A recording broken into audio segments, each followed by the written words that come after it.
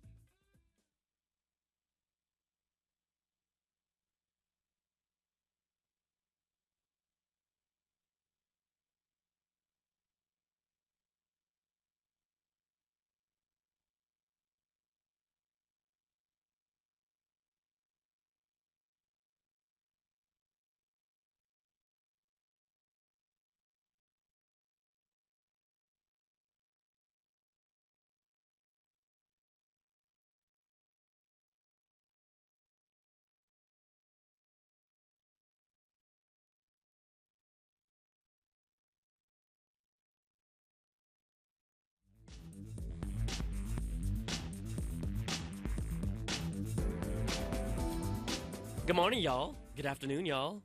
What's up, everybody? Welcome to CNET Live here in our pre-show for WWDC. Let's introduce the cast of characters. Across me, you might recognize her from last week, Miss Lexi Savides. Has it been a week already? It has been. Life goes fast. And Miss Sharon Profis in the house. Hello. Good morning. And let's not forget the man, the myth, the legend, Steven Octopus Arms Beecham. Buenos dias. Buenos dias. Very nice. So we are here this morning. It is 9 a.m. About Pacific time. The keynote will start around 10 a.m. Pacific time. You have us for about an hour. Again, this is where we want to talk to you, talk about what we expect to see. We do also want to make this a very interactive experience, right? This is all about you guys, not about us. So we have a few ways that you guys can be a part of the conversation. The first way is to call us at... Anyone know the number without looking? Without looking. Anyone here know the number without looking? I know it's not 1-900. Yeah, it's 1-800. It's wrong. That's wrong, too. 1-888. 1-888. 1-888. 800. No. No one listen to me. I might get a... Look here on the screen. I got it Let's all look at the screen. Let's all say it together to make it clear for everyone here in this Okay. room, okay? The number is 1-888-900 CNET or 263. No, wait, isn't it 26? Wait, it's 2638. No. Yes, E is 3. God. Beecham, no one was gonna call the damn show. Like literally, I have prizes for people, and no Hang one. on, wait, it's gonna Send someone to an magically change. infomercial right now. for the Bowflex. 268. Give me some dirty hotline. 38. No, 2633. Call now. 2638. This is All awesome. right, it's right. We did it. Just do the CNET thing. I'm So, sure you guys all yeah. know how to spell. This was actually, you guys got a peek into what the show is like before we actually do the show. We just made the show. That was like live behind on the scenes show. right there. Boom. All right, so we have a fun little game here. This is a cup. Now inside this cup, you have an option to win one of several prizes. Okay. Alexa, I'll have you hold this one up so people can see. That is the Mophie Space Station Pack. Now, what's cool about that is that it's 32 gigs of storage, but it also charges your devices. Android phone, iPhone, iPad, Android tablet. All right, you can win one of those, all right? Let's go over to Miss Sharon. This is the Space Pack for the iPad mini Retina display. supports 16, 32, 64, 128 gigs. Gives you 32.8 gigs. That was lovely. Am I selling it? Yeah, you're hella selling it. Mr. Beecham, you want to show them what we got here for them? Sure. What is this? You also have the option to win a combination of Applebite and CNET stickers. Woo! Ow! This is hot stuff. This is hot. Oh, but wait, there's more. But wait, there's more. Also in this cup, we may randomly draw the opportunity for you to have us favorite or retweet one of your tweets. Now that's worth it. Whoa. That's gold. It's mind-blowing. Okay, let's get to the show. Let's do it. Anyways, if you guys call, we will take your calls. We've got an hour before the keynote starts. Let's just take a peek outside down at Moscone West here in San Francisco. This is the exterior of WWDC 2015. This is a live shot, live in living color. We have There you sound, go. too. We have sound. Let's see if we can hear any protesters or It someone sounds like screaming. out there. Oh wait, Ooh, there's birds. wait, this is very calming. beautiful. This is very. Relaxing. Here, let me just lay back here. Let the Meditation thoughts hour. flow. Don't acknowledge them. Just let them pass. It's real nice. Count your breaths. Oh, that bus just ruined it for me. Okay, so there you go. There's WWDC 2015 outside. We will have our reporters inside the event. We're expecting a lot of software. We'll talk about that in a second. But there you go. That's what it looks like outside. We also have Scott Stein, Dan Ackerman. Who else is inside, guys? I can't even remember off the top of my head. Oh, Jason Parker's in there. Jason Parker's also in there as well. The one thing that I do want to bring up to your attention, let me see if I can pull it up. You guys can check. The last time I checked, just a couple minutes ago, the Apple Store, which is typically down before keynotes, is not down. Wow. Okay, so Brian was saying earlier that basically no products are happening today. We don't expect any. We don't expect any. This is basically confirmation. Yeah, it's a sad day for someone who wants to spend more money. Well, you can still spend more money. There might be something in there that's going to make you fork over something every single month. About that. Look at that. Look What at that. could Look it at be? it. Monthly. A monthly Let's ask service. subscription. I do Okay. not know. I don't know either. Hmm. Okay, you know what? The phone lines are packed already, and What? I've got to say, our man who Oh. normally calls Shamar, he's not the first caller today. Oh. This is blasphemy. Alberto beat him to the punch. Alberto, what's going on, buddy? Oh, Alberto, did you just Oh. kill this? Oh, so Shamar. I'm gonna drop Yeah. Alberto. Shamar, Oh. number one. Back to All right, number see you one. later, Alberto. Shamar, are you in the house? What's going on? Dude, you were not the first call, but now you are the first call. I also see. Did you actually call like on two different lines? Alberto. No. I called on my one line, but my call dropped. So. Oh, really? Okay, it looks like you're on two lines right now. But what's Okay. what do you want to talk about, bro? Hey, well, since no new hardware or anything. Let's see. I was going to talk about mobile OSs as far as has the creativity been sucked out the room, because last week with Google I/O we really didn't see too many just tweaks.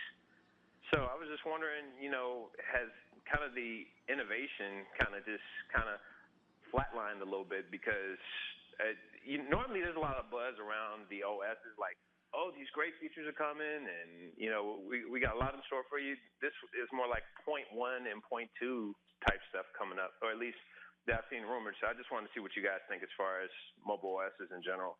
Yeah, let's start off, Lexi. What do you think? Look, I think it works in a sort of 2-year iteration period. So this year we're kind of in the updates to both hardware and also software. So we saw, especially Google I/O, it was very incremental. There was no sort of bang, wow, amazing features.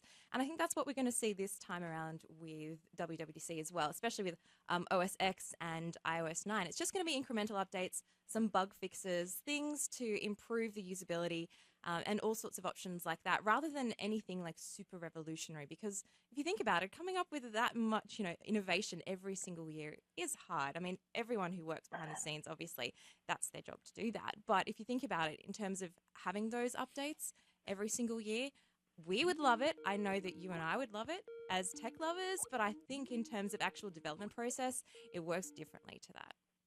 What do you think, Cher? I completely agree with that. Speaking of Jason Parker, he wrote a piece, I think last week, just about this topic. And one of the things he said is that we are looking at evolutionary, not revolutionary improvements to operating systems. I mean, if you think about how Amazon tried to come in with the fire, like, oh, we got a 3D phone. It has like a million cameras on it, and you'll use it in an entirely new way. Consumers didn't want that. We know that because you can buy that phone for like $1 now. And if you could, you could actually find it for $1. Literally, we called that at that last keynote. Yeah, it's true. It's true that. So yeah, like Lexi said, what we're looking at is refinements, and what we're looking at is Apple and Google and all the other makers really taking over the apps, because that's where the money is. That's where, more revolutionary features can happen. As far as embedding new things in the operating system, besides personal assistants like Siri and Google now, I think we're hitting a plateau. Yeah, we're getting there. I think the most recent really quote unquote hardware innovation that can be related to software was quite honestly turning your phone into a wallet. Yep. But right now that's taking time to happen on the retailer side. But to me, that was like, even before it happened, that was the next kind of frontier or way that they could amp up the mobile phone. We have virtual reality, augmented reality stuff coming out, but I still think that's a ways out for us to actually like truly adopt that to our phones. Apple even recently acquired an augmented reality company. So we'll see how that all cooks in. And we know that, Google, Microsoft, everyone is playing in that space, but no one's figured out yet how do we make this truly applicable where we can really use this as a daily tool. So until we see that kind of next hardware jump, I think it's going to be a lot of evolutionary stuff right now. Mm-hmm. So. Okay. All right. That's cool. Well, on a more positive, optimistic point, I always like to go in with the Christmas list as far as what about the music service? Do you think it'll probably be maybe a one-stop shop as far as just putting everything that you want? If they've signed the deals in time and we get to see that, do you think it'll be just one app that you basically get to your music that you download to the phones and streaming and radio all in one? Yeah, I mean, I think it'll be integrated directly into the music app. I think the biggest challenge that Apple's going to actually have with their Beats Music service is the fact that Spotify offers people to use their service for free. Yep. They have a free plan, right? Apple, according to reports, will have no free plan whatsoever. Spotify does offer a $10 plan to allow you, to actually download those songs and take them offline or whatnot. Apple's plan, from what we know, is only going to be a $10 subscription plan.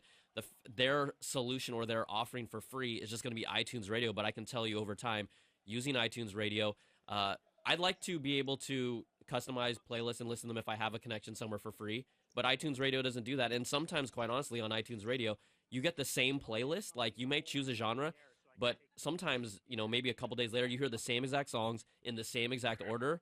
That's kind of frustrating right there. So you know what I'm saying? I DJ house parties, and Spotify is a godsend because I can immediately put that music. If I don't have it in my direct library, I can automatically put it through my DJ app. Yep. And I don't ever have to worry about buying stuff as far as stuff that I'm never going to listen to again but get a request for. So if they could do that, that would be awesome. But yeah, that iTunes Radio, I tried it for a week. I was like, I'm good. It's cool in certain situations, but others. But Shamar, we're gonna let you go because we have to take a call. But really quickly, we're gonna have this. I'll have Miss Sharon just draw something out of here to see what you win, my man. Okay. Oh my God. Open it up. Okay, cool. You got the unique opportunity to be retweeted by the one and only Brian Tom. Wow. Okay. Congratulations for Brian that. does it all the time for me, so hey. It's a beautiful day, Shamar. All right. Hey, we'll catch you later, bro, okay? All right. Take it easy. All right, thanks. Okay, guys, coming up next, we have Scott Stein. He's on site at WWDC. The camera is quite close. I want to see your face, though, Scott. Can you hear me, big boy? Yeah, of course I can hear you. All right, nice, loud and clear. So, Scott, there are people around you. They're going to be wondering, why is this man talking to himself? Yep. But we do want to know, what do you kind of expect to see here at WWDC? And what do you want to see, although it doesn't look like we'll see some hardware? The first thing I'm looking forward to is air conditioning, which is inside. It's going to be fantastic. I'm already feeling it. And the next thing would be, it's not going to be about products, it's going to be about software and support. So you're looking at the HomeKit I'm curious about, Apple Watch, because we haven't had native apps yet, and that's already been announced that those are coming. And then iOS 9, sure, OS 10. And, oh, wow, you're actually Yes! floating yeah. in.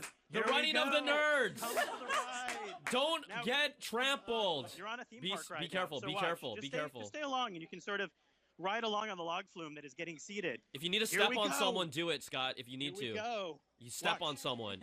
We're floating around. Ah! Here we go. Okay. Wow, we run fast. We walk around. Everybody's moving fast. Shara's moving You, fast. you better run. You better run. Shara's Run. Jason's jogging. We've got Jason's in the mode. We got Go, go, Run. go, go, go, energetic. go, Go. go, go, go, There's go, Christina Warren, who I go, recognize, go, and other people. She's over there, and I'm just, I don't know.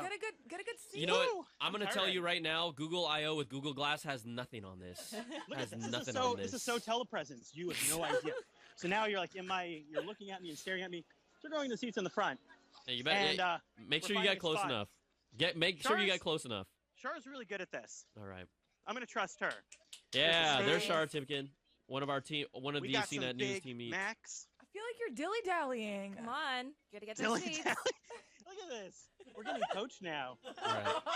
This is It's hard horrible. to do this at the same It time. is. It and is. also This is a talent and a stream. skill. This is a talent and skill. All right. Shara, do we go in here with you? So Scott, while you're parking your butt down there, Sorry about that. is there any dark horse today that you'll see that you think that James, we might see? one or two. The back of that guy's head looks really awesome. Sorry. So Sorry about that. annoying. I'm actually squeezing through as you did that. Woo! Anything else? Yeah. This is Maybe the what's a coach- dark horse that you think that we might see that might surprise us? Let's I'm- go on I'm a limb. I'm still wondering if we might not hear a little bit about Apple TV after all. Yeah, that's a good point. Just because we keep saying we're not going to hear about it, but we all know that it's going to happen. And I mean, we may not hear about an actual Apple TV, but we might hear about some elements of it, or certainly HomeKit. Yeah. So I'm curious about that. And whew, I need to jog more because I'm like so tired now. But I think Dark Horse is, well, which is interesting in seeing how much and how big the Beats announcement is. Yeah, that'll be interesting. Music, Beats, we're looking at that as a big part of it. But Beats is already out there, so is that just like a rebranding, or is that something really big, or is it going to change the landscape significantly? Is it going to feel like stuff we've already seen? That's not really a dark horse, but I'd say HomeKit and the degree to which HomeKit feels transformative or not. Scott, can you see that young lady behind you with the drink? She's taking a selfie of herself. Can you ask her right now if she has the drink? Ask her if you can take a selfie with her. Seriously. Right. No, on your other side. The young little Asian lady with the drink behind you said, "I know," with the green jacket. Just say, "I noticed you were taking a selfie. Could I take a selfie with you?" Just do it. Seriously. Right there? Yeah. I think she's like working. No, though. she's not. She's not. Trust me, she was posing. Just say, "Excuse me, I noticed you were taking a selfie." With the camouflage jacket? Yes, just do it. Oh my god. Sorry about that. I know. Excuse me. I noticed you were taking a selfie. I noticed you were taking a selfie. Could we at CNET take a selfie with you?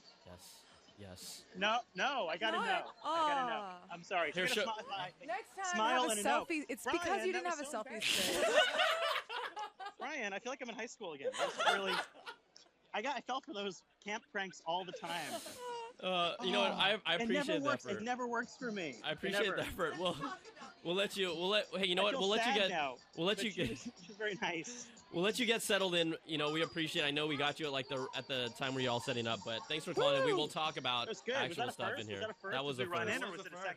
It was also the first time a CNET editor asked someone for a selfie at a keynote. Let's do a lot more firsts today. We'll break around the world. All right, thanks, Scott. We appreciate it. We'll be looking forward to your coverage. All right. All right, thanks. All right, It was thank team. you. All right. Bye. Bye. Oh man.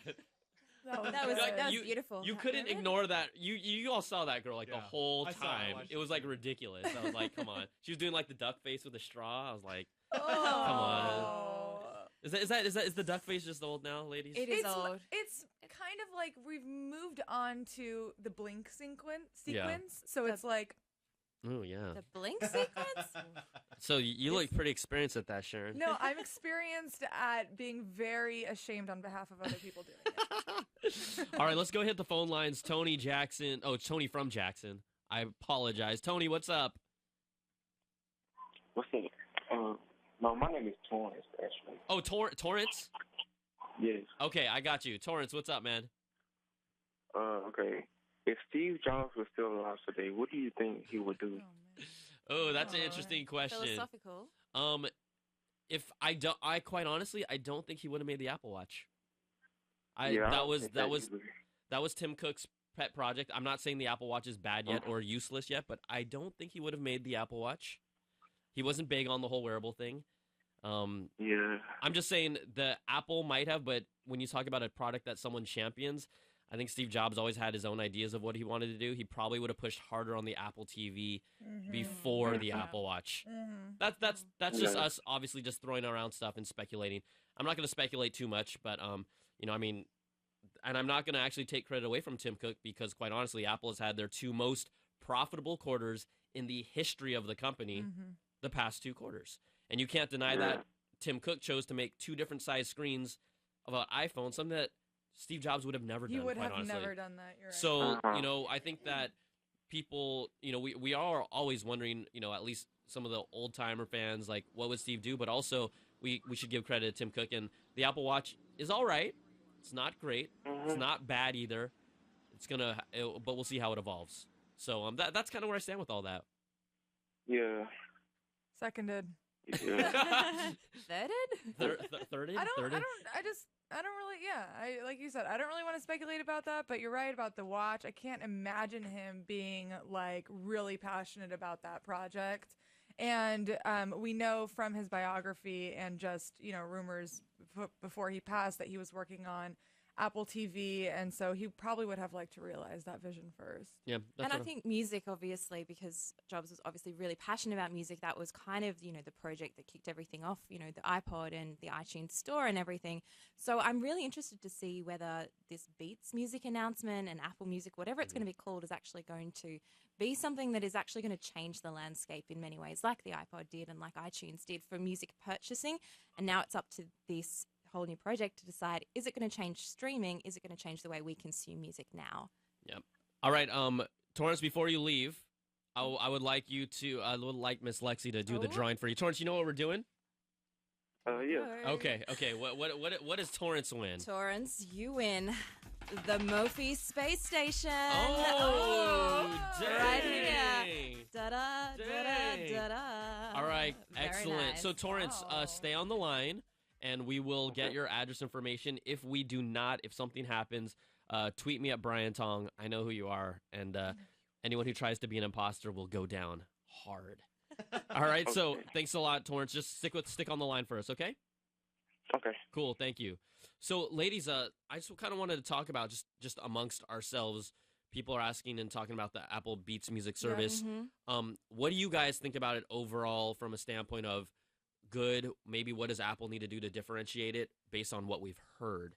So Apple needs to do something very special because Spotify is just killing it with streaming music. They have 15 million people who are actually paying for music. And on top of that, you have YouTube. I mean, teenagers, millennials go on YouTube to listen to music. So it's not that hard to find free music. And if the rumors are true that Apple is planning on charging $10 or nothing, forget about it. You can't muscle your way into a new area like that, especially when there are free offerings. So it's got to be in the features. This morning, I used the new Spotify app with the running feature where it tracks your BPM or your steps per minute and then matches the BPM. And that was amazing. I'm like, wow, there's another reason I pay $10 It plays music that kind of matches the tempo of what you're moving at, right? It was awesome. And so I'm not saying Apple needs to do that, but they need to do something that will convince people to, number one, pay without having a free option, and number two, choose that over Spotify. And we know that a lot of that rides on what labels they're signed with. Yep. And basically, if Taylor Swift is going to be on it, because, you know. Well, you might have to buy that somewhere else. Yeah. Taylor Swift aside, though, I mean, the thing is that pretty much all of the streaming services have a very similar catalog. You know, the Beatles, Led Zeppelin, and Taylor Swift aside, the catalog is the same wherever you go. And so the key differentiating factor, I think, is really going to have to come down to recommendations and curation, because this is something that really bugs me about the existing streaming services. Like, I'm a big music fan. I love to listen to music. I love to discover new music. I used to DJ, and I really wanted to have... Wait, hold up. What was your DJ name, Lexi? Let's get to I it. just DJed under my actual name, but by my like when I was doing sort of like covert things, I was Little Ghost. Little Ghost? Like L-I-L or Little? Oh, a little. A little. Yeah, I mean, I'm not that cool to be L-I-L. LG, Lil Ghost, Little Ghost, LG. Lexi Ghost. Wait, Beecham, did you ever do any DJing in your time? No. I just record 100 bands all the time. I record lots of bands. Oh, wait, hold up. I don't DJ. I just record 100 bands, just for the record. Thousands. I've recorded thousands. Just offhand, I like that. Yeah, no, Brian, I just record hundreds of bands. And mix, all that. of them. Millions. Just on the side. Anyway, sorry, continue your point about as you're being a DJ. Well, yeah, I mean, recommendation and curation is really important. And a lot of the streaming services at the moment, apart from Pandora, which is kind of like an internet radio, it's not truly a, choose your own streaming service. So all of the other services don't really have a really good way to curate content and have it given to you in a form that's sort of like someone handpicking it exactly for your music taste. Now, I've been using Spotify and Google Play Music for a long time, and it's sort of tried to get to know my taste over a long time, but I still don't find it's good enough. For people that are true music enthusiasts, people that used to go out and buy vinyl, that are still doing that, buying CDs, used to spend thousands and thousands of dollars in an iTunes store, Beatport, wherever you're going, the curation services and the recommendation services are just not good enough. So I think if Apple can nail that this time around, I'm really excited because they've brought in a whole bunch of DJs. I'm thinking like Zane Lowe from BBC, like to do iTunes Radio. So I think if they can nail that recommendation service and get it really spot on, I think they could possibly get my money. That's the thing. And it'll come down to their algorithm and how that recommendation works for you. Exactly right. You can't hire like 1,000 DJs and have them sit around at 100 whatever infinity loop wherever the office is and like curating all day. They're not going to do that. What you need is the technology, the algorithm. I would love to see playlists based on from other users based on what I like, things like that. That you're right. No one has nailed yet. I think the other thing, when you just like kind of the overall arching theme of this though, is quite honestly, this is going to be proof in the pudding of how smart was their Beats acquisition. They have the Beats headphones, they have their Beats speakers. Sure, that might make in the big picture though, that's like a sliver of money that Apple makes versus all their other devices. The whole idea was to take the service that Beats had and integrate that into Apple. Now, from just casually thinking about it, you hear reports of how, they're going to get guest celebrity DJs. But even celebrity DJs is not enough to drive someone to jump on your music service. One of the things that hasn't happened, which iTunes has had, is exclusive tracks from artists that they kind of sometimes only put on their iTunes albums. You had Miss Swift put exclusive tracks on her Target album, and I know for a fact people that bought the Target album just to get those 3 extra tracks. Not that I know any of them. Wonderland, You Are in Love. Whoa, too much information. My goodness. A friend of yours. Yes, a friend of yours. A friend. Yeah, Brienne Tang. Brienne. So, I'm just saying, I don't know if they're going to be able to make a dent enough with this music service. Everything we've read, $10 at the same price, so that doesn't make it that compelling. They were trying to push for like a $7.99 price, but it's arguably not going to happen. The whole free music ability, Spotify is going to outdo them there. So, and the whole differentiator that we hear about is bringing on guest DJs like Zayn, Drake, Pharrell. That doesn't go that far for me. No, because if it's just a playlist then they're not going to employ, as Sharon was saying, they're not going to sit there for like 100 hours at a time and just be like, oh, Sharon's logged in. Oh, I know exactly what she likes. Here's my personalized station for her. I mean, that would be awesome, really. And that also plays to kind of like Beats culture, where they were all about getting celebrities on board to sell their headphones. It's different when it comes to a music service, quite honestly. So I don't know what they're going to do. I don't know. I can't give them the solution or the answer, but I'm just curious to see what if we walk away from this saying that is actually something that I want to use if it works the way that they're showing me it works. The only thing I can think of that maybe Apple is just putting all their money on is that anyone who hasn't yet subscribed to a music service will be more likely to subscribe to this one if they already have an iTunes account, they've already purchased music, and it just make sense in that way. But that's a lot. Like that's not a big that's risk. not enough. It's a really big risk. Yeah. It Hey, is. Steven, you're a music guy. I mean, first of all, do you download your music or are you on board with the Download. subscription? Yeah, me too. I buy stuff. I buy like to my. buy it. I do buy my stream stuff. though from satellite, Sirius satellite, but mostly I buy stuff. So And so when you hear about these music subscription services, what do you you're already turned off because you can't own that music? Is that? yeah, just because I can't take it with me, I always have to be online to use it, listen to it. But it's I don't know. I just like having stuff too, just physically owning it. I guess I don't know. I feel like I'm old school that way too because I don't know about you ladies, but I download my own music. I kind of calculated how much money to actually spend on music per year. It's probably around a $200 range.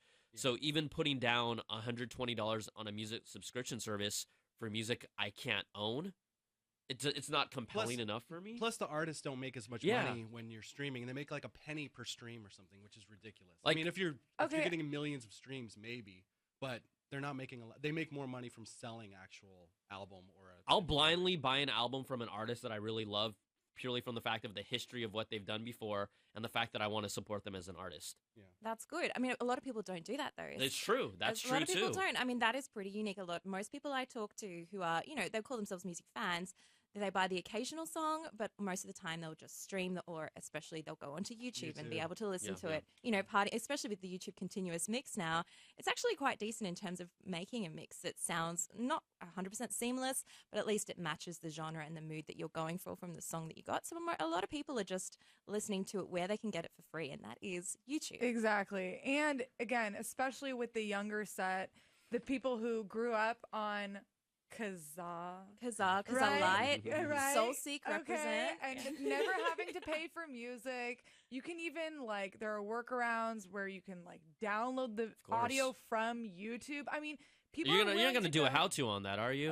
No, you can't do. You can't do a how-to on that. People are willing to go a really long way to not have to pay for music, and so I'm not convinced that especially the younger set is going to pay for things the way you do. I know I'm unique from that standpoint. I mean, just as, quite honestly, someone who works in media, let's be real, when I was a college kid, I was using, was it Scour? You guys remember Scour? No. I was a big Napster. Am I that old? Yeah, there was Napster. Scour. Napster. Scour was before Napster. Oh. And then there was Napster. And there was Audio Galaxy. Yeah, there was all those, right? So, yeah, when I was a college kid, I did do that. I don't care. I can admit that. But as I got older and more mature, wiser, I felt like I wanted to support the artists that I love. Definitely. But that's just old school. The best way to do that is to go see them live. Yeah, their concerts. That's where they get all the money. And buy a T-shirt. Buy an Ursher T-shirt. I think the other thing about the streaming services that we should touch on is international availability, because a lot of people, I'm really big on that kind of thinking more of a global, worldwide scale, because I was so sick of sitting at home in Australia and going, this service is awesome, but it's not available in Australia or it's not available everywhere else. Whereas, Spotify took a long time to come to countries outside of the UK and the US. And so it's going to be really interesting to see if Apple has these worldwide deals in place to be able to bring this service to a lot of places at the same time, because I think that will really help in terms of, especially if they can sell it well and if they have that killer feature within Beats Music or Apple Music or whatever it's going to be called, and it's available worldwide. That is going to be an important factor, I think, too. So what we're going to do is we're going to transition topics, but before we do that, we want to make the conversation open to you guys that are watching us using the hashtag CNET Live. If you guys tweet that hashtag, we want to know from you guys, what do you think about this subscription service? Like, first of all, do you download your music or would you rather use a subscription service? I'm curious just to see generally. I think I know where it'll lean, but maybe we'll be surprised. So just let us know. You download your tracks because you want to own them, or you prefer paying a monthly service. And we'll talk about that in a sec. But right now, let's go over to the phone lines and kind of want to talk about a topic that everyone was hoping to see and talk to our good buddy Andrew from Minneapolis. Andrew, what's up? Hey, first of all, I'd like to say I'm big fans of all of you guys there. Thank you. Yeah. Thanks for watching. Okay. And my question is, I'm a big fan of the Apple TV. I know it's not ready for the Keynote, but I'm wondering if they would announce it still, but just say it's not ready for to buy it. We were actually hoping that would be the case, because we had heard earlier the first ball that was dropped was that Apple was not probably going to show off their TV subscription service. And then later in that week, last week, we found out that more likely than not, according to reports, that Apple would not even be showing off the Apple TV hardware itself. And if all that falls in line, sure, maybe they could surprise us. I still think that we'd have to hear something regarding Apple TV because HomeKit, which is their, home automation platform or being able to talk to smart devices, is supposed to be part of the keynote today. And the Apple TV, based on even Apple website support pages, is really one of the central hub aspects of this whole HomeKit platform.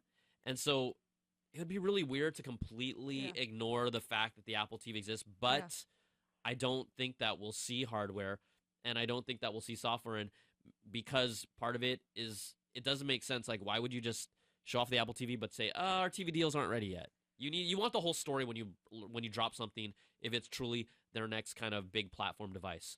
And so I get that. We've never really seen Apple do that. So it would be very unusual if they were like, oh, and if you're thinking about buying some sort of like TV streaming product, wait, we have something, but it's coming and it's not ready yet. So, but like Brian was saying, basically, if it does integrate with HomeKit or anything else that they announced today, then it would make sense to introduce it. Yeah. So I think, unfortunately, Andrew, the answer is no. But you might be surprised, all right? And Andrew, do you want to play the game? You want to play the game? You want to play the cup game? Sure. You want to play the game? Sure. Okay. Steven, draw. You decide young Andrew's fate. Oh, my gosh. Okay. Andrew. He gets a retweet. Oh! Andrew, Nice. you got one of our Twitter handles?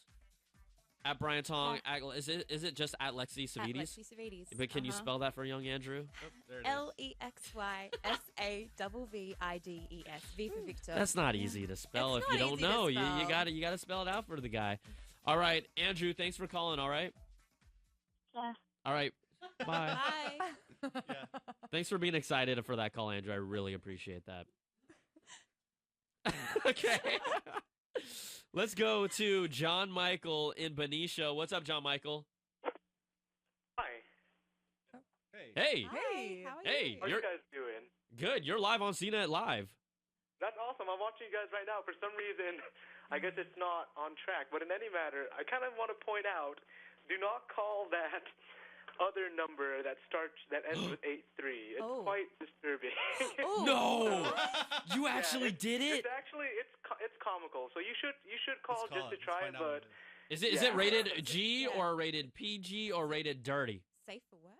it's pretty dirty. Oh, Yeah. my goodness. We were joking. All right, let me call it Yeah. right now.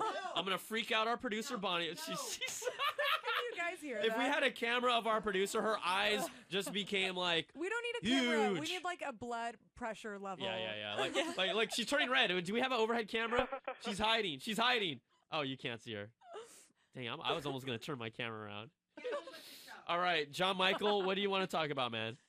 Well, I'm actually curious to know about how the actual procession of all the Apple executives will be today, because even with the new Watch OS, I'm curious to see if we'll definitely see Kevin Lynch, maybe Angela Ahrendts on stage, but I have a feeling that it won't be all Craig Federighi today, so I'm hoping it'll be a little bit more enticing. Wait, are you talking about the man with the mythical, the legendary hair, Craig Federighi? Precisely, Yeah. You yes. could like put a surfboard on top of that thing. It's pretty impressive. So it's interesting because I heard that Tim was talking about diversity yesterday, so I'm hoping to see Angela Ahrendts on stage today. I think it would be a really big mistake if they didn't put a woman on stage today. It would be just so tone deaf. Yeah. We know that at least for the past, 2 years that they haven't put a woman on stage, an Apple executive. So this would be the day to do it. That's my take as far as specific people. I don't know. I mean, the thing is, here's a perfect place for Angela Ahrendts to be in the keynote. During the very beginning, when Tim Cook typically talks about the status of retail stores, let her champion that. Yep. Now, if you look at Google's keynote, Google had so much. We're talking about ethnic diversity, gender diversity, thing. So, Precisely. if this is a message that Apple wants to send out, that's a way that they can do it, and I think that fits naturally, and you don't want it to be forced. I think, honestly, this may be kind of mean, but Kevin Lynch should not do any Apple Watch keynotes. He is boring. He makes the Apple Watch freaking boring. Yeah. You're like, I'm sorry. He's not as animated as I think he should be. Let's go over to our messages, okay? And let's show you how to use a map. Seriously, kill me, man. That's why, for those of you guys that are watching, unfortunately, we do not have the rights to show the actual Apple stream, but we will be doing our play-by-play, and let's be honest, there's going to be some super boring parts. So if you stick with us, we'll be still jibber-jabbering. You guys can call in. We'll have some fun with that. But, yes, we agree with you on all counts, John Michael. Awesome. Thank you so much. It was a pleasure talking with you guys. Hey, do you want to play the cup game? You want to play the cup game? Oh, yes. You want to play I've the been cup game? waiting. All right, it's my turn. It's my turn. My turn to draw your name. Where's the music? Oh yeah. Oh. Shake it, shake it, shake it. Shake it, shake it, shake it. Shake that cup. Shake it, shake the cup.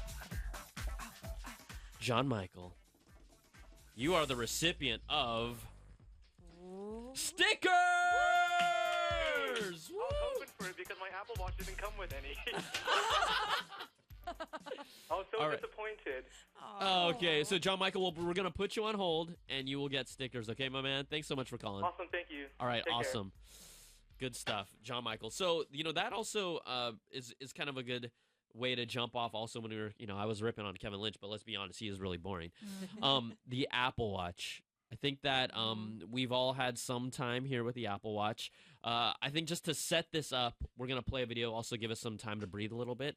Maybe take a bathroom break. I don't need one. But we did a little review. Actually, everyone's going to be, I'm perfectly fine. All right, whatever. So what we're going to do is just play this video. I did a little Apple Watch review, kind of 5 things I like, 5 things I don't. So we're going to play it, see if you agree or disagree. You guys can call in and we'll talk about it, all right? Oh, hey, baby, what's up? Yeah, no. Do that thing I like. That's right.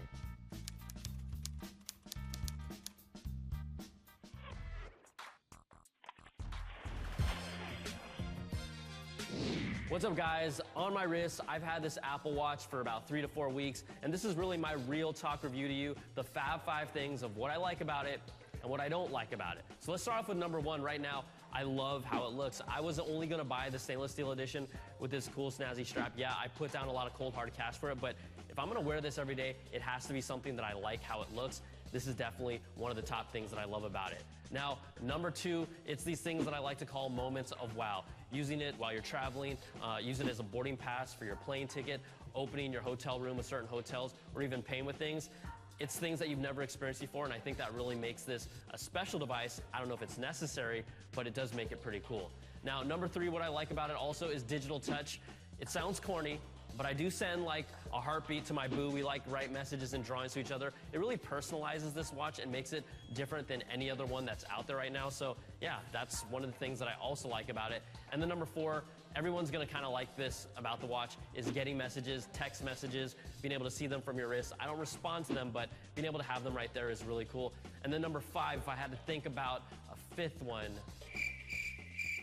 I can't. Like, I'm not gonna force this, right? I do like 4 things about it, but there's not too many things that I'm really raving about, and that's what this is all about. So let's now jump over to the things I don't like. Number 1, app load times. When you open some of these apps, like Yelp or ESPN or others, it might take 3 seconds, 5 seconds, 8 seconds to load. By the time you're done, you're wondering, why didn't I actually just go to my phone? And that leads me to number 2. A lot of the times you have an app like Uber, you call for an Uber car, and then you're wondering where it is. Well, you end up pulling your phone out and going to the screen. With Yelp, I look for restaurants, I go to my big screen. So a lot of times you end up really using your phone screen more than you do with this. And I know it's a lightweight device, but it doesn't really give you enough information to do the things that you want. The third thing that I'm not so hot about is notifications. I personally pretty much have turned off every single notification other than messages. This watch tells you to like stand up, it'll get you things from all your different apps, but it's just too much, it's intrusive, and that's one of the things I don't like about it. Number 4, fitness features on this just aren't that helpful. Now what I mean by that, it measures your heart rate, but then even if I'm not really doing much, my heart rate is all over the place. It tells you to stand up every hour. That can be annoying if you're watching a movie. And overall, if you're someone who works out all the time, goes to the gym, I play basketball a lot, the fitness features on this won't help you. If you're someone that's really casual, that doesn't really do much, I think you'll like the fitness features. But for me, it's just not something that I use. And finally, number 5, the novelty of this thing just wears off over time. So let's say all those moments of wow I talked about, after week 2, after week 3, after week 4, you just stop using those features as much. I only use this thing to check the time, look at my messages once in a while, and then pay for things once in a while. So, there you have it. I like how this looks. I overall like the watch more than I thought it would, but really it's going to be up to developers, Apple and Android's platform to really figure out, do we even need one of these things? Like just right overall now, the answer is probably not. All right, guys and gals, ladies and gentlemen, boys and girls, you can either choose to agree or disagree with what you saw. We will find out. But just to kind of give you an overview of where we are at right now, the keynote is expected to start in approximately 15 more minutes over at Moscone West in San Francisco. And so we have our team of Shara, Scott Stein, Jason Parker on site. They'll be running the live blog. We also have us that you can stay with the entire. Look at all these lovely faces. Yes, Lexi. Hey, hi. Hi. Where's Steven's face? Hey. So we'll be here the whole time, just kind of going through the live blog with you, but also bringing some commentary as well. Context and commentary, yeah. CNC. CNC Music Factory. Oh. Didn't that Marky Mark in the funk? Yeah, you're right. Everybody dance now.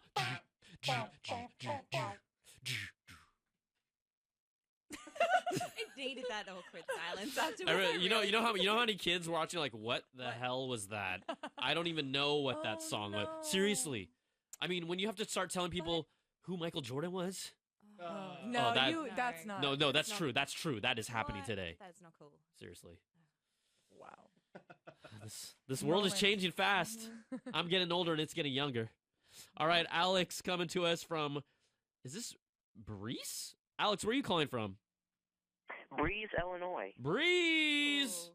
Is it breezy over there or what? I don't know. It's a little rainy today. Right on. Thanks for calling CNET TV. What's up, Alex? Yeah, just was wondering 2 questions. First off, do you think we're going to see a macOS X 10.11 public beta, being that, they kind of released the betas out to the public last year, I believe. Is that correct? Yes, that is correct. It wasn't just for developers. So I was wondering if you think we could see that, sometime right after. Yeah, you bring up a good thing. Quite honestly, we haven't been talking about too much of OS 10 because from all reports, it's going to be a lot of incremental under-the-hood performance stuff, which is actually a good thing. If people kind of rewind from Leopard to Snow Leopard, they did a similar thing where they pretty much optimized the OS, better performance. It may not have been the sexiest thing, but overall, it was a nice, boost because they're not going to be bringing features all the time.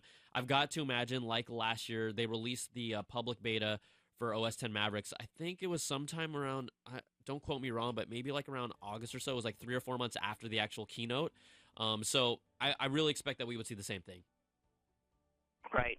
All right. Now, my second question. I actually pay for Beats Music. I love Beats Music. I actually think it's better than Spotify. Boom! I tried that first. I like this. And now, I really like Beats Music.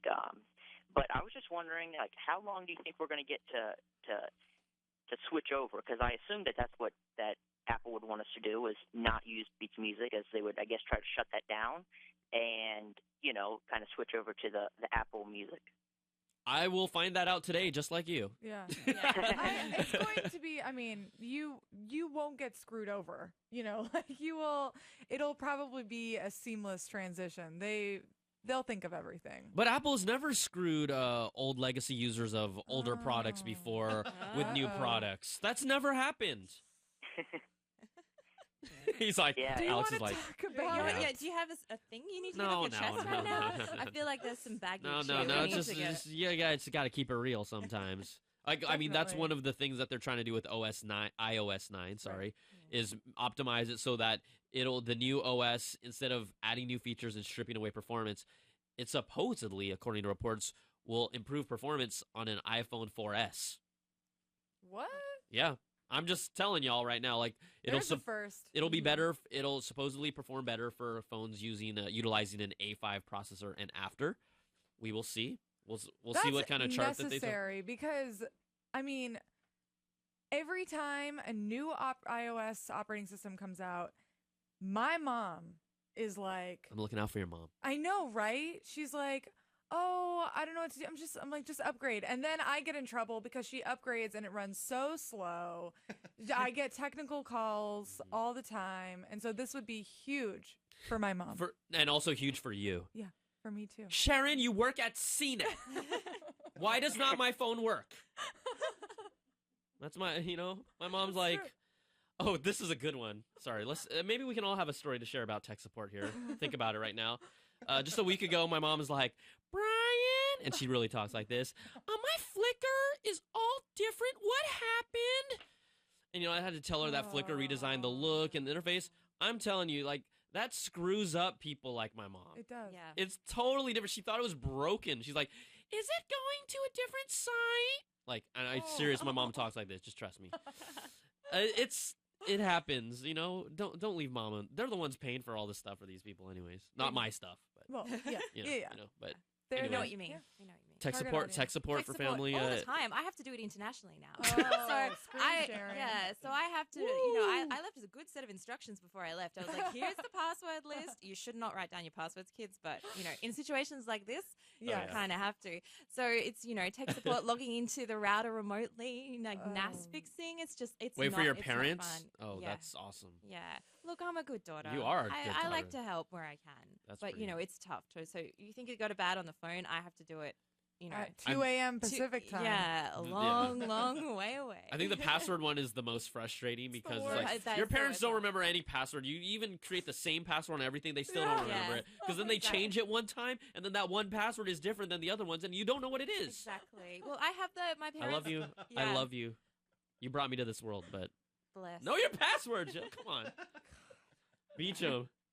Oh, my dad is actually pretty technical. He's pretty technical. He's like a programmer from back in the day. So he gets everything pretty much running. But my mom, she wants to just be able to talk to her computer and do everything that way. And like, Just yelling at it? Yeah, well, she has to do a lot of work, like typing. She's like, I just want to be able to talk to my computer. What do I need to use? I'm like trying to help her with that. But living in 2020. yeah, it's totally fun. Oh wow, Alex is still on the phone. I totally forgot. I just heard him laugh under his I'm here, breath. guys. Alex, hey Alex, you got a tech support story for us? Come on, let's roll with this. Oh gosh. I don't know. I don't really have anything to give you here now. What? Your parents are Wow. completely tech savvy? This is for your mom Yeah. and dad. Oh wow. Wow. Yeah. That's good. Wow. That's very good. No, he is not. Alex, you're not 10. Our producer thinks you're 10. I don't think you're 10. I think you're like 25 at least. No, I'm not 10.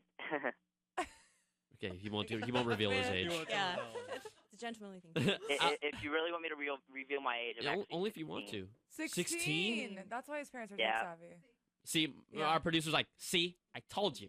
I told you he was closer to 10. I'm not 10. I know. I I mean, mean, So. If you were 10, you hit puberty really early with that voice, man. Well, it's just a I guess. fact. Okay, I'm gonna let you go because everyone just cleared their throat when I said that. Alex, thanks for calling. All right. What? thanks, Brian. Oh, Wait, Alex, you get a prize. prize. You want to Feeling play the cup great. game? Oh, definitely. Okay, Lexi. All right. Let's see what the man Alex, gets. You win. Can't unfold the piece of paper. Uh-oh. Stickers. Stickers. Oh yeah. Oh yeah. Oh yeah. You know yeah, it. You know stickers. Okay, Alex, we're gonna put you on hold and we will get your address information. Okay? All right. Thanks, Brian. Thank Enjoy you. the conference. Thanks, bro. Appreciate it. That was hilarious. I left him on the phone. I just it. heard. Just in-depth Yeah, I heard. conversation. That was really me, by the way. It was really. I was doing that. It got a hairball or something like that. Yeah, I understand. Man, I'm sure everyone can relate to the parents' tech support story. God. It's too good. Every day. Okay, let me see here. Sorry, guys and gals. Give me a second here. I'm gonna go over to our Twitter Oh yeah. CNET Live the hashtag. hashtag. I got a lot. Give me a second, and because we can pull it up on the screen, I want to see what people are saying here. Lots of good Got stuff. a lot of things. Well, the one thing that I don't know how to say your name. Sorry, Nick. Blues? Please, Please, Nick, Nick, I love you so much. X. Is that what it means? I know how to read Gen Y. I am so bad at that. I am Gen Y. Why didn't I understand that? I feel terrible now. Anyway, I got it pulled up. So yeah, title. That's the Jay-Z, oh, service yeah. that Yeah. kind of dead in the water a little bit, at least to many people. I mean, I haven't had a lot of time using it, but I don't think it's complete enough for a lot of things. But this person says, pays for Tidal. It's £10 a month and needs improving, but that's what I use to stream my music plus exclusive videos. Now, that's interesting. Exclusive videos. Like, I am not one to go, oh, I'm really interested in watching so-and-so's video clip and this is where I can go exclusively to see it. But I don't know about you guys. I mean, is that something that would sell you on a service? Is an exclusive video? If there were enough exclusive music videos, that would definitely be a perk. I mean, do you guys watch music videos? I totally do. I still do on YouTube. Yeah, You know, on I mean, YouTube. MTV is no longer that place. I think that the whole thing with Tidal when it first came out, right, they were pitching it as a high-fidelity audio streaming service. I checked it out for the first week, but overall, it wasn't, for me, it didn't stand. It's high fidelity streaming music, but it wasn't high enough where I felt like, oh man, I'm missing something. Did you get to check out Tidal at all? I didn't check it out, but I read Ziamara Blanca's review, and she said it had a lot of problems where it would buffer a lot. And I imagine that would be a problem because of the high resolution file trying to come through. So that sounds like they need to improve on that for sure. And also Tidal's pitch, again, the whole celebrity angle aspect. It was all about, look at all of our artists are on board. Well, you know what? Then release exclusive tracks that I can only find from you. That's kind of like what I'm talking about with iTunes.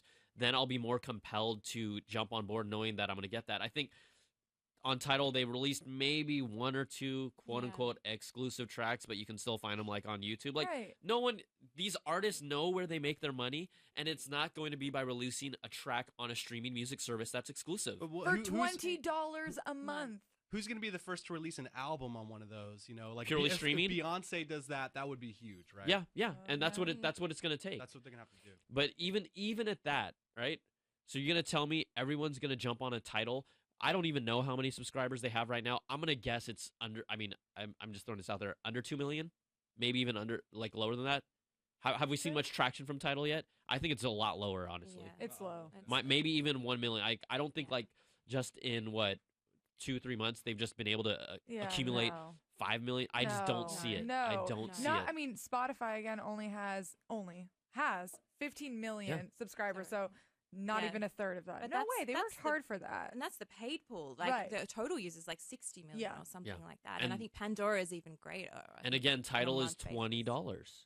Ish, right? Well, is it 20? It's 20 for the hi-fi and 10 for the regular. Yeah, 20 for the higher. But but can people tell the difference between high-res audio and normal sort of like 320K streaming? Well, you know what? It would be fun one day. I mean, I know we don't have it right here, but it would be fun to do a test and like just test several editors in a room and just see what they say, right? Yeah. Like, which one do you think it is? Because everyone's ear hears different things, quite honestly.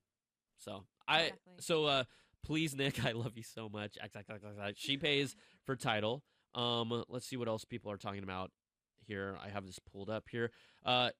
Heber, hey Bear, said I used to pay for Spotify, but it sucked when I stopped and couldn't access my songs on demand. So now I just pay for my songs on iTunes. Is this? Are you able to see my screen or not right now? Oh, I'm sorry. No, it's okay. No, it's okay. There you go. Let's see what else people are saying. We had a shout out for Xbox Music and Zune. Oh my gosh! Wait, from who? From Jeff Link. Cool. Yeah.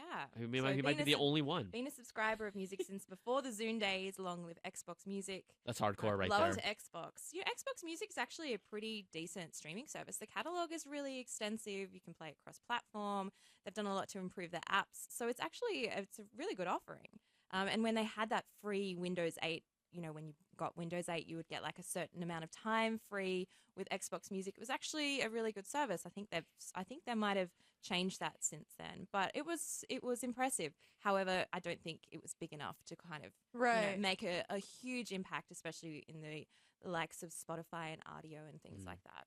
Yeah, I mean, we're just getting honestly, we're not even getting a unanimous pay or subscribe. Most people are just talking about the different services they have. I like Tall Can Audio's. Is that recent, comments. or I'm just trying to look It's through from this? about 16 minutes ago. So he says... I'm going to scroll down and see if I can find it. He or she uses iTunes and Spotify. They like to test the music first, and they'll switch to Apple's service if it's tied into iTunes so that they can click to buy. So that seems like I don't know how common that scenario is, but that seems like a convenience. Like, I just want to preview the music. I plan to purchase it. and this would be a way to streamline that process. Yeah. So in that situation, Apple wins, right? Because they're using it to stream to test, but then they just buy it somewhere else. Right, and perhaps this person is assuming that there's going to be like a free version, just like Spotify. Yeah. All right. A lot of talk about the music stuff. Let's go to our buddy Ben. Oh man, in Portland. Woo. I was just in Portland. The food is amazing in Portland. If you all haven't been to Portland, man, you're missing out. Ben, what's up? Hi. Hi. Hey. I was going to talk about with iOS 9 and are they going to have that? Because I heard something about through Mac rumors and what is it, 9 to 5 Mac that it's going to be on older devices. How old? Like iPod Touch 4th gen or anything? From what we know, and I know you're probably waiting on the phone for us, they are reportedly going to be supporting any products using A5 processors and beyond. So that would essentially include. You're like, what are you hoping that they would support? Well, I only got 2 iPads and then the iPod Touch 4th gen. I don't do anything with cell phones. Yeah. So, but I mean, A5 processor. I mean, that's in the iPads, depending on which one you got. I can't remember off the top of my head. The 3rd generation in the Air 2. Then you should be okay. I mean, quite honestly, moving forward, you should be okay. I was hoping too with the with iOS 9 that they would include for the iPad the Stocks app and the Weathers app like they do on the iPhone and the iPod. Yeah, they've for whatever reason chosen to stay away from that. Maybe we'll see a surprise. I don't know if that'll get the biggest round of applause, but sometimes I like kind of some of that subtle stuff, and it just boggles my mind why they didn't just do it. All they had to do was make a bigger screen version of it, quite honestly. Why, they could they? So, was that music playing in the background? What was that? Oh, it's my alarm. Oh, it's right now. It's 10 o'clock. It's that's his Keynote alarm. That's because I usually have it set to alert me when Price is Right comes on. Wait. But Ben, you're here on the CNET Price is Right because you have a chance to win with the cup game. Here we go, Sharon. You will do the honors and pull. Okay. Let's do this. Oh, yeah. You get stickers. Stickers. This will go right in with my Apple stickers. That's right. It's like a CNET sticker. It's like an Applewhite sticker. If you don't want them, you should keep. They're pretty cool. They're cool. I mean, you could use them for something, right? He's listening. Is he listening right now? Yeah. All right. Sorry. Okay, so Ben, we'll put you on hold. We'll get you your prizes all set up. But thanks for calling, man. Appreciate it. Okay, thank you. Ooh. Nice. Oh, I wanted. That's a CBS product. I can hear. Oh yeah.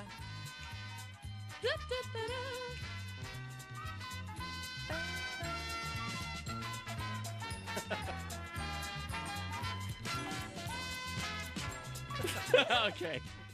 Chair dancing done. Yeah, for the this day, is I think. you've got a lot of chair dancing today. Sitting in wow. the chair. Okay. So what we have right now, based on inside of our live blog, we're gonna try to start transitioning this over in a few moments. But Apple, we go to our live blog and we have stills and also our commentary in there. But it looks like Apple has started their live blog right now, or at least started the keynote. Bruno Mars playing. Bruno Mars music, lights dimming, Bruno Mars music kicking in high gear. So again, we know that you guys can watch the actual keynote. We're gonna just follow along with our live blog. Our information comes out a couple seconds earlier, but because we can't actually show the footage, we'll be here. And during the lulls, we will try and take your calls. Everyone that's on the line, you guys can stick there, and we'll see if we can get to them. We can't guarantee that, but we'll just kind of see what Apple does here. But we're just kicking this off, and you can kind of see the still pictures inside. It looks like Apple has a promotional video set up. From our perspective, those are 3 desktops, 3 iMacs from what it looks like on the left-hand corner where we're seated, where James Martin, our photographer, is seated. So we'll just kind of wait and see what's going on there.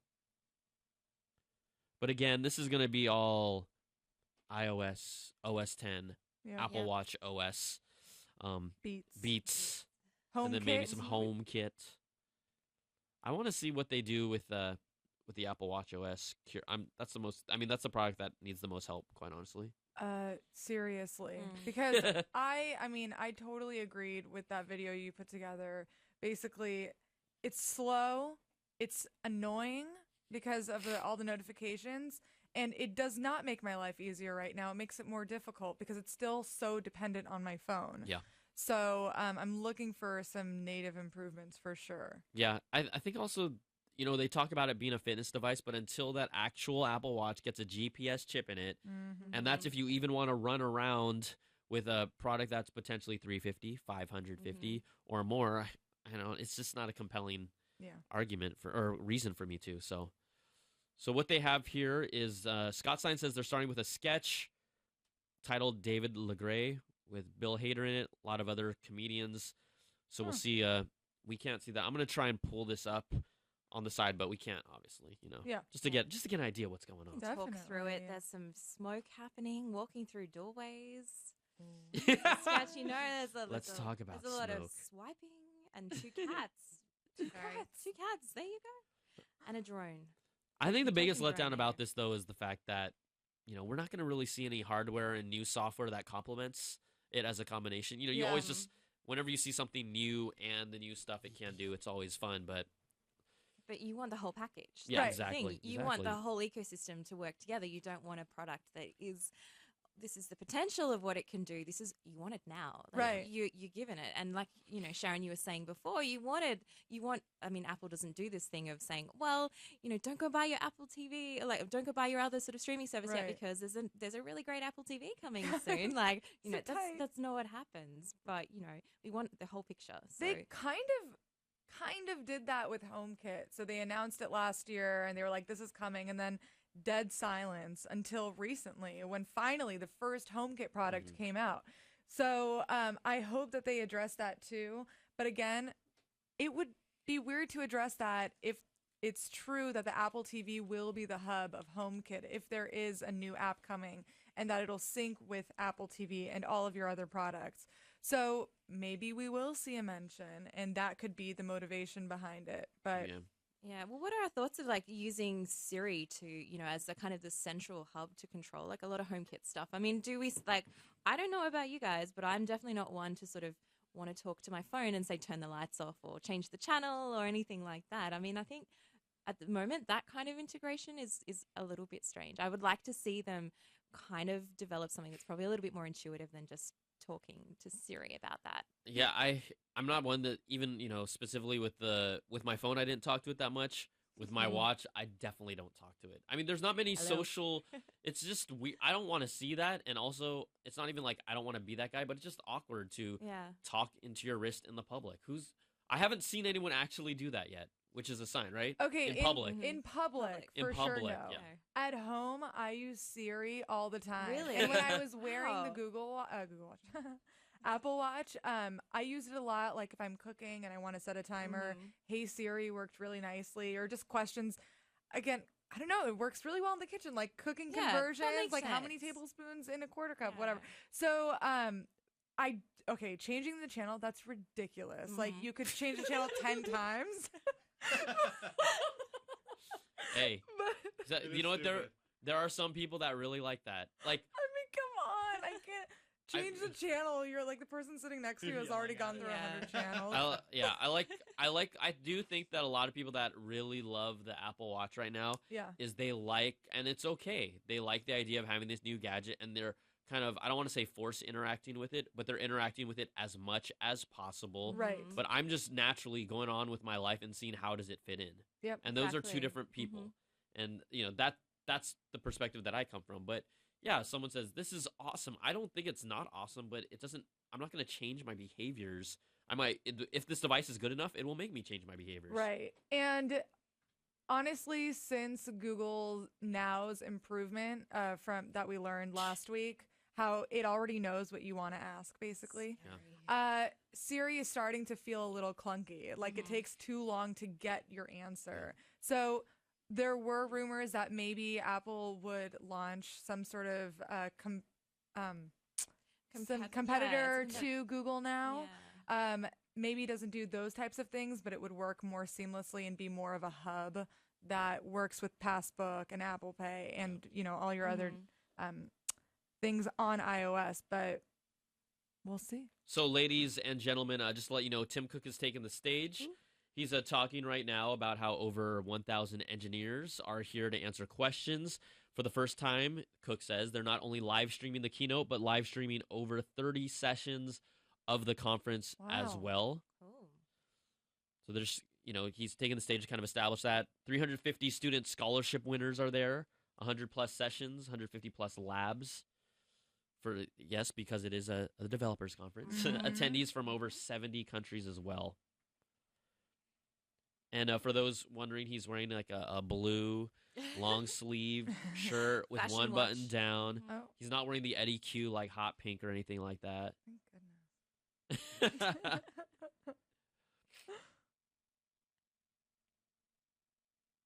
They're also referring to how recently, who was it? Who was it that hit the home run? Oh, Brandon Moss hit his homer last week, 100th career one, and then the team joked about what it would take for him to get his home run ball back, and they all listed like there were a bunch of Apple products on it. So they're making that point to show how much everyone in Cleveland loves baseball, and everyone in Cleveland is going down, Mama Warrior. Yeah! Warrior! Although it was a hard game last night, I was there. I love LeBron. I love LeBron James. It was a great game. It was an ugly game, but it was a great game at the same time. It was ugly. All right, let's see what else they're talking about here in the keynote. All this baseball talk. It's all the basketball. It's weird because like they've talked about like they've had this like kind of comedic intro.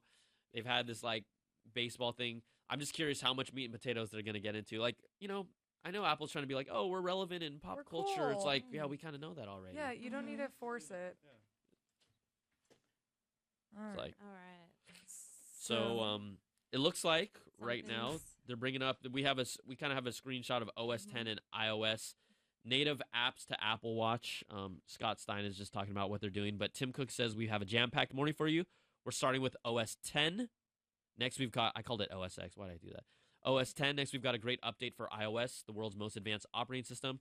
We're bringing native apps to the watch with a new version of the Watch OS. Oh, thank God. And so we'll see what they have to do with that. There's a lot of improvements that we want to see in iOS. So we'll see what happens. Tim Cook is still right now. The live stream that Apple is sending out is out. Tim Cook is holding up the baseball, the home run ball. Wrong sport. All right, right now they're bringing out Craig Federighi to talk about OS 10. Tim Cook says there's a lot here. I'm going to dispense with my normal updates and bring out his friends. So there are no retail updates. No Angela Arnts. So what do you think? That's it? Like yeah, he just said he said there's a lot here. I'm gonna dispense with my normal updates. So right. Other than to tell you everything's going great. Everything's going swell. The stock just went crazy. He's still got a beautiful full head of hair. Quite wavy. This is one of those weird things though, like whereas Apple has changed, I know they're trying to like have more fun with their keynotes and be a little more kickback, but sometimes it gets distracting. You're just like, dude, just get to it already. Yeah. It's just interesting. It's a change, but I know they're having fun, so I'm not going to hold that against them. Right. I just hope that the demos are fast today if they happen, because sometimes they just go on and on. So Federighi starts off here with our current release, Yosemite, is a big, bold release. The adoption rate for Yosemite is just incredible, over 55% of active Mac users. He shows a chart that only 7% of people are using the latest Windows, but that's because they're using earlier versions of Windows on every other system on the planet Earth. Right. It's like, oh, the newest version of Windows. So again, they always skew this stuff like towards them, but fine, point made. Yosemite has the fastest adoption rate for any PC operating system ever, Federighi says. They wanted to build on Yosemite. The only great question was what to call it. Oh, snap. The suspense. This is another California type name. Big Sur. Blurred out. Naked. Yeah, is that a California thing? Is it? Yeah. Is that like a moon? Okay, just for everyone watching, we don't bike naked in California. Okay. Nevada. Well, hold up. Seriously, I kid you not. a month ago, I was on Divisadero in San Francisco, and freaking a platoon of at least 50 naked bikers in the middle afternoon went by. I lied. So Did any of them look like this? This might be. Oh, the name. Oh, we have a name. what's the name, Miss Lexi? El Capitan. El Capitan. Oh. So for someone who's not au fait with California geography, what is this referring to? Is that Yosemite? It is a vertical rock formation in Yes. Yosemite National Park. Very, Yes. very fascinating. So, which is interesting because maybe this does mean it's an incremental upgrade because it's a part of Yosemite. Oh, that's analysis right there. There you go. If you ever had one. I have hiked Half Dome, but not El. Can you actually? I don't know if you can hike. This sounds ignorant, and I don't know if you can hike El Capitan, or is it you can only scale it. You can put your drone on it. You can drone it, but can you only climb? Not. I don't know. You might be able to only climb El Capitan, but not scale. Not just hike it. Right. I'm gonna. Someone on Twitter is gonna let us know. Someone will know. Hashtag CNET Live. You know what I mean? Give us the answer. You know what I mean? Let me Google that for you. People that are waiting on the phone lines, we will get to you when there's kind of a lull in the information, but right now they're going to be talking about OS 10. So the first task is finding the cursor. Okay. He's shaking the wheel a little bit, and it comes out right to you. Do people lose their cursor a lot? Do we have to comment on this? Yeah, I do. I want to hear this. If you use two monitors, it's a little easier to lose your cursor. That is true. That is funny. That is funny. I'll give you that. All right. So the cursor gets nice and big when you first move the trackpad, so you can identify it right away. That's interesting. Definitely a killer feature, guys. Yeah. Must have. Switching. Oh, yeah. Wait, is that him climbing the rock in the background? Is that Federici? Oh, is that fake? That's got to be fake. Like photoshopped? Yeah, I don't know. It looks. They've done stuff like that before. Or it's his doppelganger. One of the two.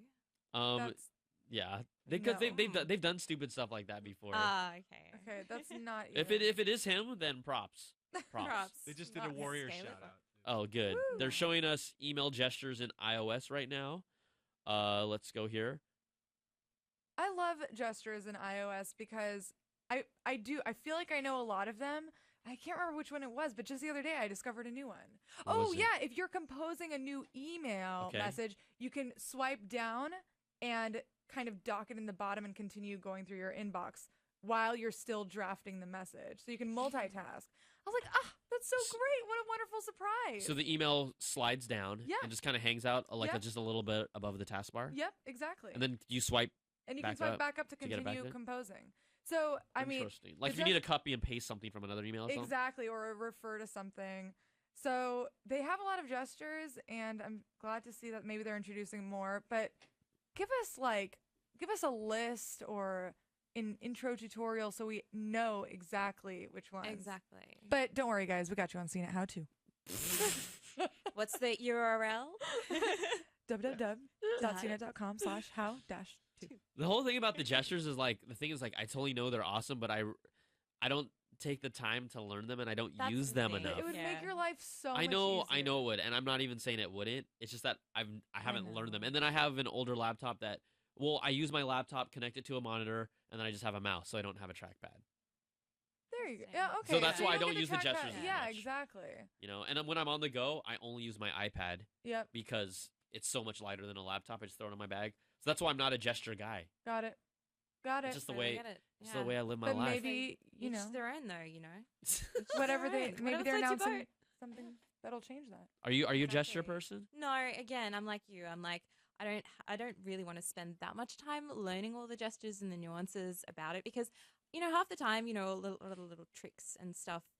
I am so uncoordinated when it comes to using a lot of things. It's just like it doesn't work, and then the first time, and then I give up after the first time. So it's just about training yourself to do that, and patience is a virtue which I need to learn a little bit more of in order to learn the gestures. Well, yeah, and it's definitely training. People want to pick up a new device and just start using it without memorizing a bunch of. I get it. That's me. They're showing kind of a improved Spotlight search right now. They're asking about weather. They're also kind of using a little more natural language, like slides from Brian about El Capitan. They're also doing a search in Mail that says emails from Phil that I ignored, and supposedly those emails will show up because if you're someone who gets a lot of emails from people or different like brand, websites you buy clothes from or gadgets from, you can pull that, so it's showing Spotlight with a little more natural language understanding. That's cool. Yeah, that's useful. That's something I think I would use. You can do something like documents I worked on last June. So they'll How find about being able to do that kind of stuff on iOS? People like you said, you take your iPad around instead of your laptop sometimes, right? I mean, it would be great to be just as productive on iOS. I want to see some of those. I would hope that they could do that just because it's all there. Yeah, it's not. It's the same spot. It's the same Spotlight. Exactly. So we might see some of that overlap. So they're going through some of these more features, talking about message from Eddie. Sorry for bailing on dinner last night. This has to do with they're bragging about Eddie sitting front court behind LeBron James. Okay. Humble brags. Yeah, humble brag. Yeah, hi, my seat cost $40,000. They jinxed the game. Yeah, my seat was $40,000, and I just happened to be near LeBron. I mean, I know he's a season ticket holder. Like he's like center court on the floor. Ooh. Yeah, it's pretty impressive. That's good for him. Good for him. Good for him. I ain't gonna hate. Good for him. You probably heard it when LeBron slammed the ball down in the last seconds and screamed. Yeah. Let out that crazy roar. Okay. Let's see here what else they're talking about here. They're showing off working on two windows side by side really easily with the way that they're sized up. Okay. Oh, could that be a hint to split screen on the iPad? Maybe. Yeah, it'll be interesting to see if all these little things are hints as what's to come. Can Yes. we put the pieces together in time? Yeah. Giant puzzle. I mean, yeah, it's just integrate this stuff right into iOS. Just do it differently Yeah, exactly. for the iOS platform. Okay. They're talking about dragging links in from Safari. What are they doing right now? They're talking about okay. So glamping. So they're talking about They're talking about a glamping. glamping experience. I was like, a yurt is a really strange thing to be dragging into. So Right. I was like, context. Must be, Okay, so they are looking at a site about glamping. Hence Okay, the yurt what is reference. glamping? Glamorous camping. Oh my gosh, I had no idea. I literally had no idea what that was. You're from California. That's You Yeah. should know this. Okay, so continue. So one of the keystones of a glamping weekend is the yurt. The yurt is What is a yurt? It's like a permanent tent-like structure, which You don't rent. assemble you don't do assemble not. it, right? It is of course, up. you pay for someone to make it, right? They put it in your Right. ground. Oh. It's like It's camping for rich yeah. people. I mean, it's camping for Californians who want to live a Californian life without the dirtiness of having to do it yourself. I mean, There you go. Look, you're already such a Californian. Let's see. know, Let's see. right? Have you gone glamping or something? Never in my life. See, because like glamping, don't even combine the word camping because it's not camping. Right. It's like luxury It is. hanging out. It's basically having a hotel room in the countryside. That's what it is. It's like it's a Come on. disgrace. It's offensive to people who actually camp. It honestly, I bet Offensive. those people hate glampers. Oh, it's offensive. It's- Like, yeah. what if there was a glamper at the bottom of El Capitan? Would you want to just like knock their stupid? You're like, you ain't Yeah. legit. You ain't legit. Okay. What do you go camping, Brian? I was when I was younger, I Yeah. camped all the time with Yeah. my family, going fishing, Yeah. stuff like that. That's- You know, we got to. digging a hole somewhere and using it as your latrine. That's such an American thing. Yeah. Oh, as a city dweller in Australia, we did not camp. Well, I feel like you have do, just too many wild animals. That's the truth. There's too many things that can kill you in Yeah. Australia. That's the thing. That's why going outdoors is dangerous. Who knows? I honestly wait, Steven, do you know what glamping was? I Honestly? did actually because I Oh, saw goodness. a news article about it last week. I was like, had the same reaction you did. It's I mean, It's upsetting.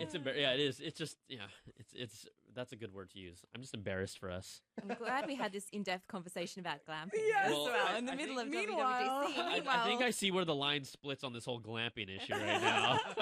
I've never been glamping. I've entertained the idea. you might go by the time everything's all said and done. Right now they're also talking about Metal. They're a platform that was to optimize graphics for iOS. They're now bringing Metal to the Mac. They said we're doing more than that, taking the graphics stacks, which from OS 10 that they're built on, making it run natively on Metal, 50% improvements on rendering, 40% improvement in the amount of CPU necessary to do graphics. So freeing up CPU to do other things while the graphics take care of that and are more optimized. Great for high-performance apps, better battery life. Adobe came in and in short order was able to deliver 8 times the improvement in rendering effects inside of After Effects. That's great for video, motion graphics. People like that. Interesting how they mentioned Adobe instead of Final Cut X. You know what I'm saying? Yeah. I'm just quite honestly. Final Cut what?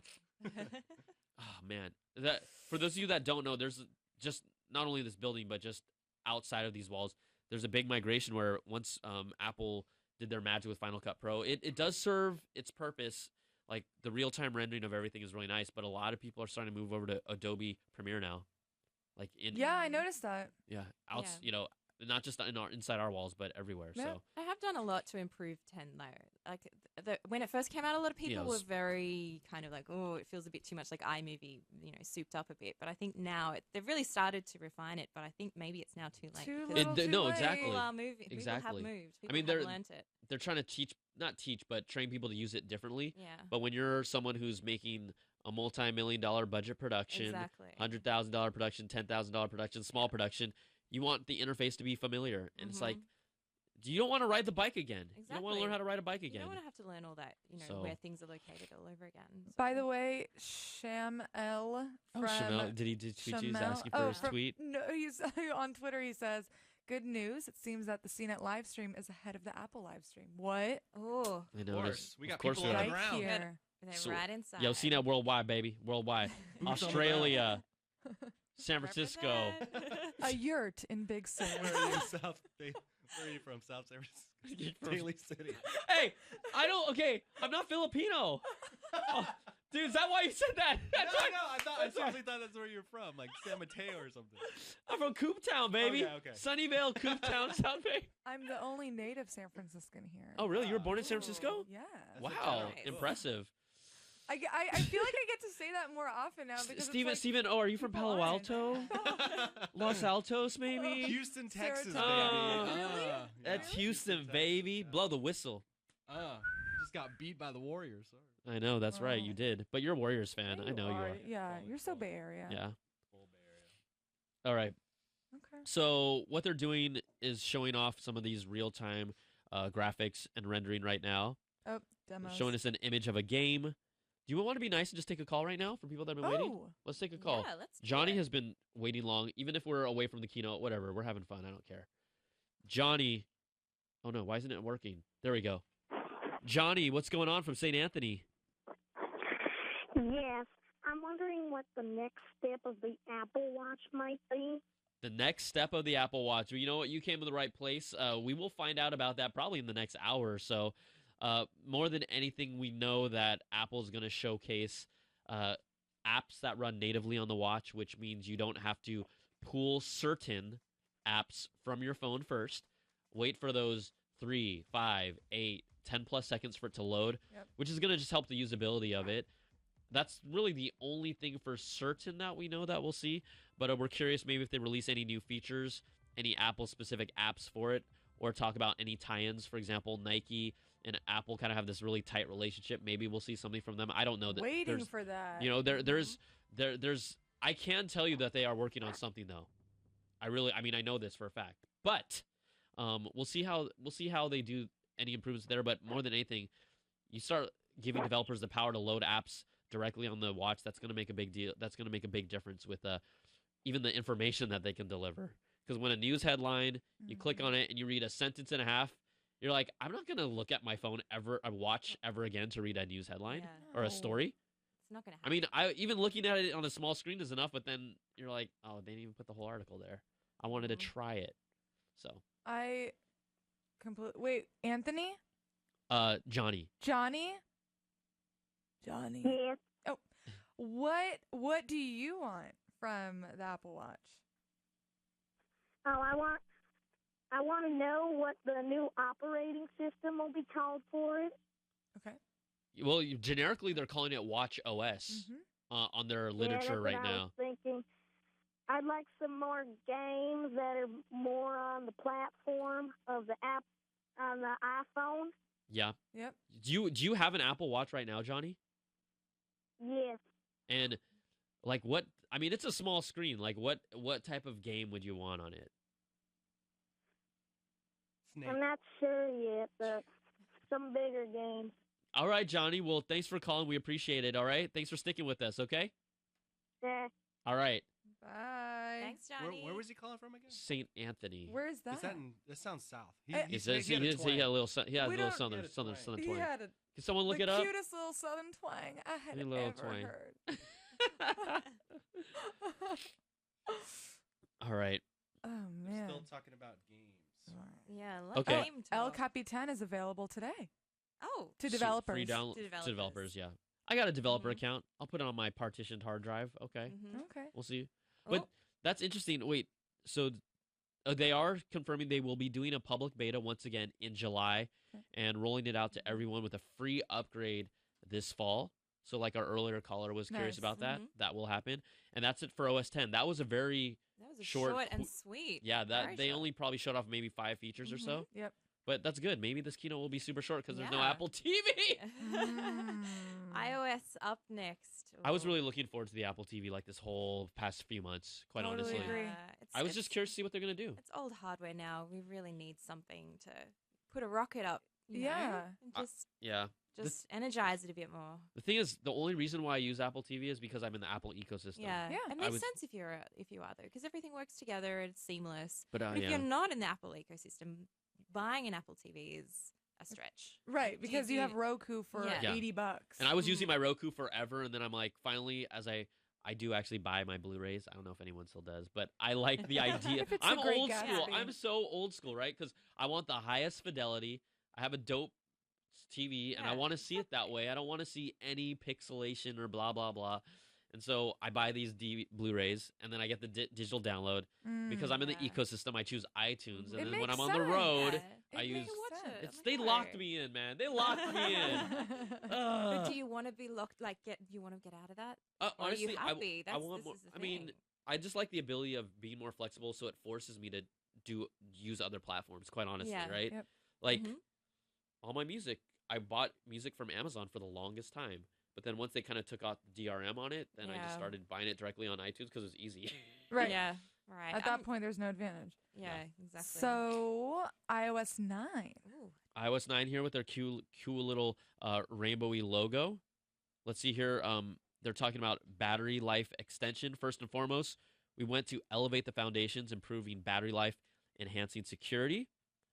But there was more we wanted to do, adding intelligence through the Yes! user experience, Ooh. Give me enhances intelligence. device Here we without go. compromising privacy. They're going to start with intelligence and Siri. Whoa. Siri has Okay. quietly become popular. Yeah, because it's the only thing you can use. Serves over 1 billion requests a week. Over the past year, 40% reduction in word error. I agree with that. Mm-hmm. Yeah. To error rate to 5%, and Siri is 40% faster at responding. Mm. Like you've Yeah, done the sure. comparisons. Yeah, Those are the I two have- things that Google Yep. destroyed. That still beats them, but Totally. better. Yeah. Oh, it understands faster Yeah. and responds faster. It also understands very specific things. Like I ask it something very specific, like who had the most NBA Finals Yeah. wins, and it'll tell me exactly who, Oh. and it'll answer it in that sentence. The guy who won the most NBA was Bill Walton or something like that. Right, because they Yeah, it's have pretty the cool. power, they have search, they have the crazy. database. So, You ask Siri and it goes, "I found 5 things that tell me when I talk about that." dude, so seriously, true. seriously. Oh, I see Oh. what you did there. Look. Seriously. They just dropped proactive.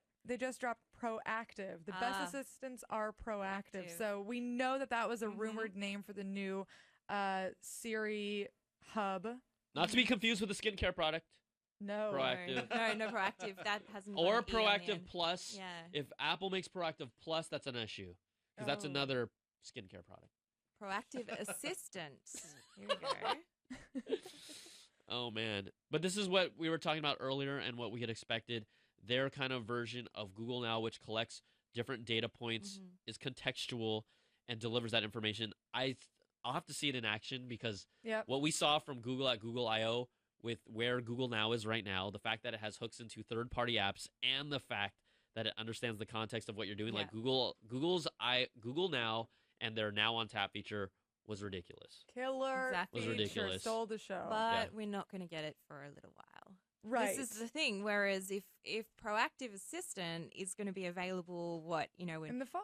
Yeah, exactly. Yeah. They might beat it to the punch. It probably will Yeah. because the new version of Android probably won't come out until October, November, Who like knows? last year. And that's just That's if you haven't that's made Nexus phone, Right. basically. So anyway, I'd only just got Lollipop on my S5. Oh that was exciting moment for me, guys. I was doing a Dang, little it ju- dance. It How does it just feel? happened. It just Oh, happened. man. I felt so bad. Really, it felt terrible. I was like, Like- finally, this is what I was waiting for. Yeah. A year later. Here they're showing Search Siri offers suggestions on who you should contact for meetings, No. apps you should download. I don't want that. They're just telling us what we want before we want it.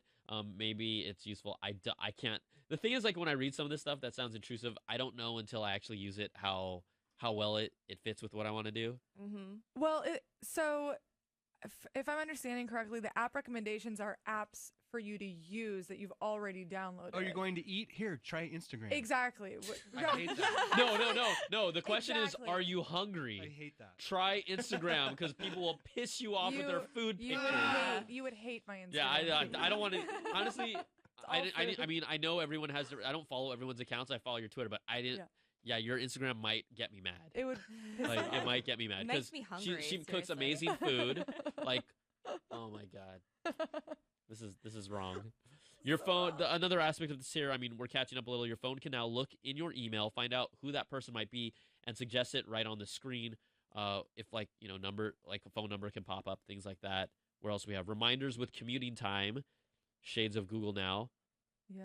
This is they haven't showed off the transit feature yet, but that was another big Oh yeah. thing that's been transit a year or directions. two in the waiting Way for too long. for Apple's iOS. Mhm. They kind of previewed it a little in one of the early releases and then took it away. It makes sense to launch Proactive now with the battery improvements that they just talked about Yeah. because we know that when Google Now first started, bolstering its offerings, it killed battery so fast. Like it'll take you 20 minutes to get to work, and by the time I get there, my phone will be Yeah. dead. So this is hopefully going to work well with that and not kill your phone's battery life. Crossing fingers. This isn't creepy, but Shara's mentioning how you can start in your bedroom when you wake up. The phone knows that you like to meditate in the morning, so it'll offer you a meditation app at the bottom of the screen. I love that. Yes. I love that. Thank It you. would be cool if my phone turned on things that I use in the morning, before I go. Like it learned, like it knows, it right? knows I'm about to Learned. leave, so it just turns on my Sirius radio or something. That would be kind of cool. So that is totally doable on Android right now if you wanted Oh, it. really? But it would take Android. a lot of programming on your to get it all end. set There's an up. app called Ah, Llama where it's like based on GPS. Okay, I'm not Yeah. at my house. Start Sirius. But Mhm. Like when you walk, yeah, Who- it I knows mean- where you are in proximity of what you want at that time. exactly. Yeah. But how many people actually? Exactly, and who's gonna? Oh, you could do it like via NFC. You just have tags around Right, your just- house. yeah, Like, yeah. I mean, I was thinking of doing that, and I thought, I'm not that into. I don't need it that bad. I Right. don't need to program my own NFC tags to do this. Right. So yeah, it's like taking reminders that you have, understanding the context of them, suggesting apps or things to do in relation with them by tying all the different data points together. All right, that's cool. I still think Google Now is better. Okay, hold on. But then you get to exercise. My phone knows that when I'm in the home gym and I plug my headphones in, I like to listen to music. So it jumps right in and plays music. That's Right. cool. Except for when it gets it wrong. Exactly. What if you were listening to classical before and you want like a workout mix, and all of a sudden you're hearing like Brahms, and then you're just like, I feel very chilled right now. This is not what I Here- want to sleep. get my heart rate Here's the up. thing about all this stuff when I see it. Like, you have to obviously enter in information and set parameters to Yep. make all this stuff Mhm. happen. And then, okay, fine. Even if you're willing to volunteer that, I'm not Mr. Paranoid about it, but first of all, A, that can be a lot of work just to set that all up. But then B, if once you set up all those different data points and then the stuff it delivers to you isn't the stuff you want, you're not going to use it anymore. Right. Exactly. And it's got to get it right, like as you're saying, like it's got to get it right pretty soon after you start using it. Otherwise, it's not happening. Otherwise, it's a nuisance. Exactly. Totally. A lot of this, though, seems to be hooked to you putting in some sort of reminder or calendar appointment so that it can start with that as the base. and then tie that into your GPS location and then offer content. Like, every example that they showed here was like, I have a meeting here, or it knows I meditate at this spot. Right. So, I mean, for people, I guess I should use the reminders features more, but I don't. See, that's what they want you to do. You should use reminders. You should use a native mail app, Apple Maps. I mean, if that is a requirement for this thing, forget about it. That's the thing. Yeah. Like, that's one of the other things, right? If we even talk about Apple services that you just don't use as much because of your experience in the past or the reliability. Apple's Watch had this, you can use a maps feature, and if you're walking somewhere, it tells you where to turn. Well, I was in New York, and I wanted to try it out, but it uses Apple Maps, and then it kept on changing a lot depending on where I was, and it didn't stay on course, and I was like, I can't do this. Yeah, and we haven't heard anything about maps yet. Exactly. It's definitely the elephant in the room. Please fix it. I just don't. No matter what they do with maps, though, I've already decided Google Maps I'm going to use. Like, there's nothing I can change. Yeah, and you've used it for such a long time. Yeah. Like, I mean, when was the whole Apple Maps debacle? Scott Forstall, maybe 2.5, like 3 years, maybe. Okay, so that's a long time between that and Yahoo just announced that they're going to get rid of their maps. Yeah, they're getting out of the business. That's right. Because Google has their grip on everybody. I don't know. I still use MapQuest. Really? Hold up. You know how that movie Jurassic World's coming out? That's from the Jurassic period. MapQuest, straight up like T-Rex. That's some like T-Rex map action right there, dude. Hey, at least you own it. No, I don't. It's like who's it? Someone who still has an AOL email address. Like, I got Hotmail. I think that's still. It's hot. No, I think actually I'm still okay with people that have Hotmail addresses. It was quite prevalent back in the day. You don't judge them a little bit? No. What about if they change it to Outlook.com, then it's probably what about that? That they've realized I feel like it shows they care. Yeah. Like exactly.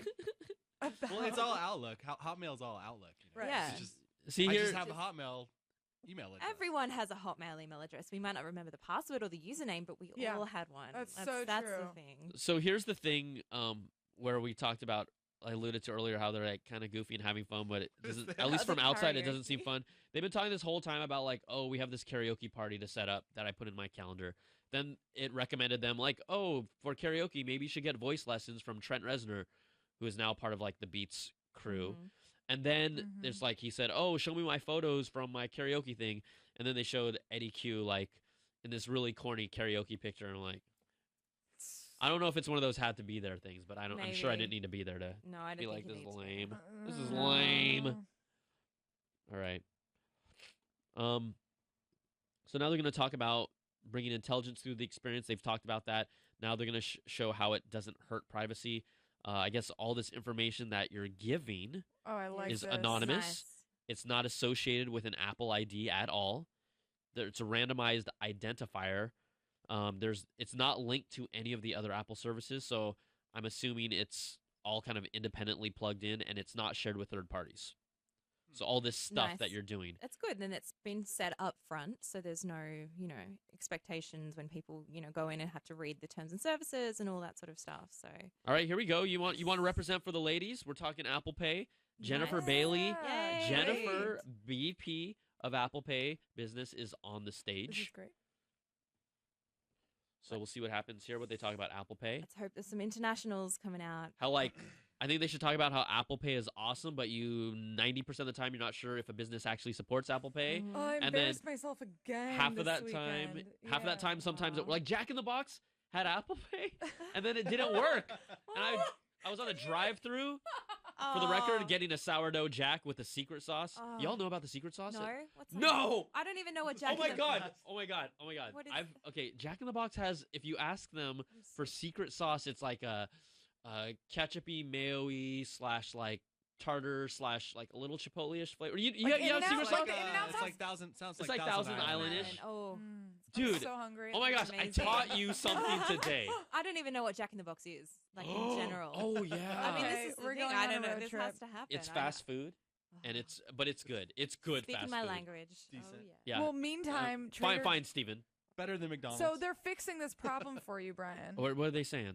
Trader Joe's, Baskin Robbins, JCPenney, they're adding to their list of merchants who accept Apple Pay. By the way, for all of you watching, if you have an Android phone, most likely this is also good news for you, because if the terminals are being swapped out to be NFC compatible for Apple Pay, it probably means it'll work with Android phones running Android Pay. Good point. The thing about it is these people, I don't know why I said it like that, but the people that are working at these retail stores, they're not even sure all the time. Like, there's nothing. I know some places like put an Apple Pay logo on it, and then sometimes you have that little like contactless payment logo that looks like a Wi-Fi signal sideways.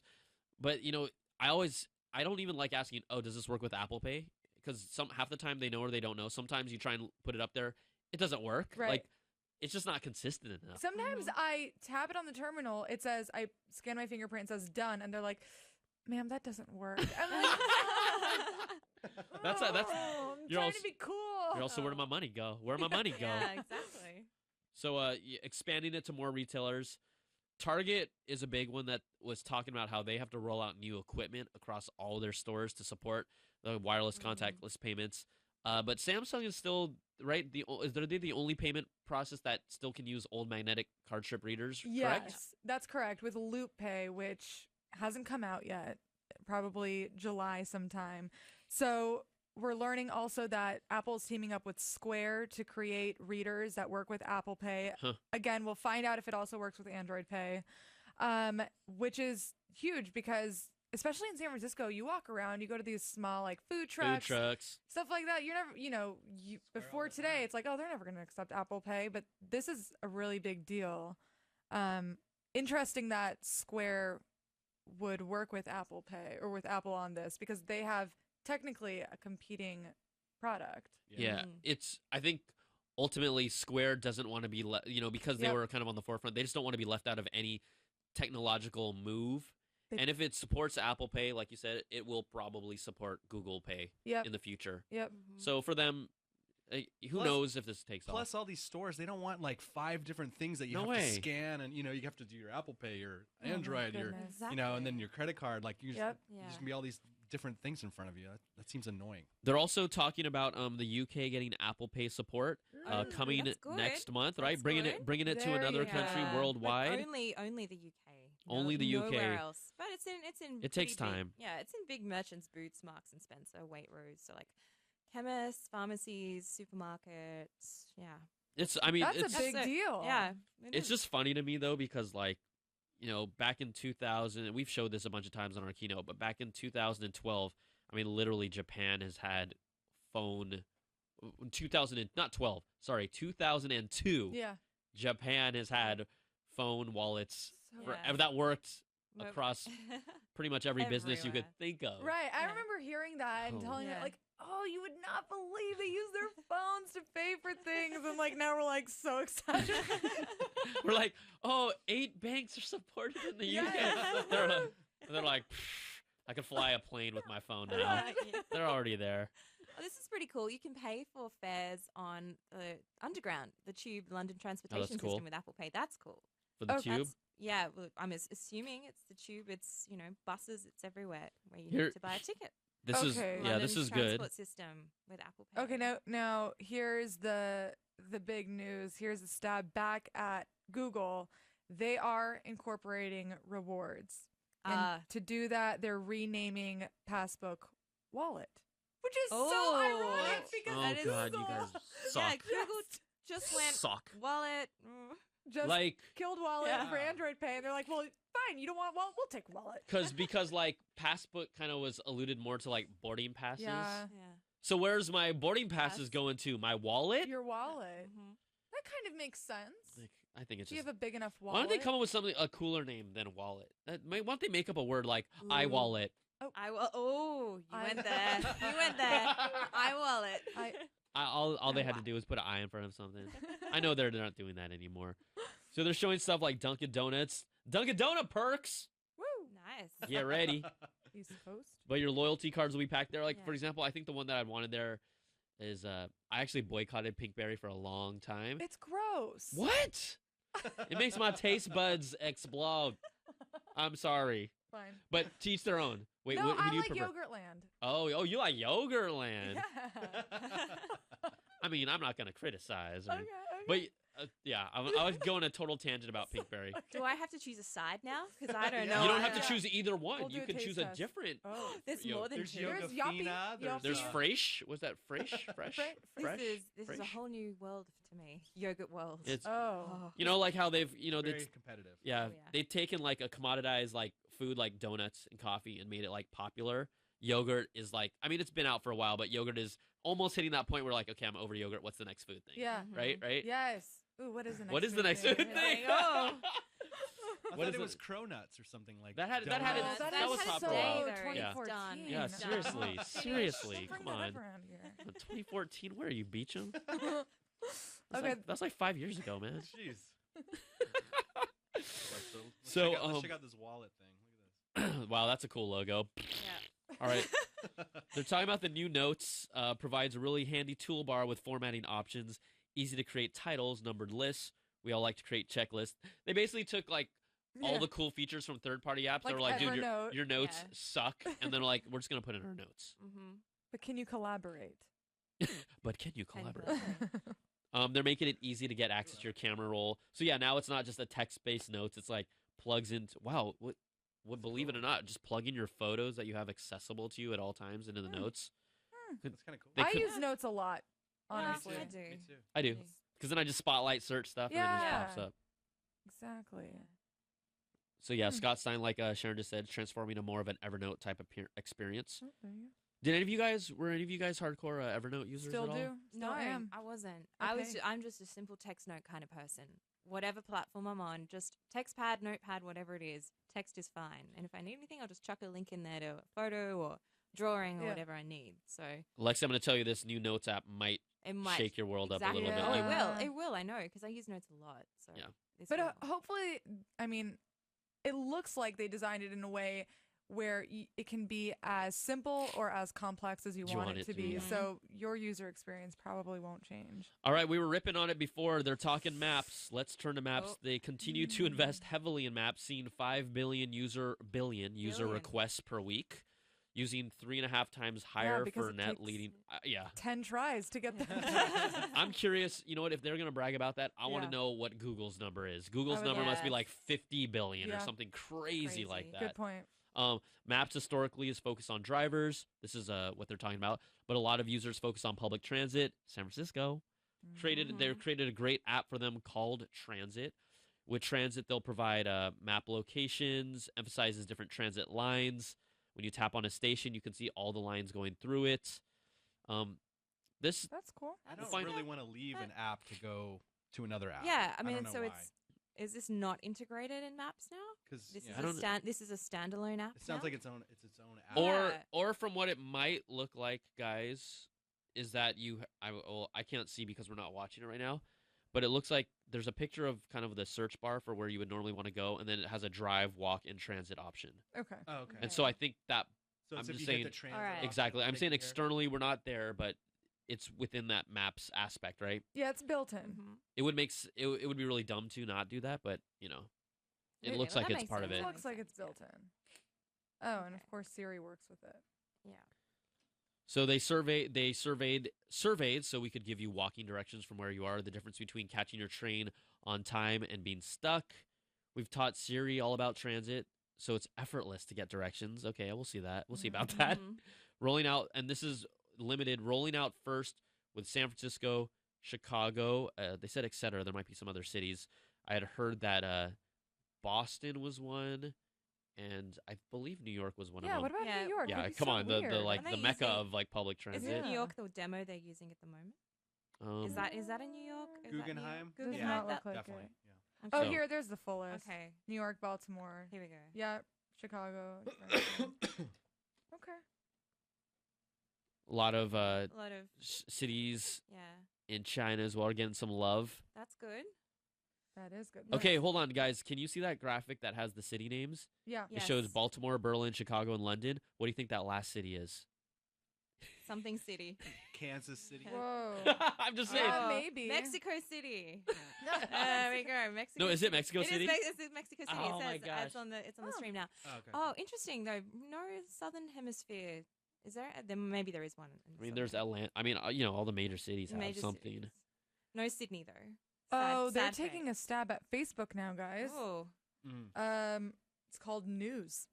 Oh, interesting. So this is right before the keynote today, around like 8 in the morning. There's a article, I believe, from Recode that was talking about how they're kind of creating their own Flipboard-ish type product that would have replaced Newsstand, because you're just basically forced to use Newsstand just because they throw like some apps, magazine apps are thrown in there, some standalone. I can't. Yeah.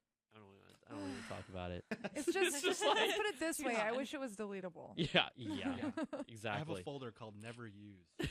So do I. Put all my stuff. Where is it? What do I call it? I think I'm a little nicer with the name on it. Mine is though. just called Apple. Forced by Apple. Mine's called Utilities. Yeah. And then I bury all that crap in the end that I don't want on the last page. Well, this makes... So for me, I use Safari as my primary browser, mostly because it's just integrated across the board. And I tried using a third-party browser. It was too much work. And so because of that, sometimes I do add things to my reading list. So if this integrates with that, that would be a huge convenience for me. Just to bring it up to represent for you ladies, Susan Prescott is the one coming here on the stage to talk about news of how interactive it is. They did step it up. All right, when they gonna get some color up in here now, huh?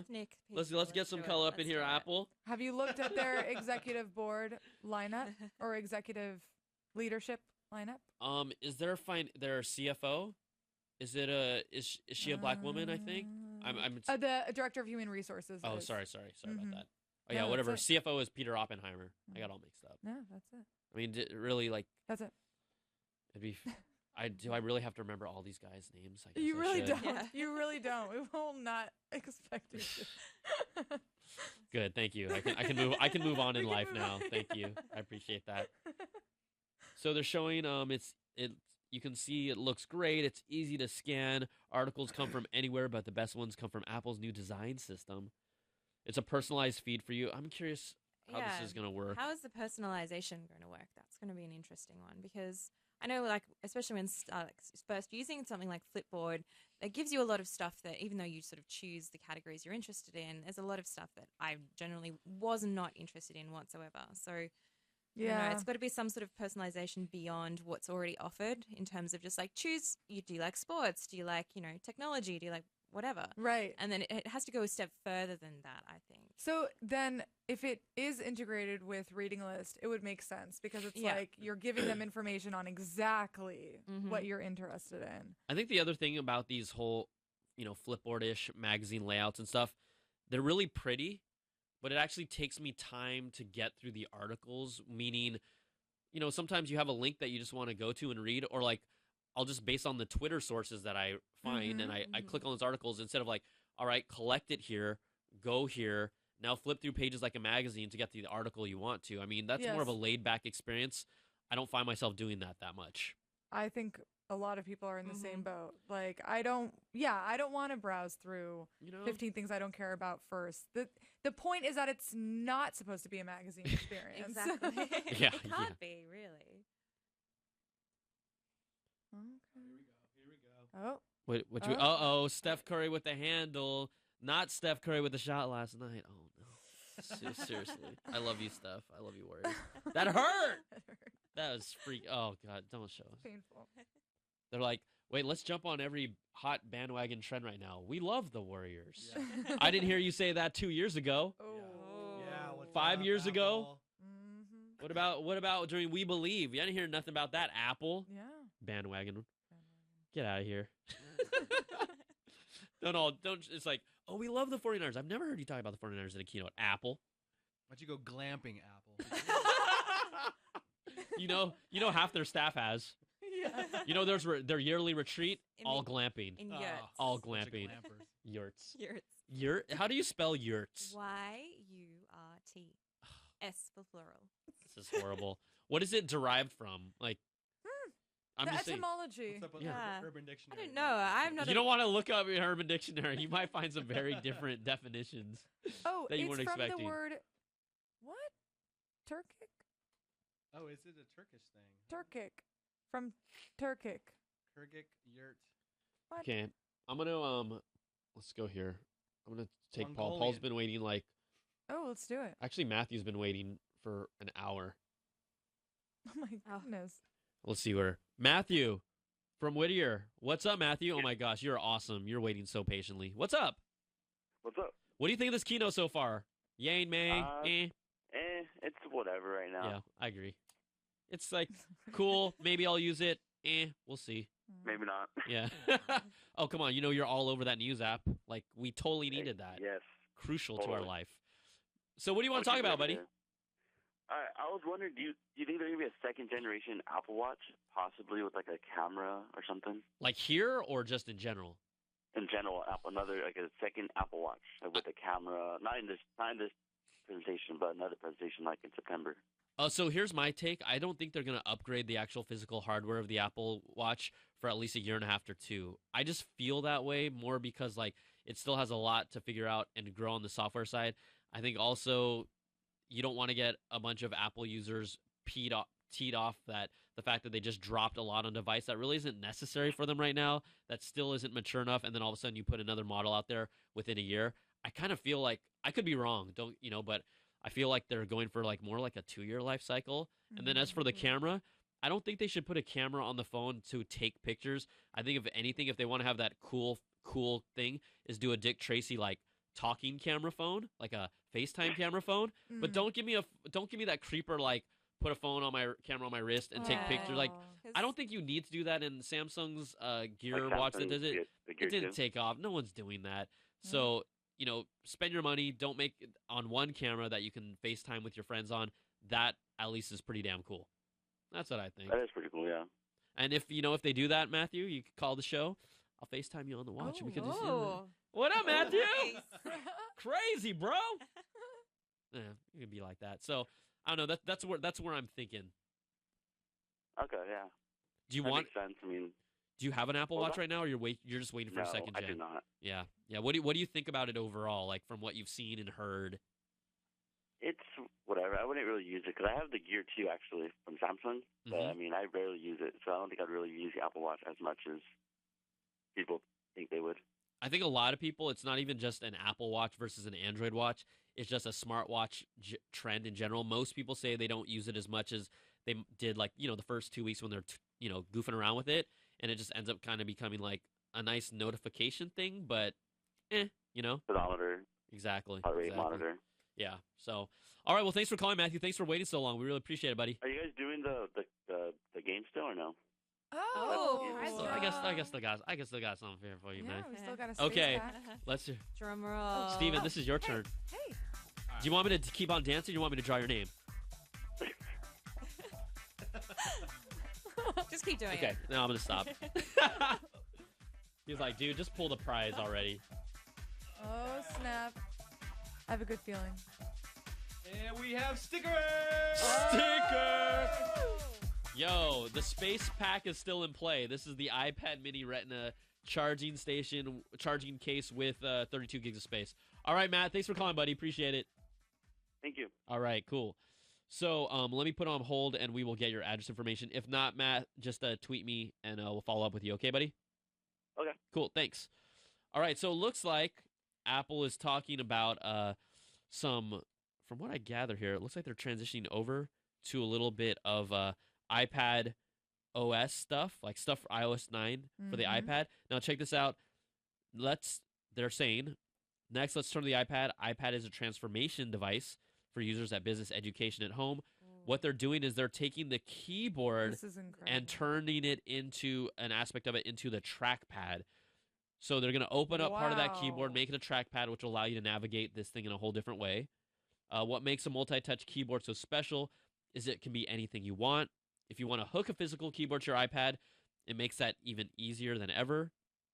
Provides shortcuts for app switching, as well as Searchlight and Spotlight. So they're really trying to turn this into a Surface-like tablet PC with this move right here. And this, if any of you have watched the stuff that we put out personally, the way that I use my iPad, I want an iPad Pro.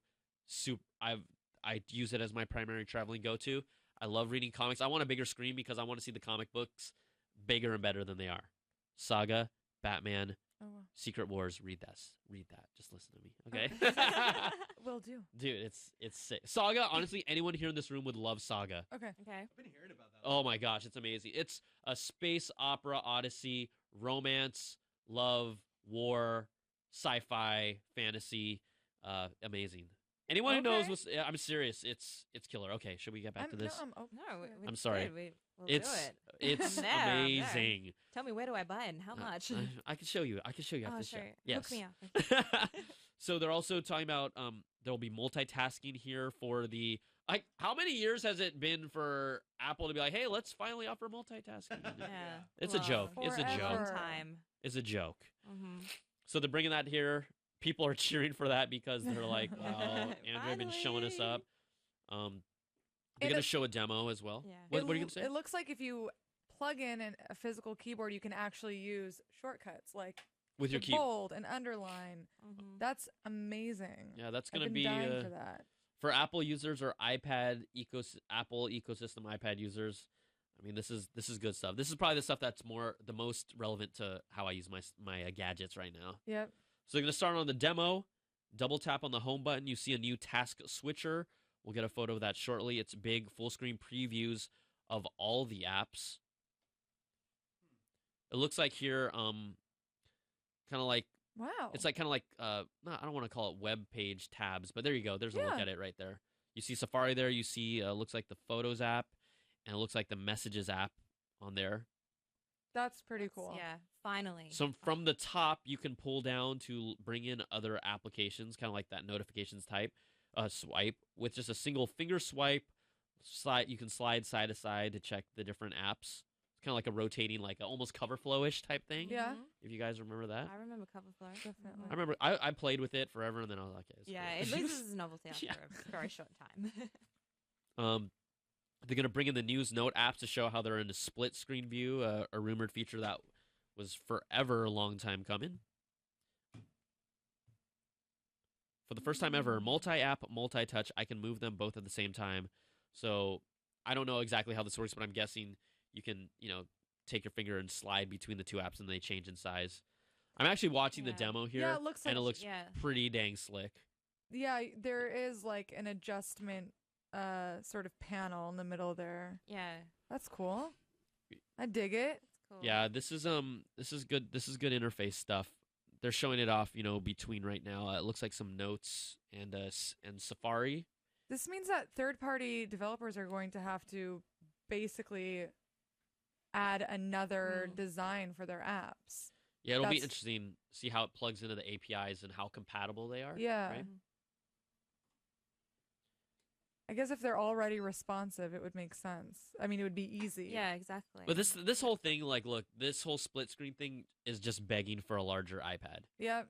You have a column of like your notes on one side, and then you want to do some research and surf the web.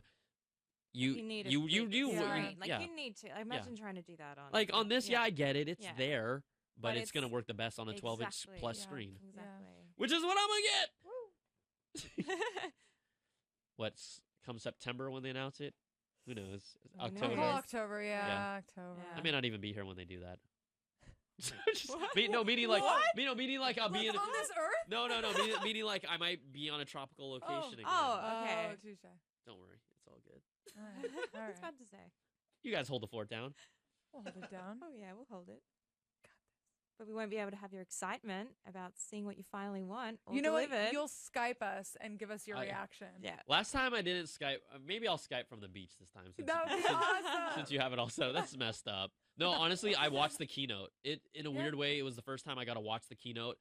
Not commenting on it, and as just it goes enjoy. on, Just like sit there and enjoy and be like, it's different.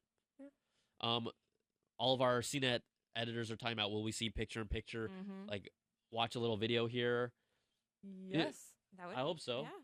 Yeah. It looks like it. It looks like video on the right. Oh, there you go. There you go. You're right. Yeah, picture This is in picture. cool. Here we go. But could you FaceTime and picture-in-picture and video and use an app?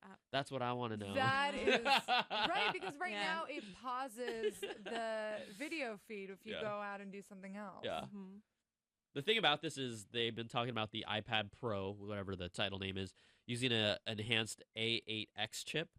So it appears that they're using this on a current iPad. Right. I'm just wondering how that performance is going to be better, or how good it'll really be. How good it'll really be. Especially for video. Okay.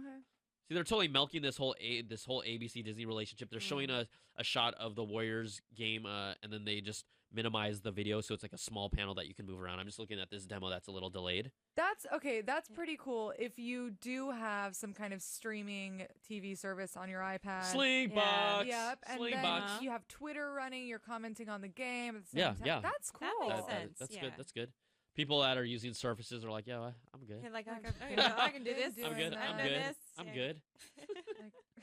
What are you all talking about?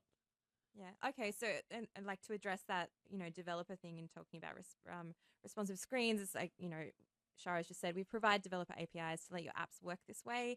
Good news is if you've already done most of this work, if you've adopted auto layout. So I actually, so like. That's basically responsive design. Yeah. So they're saying slide over is for the iPad Air and Air 2. So they're talking about some of these different features which are able to use this. The iPad Air 2 is the only one that is getting multitasking from what I'm reading here. Oh, wow. Yeah, the only one to get true split screen multitasking is the Edge. Do I have an Air 2? No, I only have an Air. Wait, what do I have? You have original Air? Because there's like they stay so current that you forget. They don't make the names different enough because they were like iPad, then they had iPad New, then they had iPad Air, and then they had iPad Air 2. I'm like, you guys are killing me. Yeah, at one point their lineup was a little I think I ridiculous. actually only have iPad Air. I'm screwed. Time to get iPad Pro. Time to trade up. Okay. All right. So they're just laying the groundwork for the iPad Pro pretty much. They're also seeing an additional 1 hour of typical use. Wait, what is this? Are we talking about? I'm sorry. I'm all over the place. Better battery life. Better battery life with this new iOS 9. Okay. Extra hour of phone battery. That's good. That is a big deal. For with optimizations. Now they're also alluding to you. On top of that extra hour, they're offering a new low power mode. Okay. What? Yeah, I want to know what it disables. It gives you a single switch to low power mode. It's able to extend the battery life for an additional 3 hours.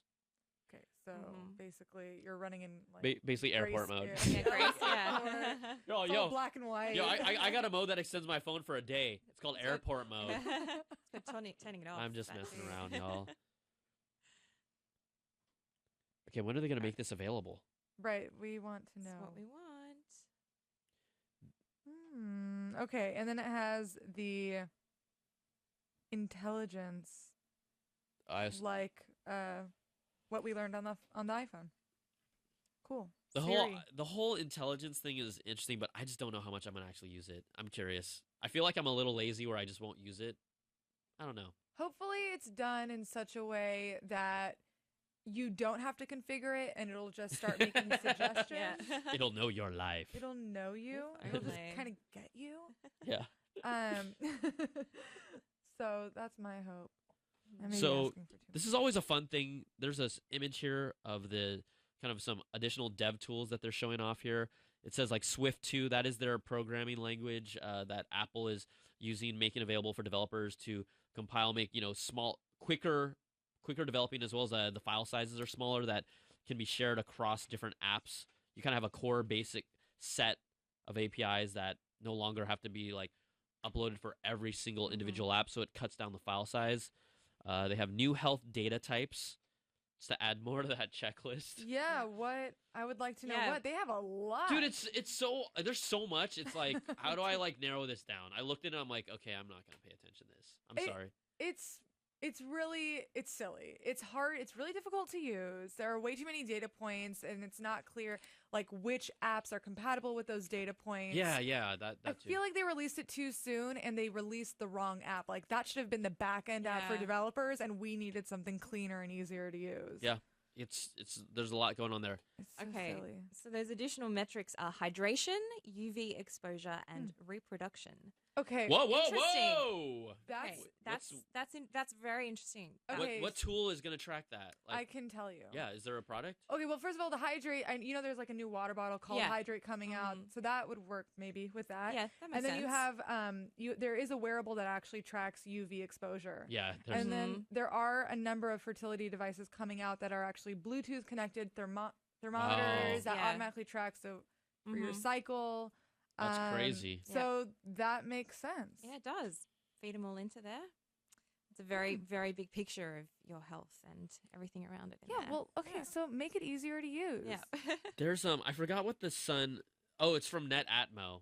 There you go. It's they make one of their products was like kind of the weather sensing device, but they also have the UV bracelet that kind of has like the jewel on it that detects the UV light. So that would be for that. Okay. That would be one of those things that works with that. I was like trying to think about it. I'm like, I swear I know that. Yeah, and I believe we reviewed that product. I believe so. CNET.com. So let's see here. They're also talking about Health Kit, adding the metrics that we talked about. Thermometers, locks, and lights. They're now adding support. This is for their appears to be their HomeKit device platform. They're supporting window shades, sensors of all kinds. Those are like kind of the opening the doors, closing the doors. Carbon monoxide, security systems, allowing you to access home remotely and securely via iCloud. No matter where you are, you can control all of your HomeKit devices. That's important. So yeah, adding a lot more sensors. It supports audio. Are they still talking about? No, they're talking about carpet. It seems like they're jumping around now. Yeah, that was a very quick. Yeah, there was a quick HomeKit reference. HomeKit reference. That's all. it? That was I'm wondering, That was is that's it? That was it. That is a lot I'm less. a little insulted. Yeah. That is a lot less than what we without need the right now. Apple TV, that's what we were talking about. Without the Apple Yeah. TV, what are they going to talk about with HomeKit? It would It's take tr- away well, from that. Yeah. It just just supports these devices now, but not how it actually works. Yeah, I guess they can't really. That's exactly right. They can't really talk about that without. The weird thing would be like if they push off the Apple TV release all the way down to September. You'd hope you might see something earlier, but if these TV deals keep on holding out, we may not see it for quite a while. Yeah. So Oh, okay. So some. they're talking about CarPlay Swift, stuff. their development platform, their programming language. Company hoped it would make it coding easier, faster, more stable. They think it's going to be the next big programming language. Developers are getting happy with it got the largest applause. That is, it's open source. So it's not going to be proprietary to Apple. It's an open source programming language. That is Okay, big. that's a And the really big crowd deal. goes wild. Yeah, That's a big thing. Still Sure. cheering. Wow. Still cheering. Still cheering, still cheering, still cheering. Is this Apple's first open source product? Oh. Yeah, we'll have to. I don't know. That's kind of a big deal. I mean- I feel like they've taken a few stabs at Google, like more than usual this time around. So Yeah. we saw a lot about how your privacy is coveted. Like we're not sharing info, not even with the news app, nor with the new Siri feature. So, and we know that data is Google's biggest product. So that's really interesting. And then open source too. That's what Google's all about. So Apple seems to be changing. They just I mean, you're right. They have to do that to still stay relevant. Here's just a quick thing. The Apple iOS 9 dev beta for developers will be available today. The Nice. public beta will be available for the first time in July. It'll be rolling out as a free upgrade in the fall. So both OS 10 and iOS 9 will have a public beta in July and roll out in fall. So that's all y'all. That's all you guys need to Amazing. know. Yeah. July and fall for everybody. And that it's compatible with the 4S. Yeah, that's a big list of Boom! compatible models. Yeah, which we talked about. And iPad 2 makes the cut. That's good. I'm so happy to see iPad 3rd gen on there. Yeah. Hell yeah! Oh my It's my kid's iPad. iPad Touch 5th gen gets the nod. Nice. All right. Okay. This is cool. iPad Mini. Do they distinct? I mean, iPad Mini Retina. Yeah. That's fine. That's good. Huge cheers again for the support. Cook is just back on stage saying iOS keeps getting better and better. As an avid iPad, I'm guessing he's saying user, I'm also incredibly excited about how far it extends the iPad experience as we continue to lead the post-PC era. What if they dropped the iPad Pro today? Oh. That'd be funny. That'd be sick. I'm just saying. Now for something else. It's like they set it all up, right? You know what? Yeah. They're totally setting it up. I don't think they will, As an though. avid iPad user. Yeah. Oh. Oh, I love these new features. I love these If new only features. we had something else to Yeah. show them My on. goodness. Look at this. What could we have to really to utilize showcase this? these Really? features? A much larger screen. All right. He also says Swift provides a single language to create apps for both OS 10 and iOS, so you get that compatibility across the board. That's cool. That's great for developers getting on both platforms easily.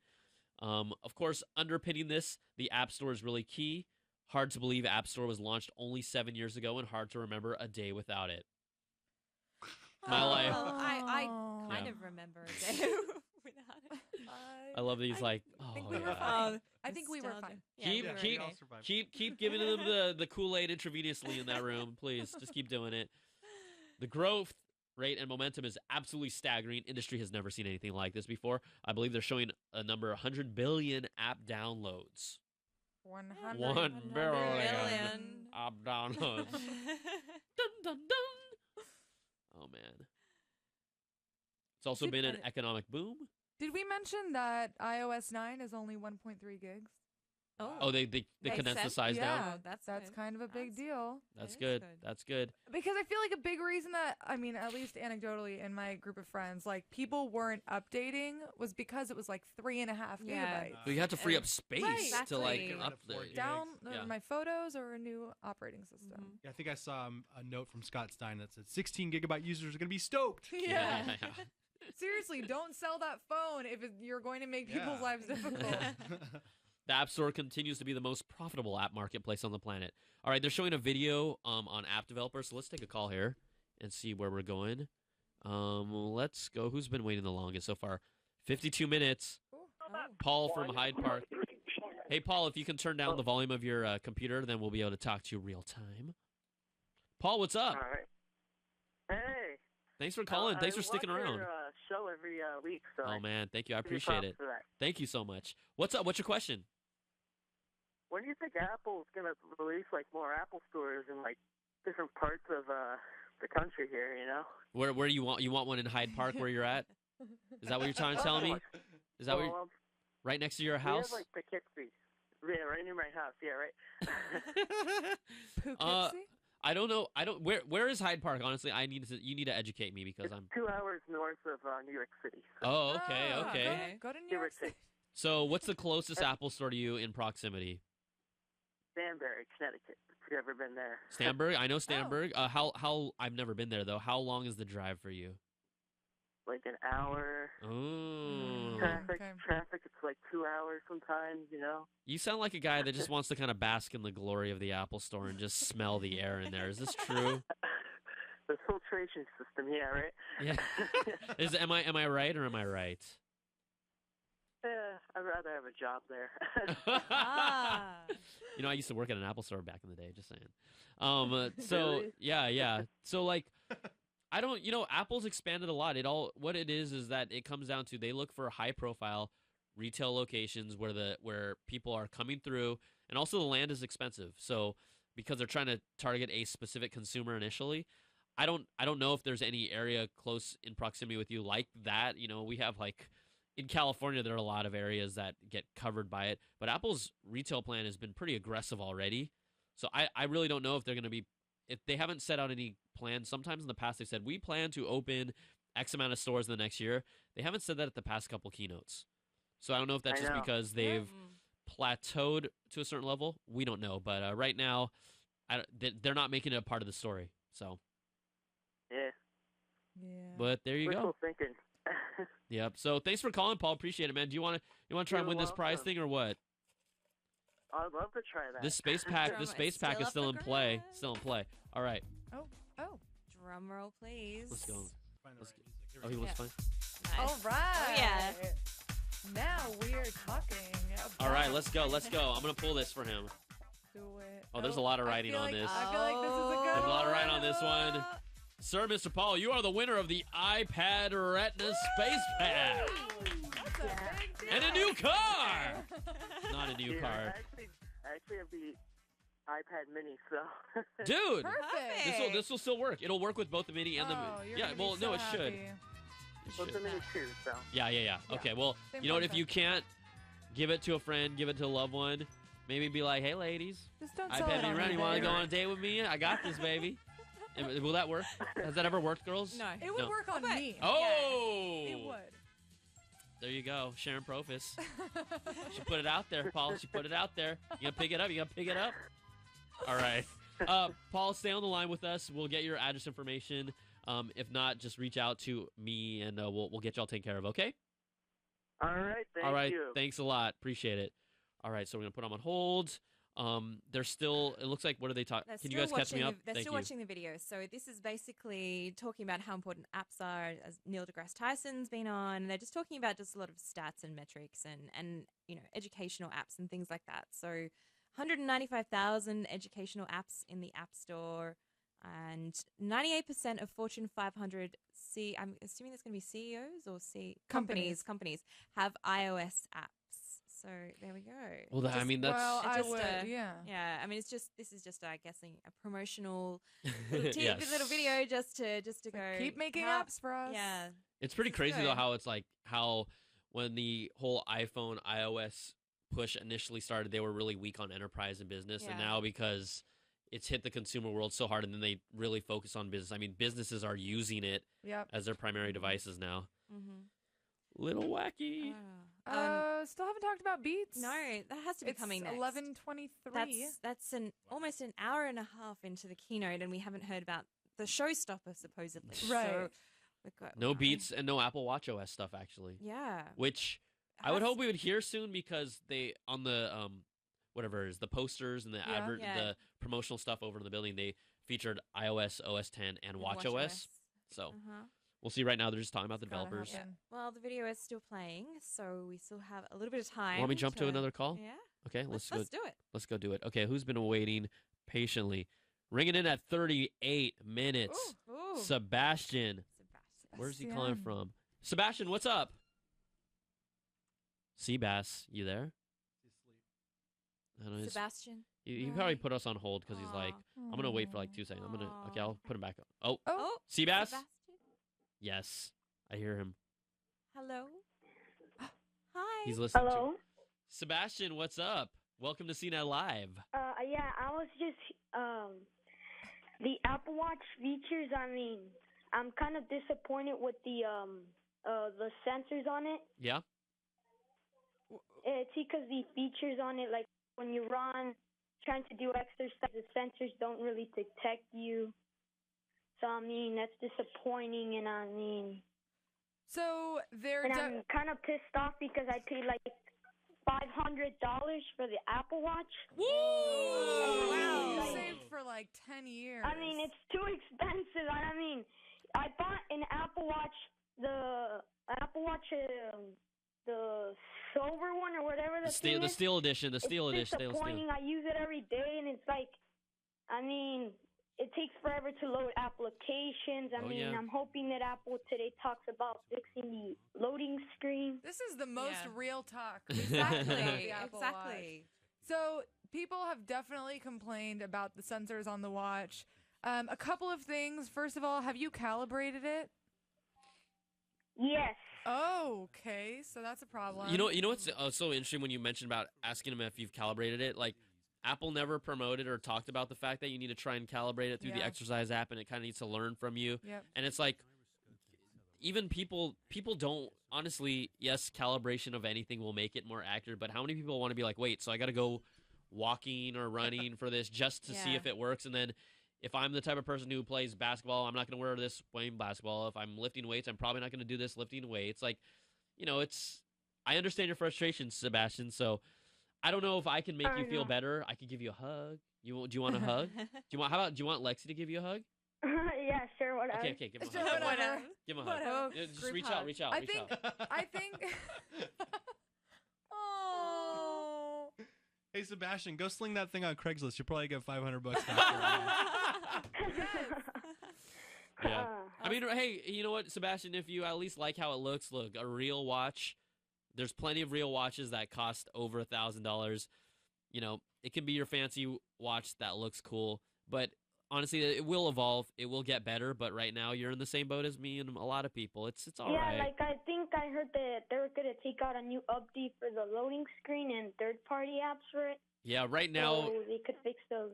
Yeah, right now it's pulling from the phone, right? And the phone is providing the data to load those apps. It's taken forever. Yeah. But not all apps are still going to load that fast if they require data from the phone. But there will be some native stuff that just works natively and should speed it up. So even at that, I'm still curious to see how it'll actually resolve that problem, right? You're like, why am I looking at my wrist? I'm just going to go to my phone now, right? Right. That's what happens all the time. I mean, by the time it already loads, you could already be in your phone already in the application. Yep, there you go. Hey, Seabass, you're a smart guy, all right? Thanks so much for calling. Thanks. All right. How about the cup game? Oh! You know what? You know that we're out of the Mophie space packs, but I will honor your request. I know. But hey, Okay. you have two. You can win one of two things. You can win either a sticker set or a retweet. Uh-oh. Here, Sharon, why don't you do the magic? Good. I have a piece of paper. What's it on the says stickers. Stickers! Oh! Yay! Mind blown! Mind blown! Hey, and you know what? We have something else for you. Apple is announcing a bunch of Apple Watch stuff as we speak. So all right, let's jump over to stay it. Stay tuned. Listen in, and we'll give you more details. All right, we're going to put you on hold, Seabass, and we'll get your address. Thanks a lot, buddy. Yeah, sure. Thanks.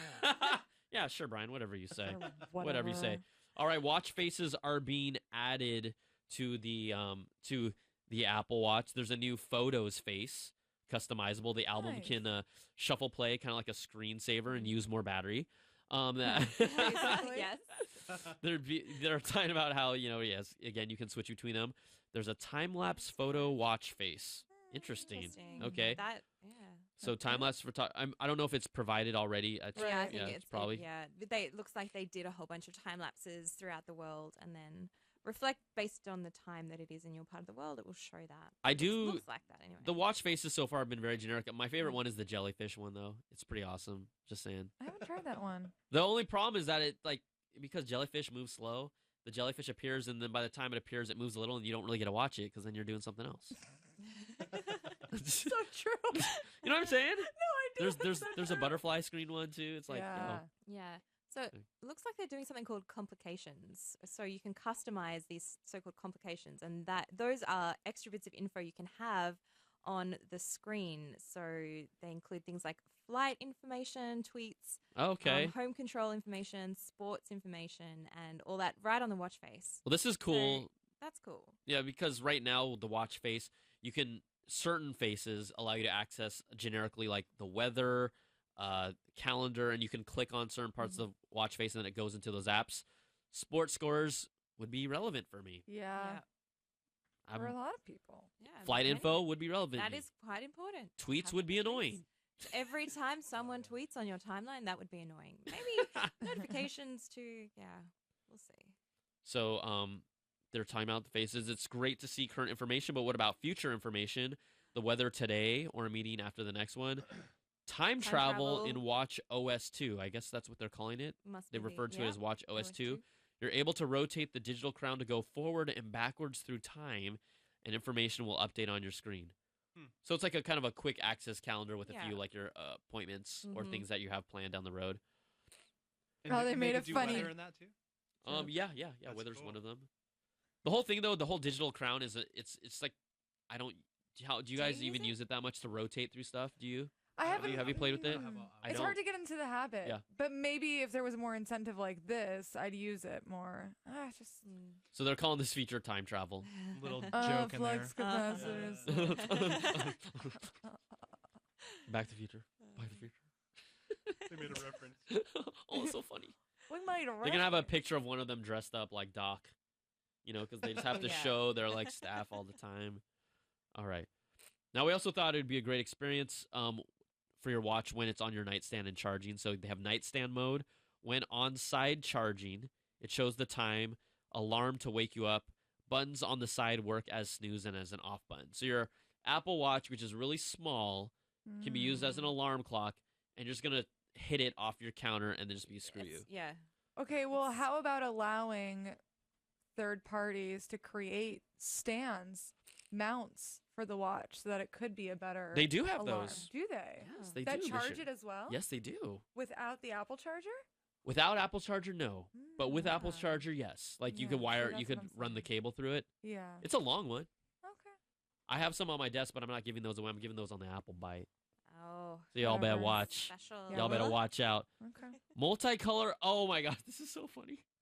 Because I totally wanted this. Oh. Multicolor digital touch drawings. Oh, stop Okay, it. no, okay. I was real. You. Yo, because okay. here's the thing. I wanted to review the Apple Watch as I think it's a different experience when you use it just by yourself versus having people to share it with. It can be a little more fun. And so sometimes I'm like, oh, I want to. Right now, you can only select a single color to do digital touch to do drawings. I wanted to be able to switch the colors. Hashtag and first world problems. Hashtag loser. So that actually got me genuinely like, I felt the ons. There we go. My star. Oh, my heartbeat. My heartbeat. Oh, I love you. I love you. I wish that was in pink. I want pink, yellow, and blue. Pink, yellow, and blue. This is horrible. I want a hex color chooser. So Yeah, that I can really refine my I want a colors. Pantone color Yeah. finder. Come on, I want to get all sophisticated about that. See, we're taking this to the next level. Oh, next yeah. level. Also, the phone, it can take phone calls. It'll support FaceTime audio. No video. Piggybacking off your Wi-Fi connection from your phone. I'm assuming. It's like I will never talk to my wrist in public. You will. Why not? Yeah. Like, I think you will. like this. You're gonna see me. It's kind of cool. It's cool. Hey, yeah. okay. Yeah. Hey, like I did in the video. Hey, baby. What are you wearing? Oh yeah. Oh yeah, I'm not gonna do that in Okay, public. you're No, definitely not no, going to I say that in public. Hey, mom. Wait. Right. When's the meatloaf ready? But you might say, I'm not gonna say that in public. Oh, hey, baby, Come- what's up? yeah, no. no. Do that thing I like. That's right. It's embarrassing. I mean, I know we do that stuff. It's embarrassing to watch. Good timing, Beecham. That was really shoot. great Yeah. timing. Okay. Octopus Arm Beecham. Beecham the octopus. I'm telling you, he does everything. You have no idea, guys. If you watch a live TV broadcast, you have to respect Beecham so much. Yep. That's They have all I'm like gonna a say. team of people. Dude, they have like 10 Yeah. guys. They have 10 people. It's ridiculous. All right. There's talking about the new fitness apps can flow into Apple's own activity app. So the metrics will somehow, different devices and these apps that are used will be plugged into them. So it's not standalone, just the watch. There are badges, accomplishment badges Ooh, that badges. can be I love a shared. good badge. Is this a Foursquare? Yeah, I This know. is gross. This is It's gross. Keynote. My voice just cracked. It was so gross. Apple Pay on the watch also supports the rewards cards through Wallet. My bad, Not Wallet. passbook. Apple Wallet, Wallet. Google, Android Pay. Yeah. You got to get it right. What? I thought it was Apple Pay, Google Wallet. Now it's back. And now it's Apple Yeah. Pay, Google Pay, Apple Wallet. Oh my god. Wait, no, it's Android Apple Pay, Apple Wallet, Google- Android Pay, Google, Google Wallet. Yeah. This is shoot me now. Shoot me now. All right. Okay. Here we go. It says we're just kind of running through a lot of this stuff. With transit, there's mass transit capability support. You can see departure time, stations you're near, step-by-step directions. With Siri, continue to add new domains for Siri. It enables you to get mass transit directions on your phone, on your watch. Okay. Well, I What is can't this really next? see what this is. Set the dinner scene. What is Bottom line, these features need to come out today Yeah. because It'll come I out don't later. know. I don't wanna it's have to too, wait It's for that. too. I don't want to wait. Sorry. Wow. I don't want to wait. That sounded like a little boy. Wait. Thank goodness you didn't catch that. Was if you had that on camera, it'd be like, I don't want to wait. Such a loser. What's going on with me here? I'm losing myself. I think that the people like Sebastian who paid, a lot of money for their watches need something right now to make them feel validated. Yeah. What about this graphic right here? Validation. Just kidding. A million App apps. Central. You want validation? Here are the apps. Here's all your apps. Oh man. All right. So let's see here. So now they're talking finally about true on-watch apps. So not via extensions. So hopefully this is going to actually reference some of those loading time issues and a whole bunch of other bugbears that people have had about the apps on the watch so far. And so... Okay, and Scott Stein thinks he understood it as the watch will be able to connect to Wi-Fi to download data for apps. Okay, so it's independently. Got it. Yeah, okay. That is huge. That's big. As long as you're at home. As long as you're what? At home. Yes, at home. Which the watch is like everywhere except home. Like when I'm out if I'm looking for a restaurant, I'm not going to be at home normally with my watch. I'm going to be out on the go. Yep. Or an Uber. Or something like that. There one side note, because I know we're bouncing all over the place. One thing that we've heard is that this is from the keynote. You really want to access the microphone on the watch. They also heard you want to play audio out of the speaker so you can do that. That is going to be a nightmare on public transport. Seriously, you're going to have a whole generation of people just going around with their watch, just playing whatever they want. What about the people that already do that with their phones? They're going to do it in stereo. Seriously, they're going to have the watch on one wrist and the phone on the other, and there's just going to be two channels. It happens a lot, if you and it's get annoying. Bay Get on Area muty. Rapid Yeah, Transit, BART, it's like it's an epidemic. Why do I have to listen to this stuff? Like, and there's songs that I even like that I hear, but I don't. Not through a phone want, speaker, not through a watch speaker. It's just That's annoying. It's just annoying. It's stupid. Okay, we've done a great job of bringing a lot of access to the watch with native apps. They're going to show a demo here. We'll stick with it to see if we can pull any nuggets of which specific apps they're going to support with this native, all loaded on the native stuff. Man. All right, looks like HomeKit is getting another mention though. Finally, it's coming back. So they're showing how you can change or adjust the temperature with a digital crown. With maybe some of these thermostat type gadgets. Right, exactly. My biggest question is which ones? Which ones? They don't show that. Are you introducing a thermostat Apple, or are you finally going to? They're not showing us which ones. Integrate. My favorite guy, Kevin Lynch, is coming on stage. He will put us to. He might put everyone to sleep this time. Maybe he'll be happy. I don't know. Maybe he'll be. They're showing us how to make a photo face, a photo watch face. It's gonna be the new thing, guys and gals. Home screen, you can see photos. This is going to be like the time when everyone realized they could make ringtones, right? Yeah. Seriously, it's going to be like DIY watch face. Oh yeah, it's going to be DIY ringtone. I mean, I sense how to make a watch face album. The how-tos that have come out are bountiful. Oh yeah. So I could I see my baby on my watch face. Oh, what's up? How'd you see your baby on your watch face? That headline. How you see your bae? How you see your bae bae on your Apple Watch? Apple Watch is bae. People say that. It's like, Apple Watch is bae. All right. So it looks like he's just showing off everything that they've talked about right now. Kevin Lynch is showing off this watch face that has departure times.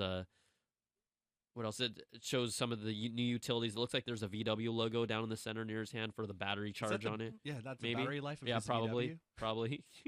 He's like, it's just funny how, let's be honest, like there's like real world applications and then there's rich people applications, right? And it's like, oh, I can check the power on my car. Oh, it's so low. I need to charge the car. Oh my flight to Bora Bora. My flight to Bora Bora is running late. Oh my. What do you mean? My private jet to Bora Bora is running I'm late to my potluck karaoke. Karaoke potluck. Oh yeah, potluck. No, it's the same thing. It's like, come on, guys. Like, really? Oh my god. Trying to be the everyman a little too much. Yeah, it's just disturbing. I mean, that's the market that they're catering to, but still, it's just sometimes it's so laughable. It's so stupid. Some of this stuff. All right. Okay.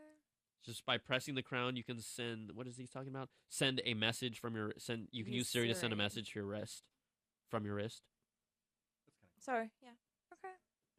Okay, so that's if you get an email. Okay, wait. Here's the thing. If I get an email, I can apply to email on Watch OS 2. Here's the thing. 90% of the emails from the email app tell you to go look at your phone. Right. Because there's a link in it, or the email is too long. Like it always. Email is the most worthless app on the Apple Watch right now. It's garbage. So unless they did something different to the app saying that, oh, now you can respond with your watch, that's stupid. Yeah, I'm not going to compose an email, especially not for work. Like this from my is watch. a very simple email that they just had in here that was like someone wrote a message and a photo, but all my emails that have like, embedded links, like like even certain like, travel arrangements, stuff like that, you can't look at it on the watch. No. I mean, I could see sending an email if you're talking it, because I do that when I'm driving, trying to send a text. Sure. Wait. You drive and text? You just say, voice send a command. text. That's, Yeah. Okay, I'm okay. I'm not Voice touching command. the phone. It's just illegal to touch the phone. It's okay if you, it's not like we do it all the time, but it's, I really try not to do it like at all. Yeah. It's bad. It's really bad. It's bad. It's bad. So this could, Oh, they have sticker. You can reply with stickers on the watch. Oh, That's another no. kind of like, oh, cool. But what do they look like on the iPhone? Because those emoji No one sees them. you can see. Oh, Well, no, unless Apple to Apple you can. Yeah, it embeds Apple it to as like a Apple. GIF animate. and it looks awful. Yeah, it's garbage. It's so bad. I feel like it's from like the early 2000s. Here we go. Because we haven't seen much of this, let's look at an example of Vine Glance. Example of playing back video on the watch. I think this is a revolution, guys. Let's watch video on our the watch. I don't get it. Let's not take out our phone. Let's watch on the watch. What is it? 42 millimeter video. Look, it makes sense for something like a Vine, which is like really short anyway. But anything else, anything longer than about 6 to 10 seconds, I'm not watching on a watch. No, it's no going way that's backwards. There's no way I'm gonna The do this reason we consistently. have like larger screen phones is for consuming Yeah. media. This is ridiculous. Here we go. Developer beta is available now, and it will all come in the fall. Watch OS 2 and native apps. So fall is going to be a big time. It'll Yep. coincidentally probably be the announcement of some new hardware. Yeah. Definitely iPad Pro at the very least. Yep. So Oh. Given all those features, Drop What- the three big words. what? Oh, one more Oh. thing. Oh, stream. This is Beats. Hey guys, they might surprise us with something here. Really? Oh, I wonder what, What? it could be. I have no idea. Music. I have no idea. The number 2. We'll see how these Apple Watch improvements. It's nothing. I don't know. We'll see. Again, it's like we were saying before. It's like people who have invested in the app in the watch. They want this stuff now. They don't want to Yeah. be waiting, 3 to 6 months or whatever to get this. Now it's like we thought we were missing a lot. Now we definitely know what we're missing. One more thing. You can't. All right, this has to be their showstopper for me. I think this is going to have to be. I want a surprise. No holds barred. Yeah, it's gonna be. I want something. It's gonna that be the is- Beat service, ladies. Yeah, but I Yeah, want but I like want I want a surprise within that. I Yeah. want to know. I want a reason why it's better than Spotify. $5. Free U2 album. Yeah. Woohoo! That was so good. I still can't get on my phone. Can someone help me with that? Wait, you still can't get it off your phone? I think I it's too late. deleted it and now it's back somehow. I What? swear it came back. Oh my I don't know what gosh. happened. Did- So sorry. I apologize. Clearly not a first world problem. That's not the title of what's her name's album. Taylor, With Taylor Swift. 1989. Oh, 1888. Oh no, I it's get it's, it. it's the super retro acoustic version using It's the harpsichord. of using that one. using things like the harmonica, spoons, and the knee slap.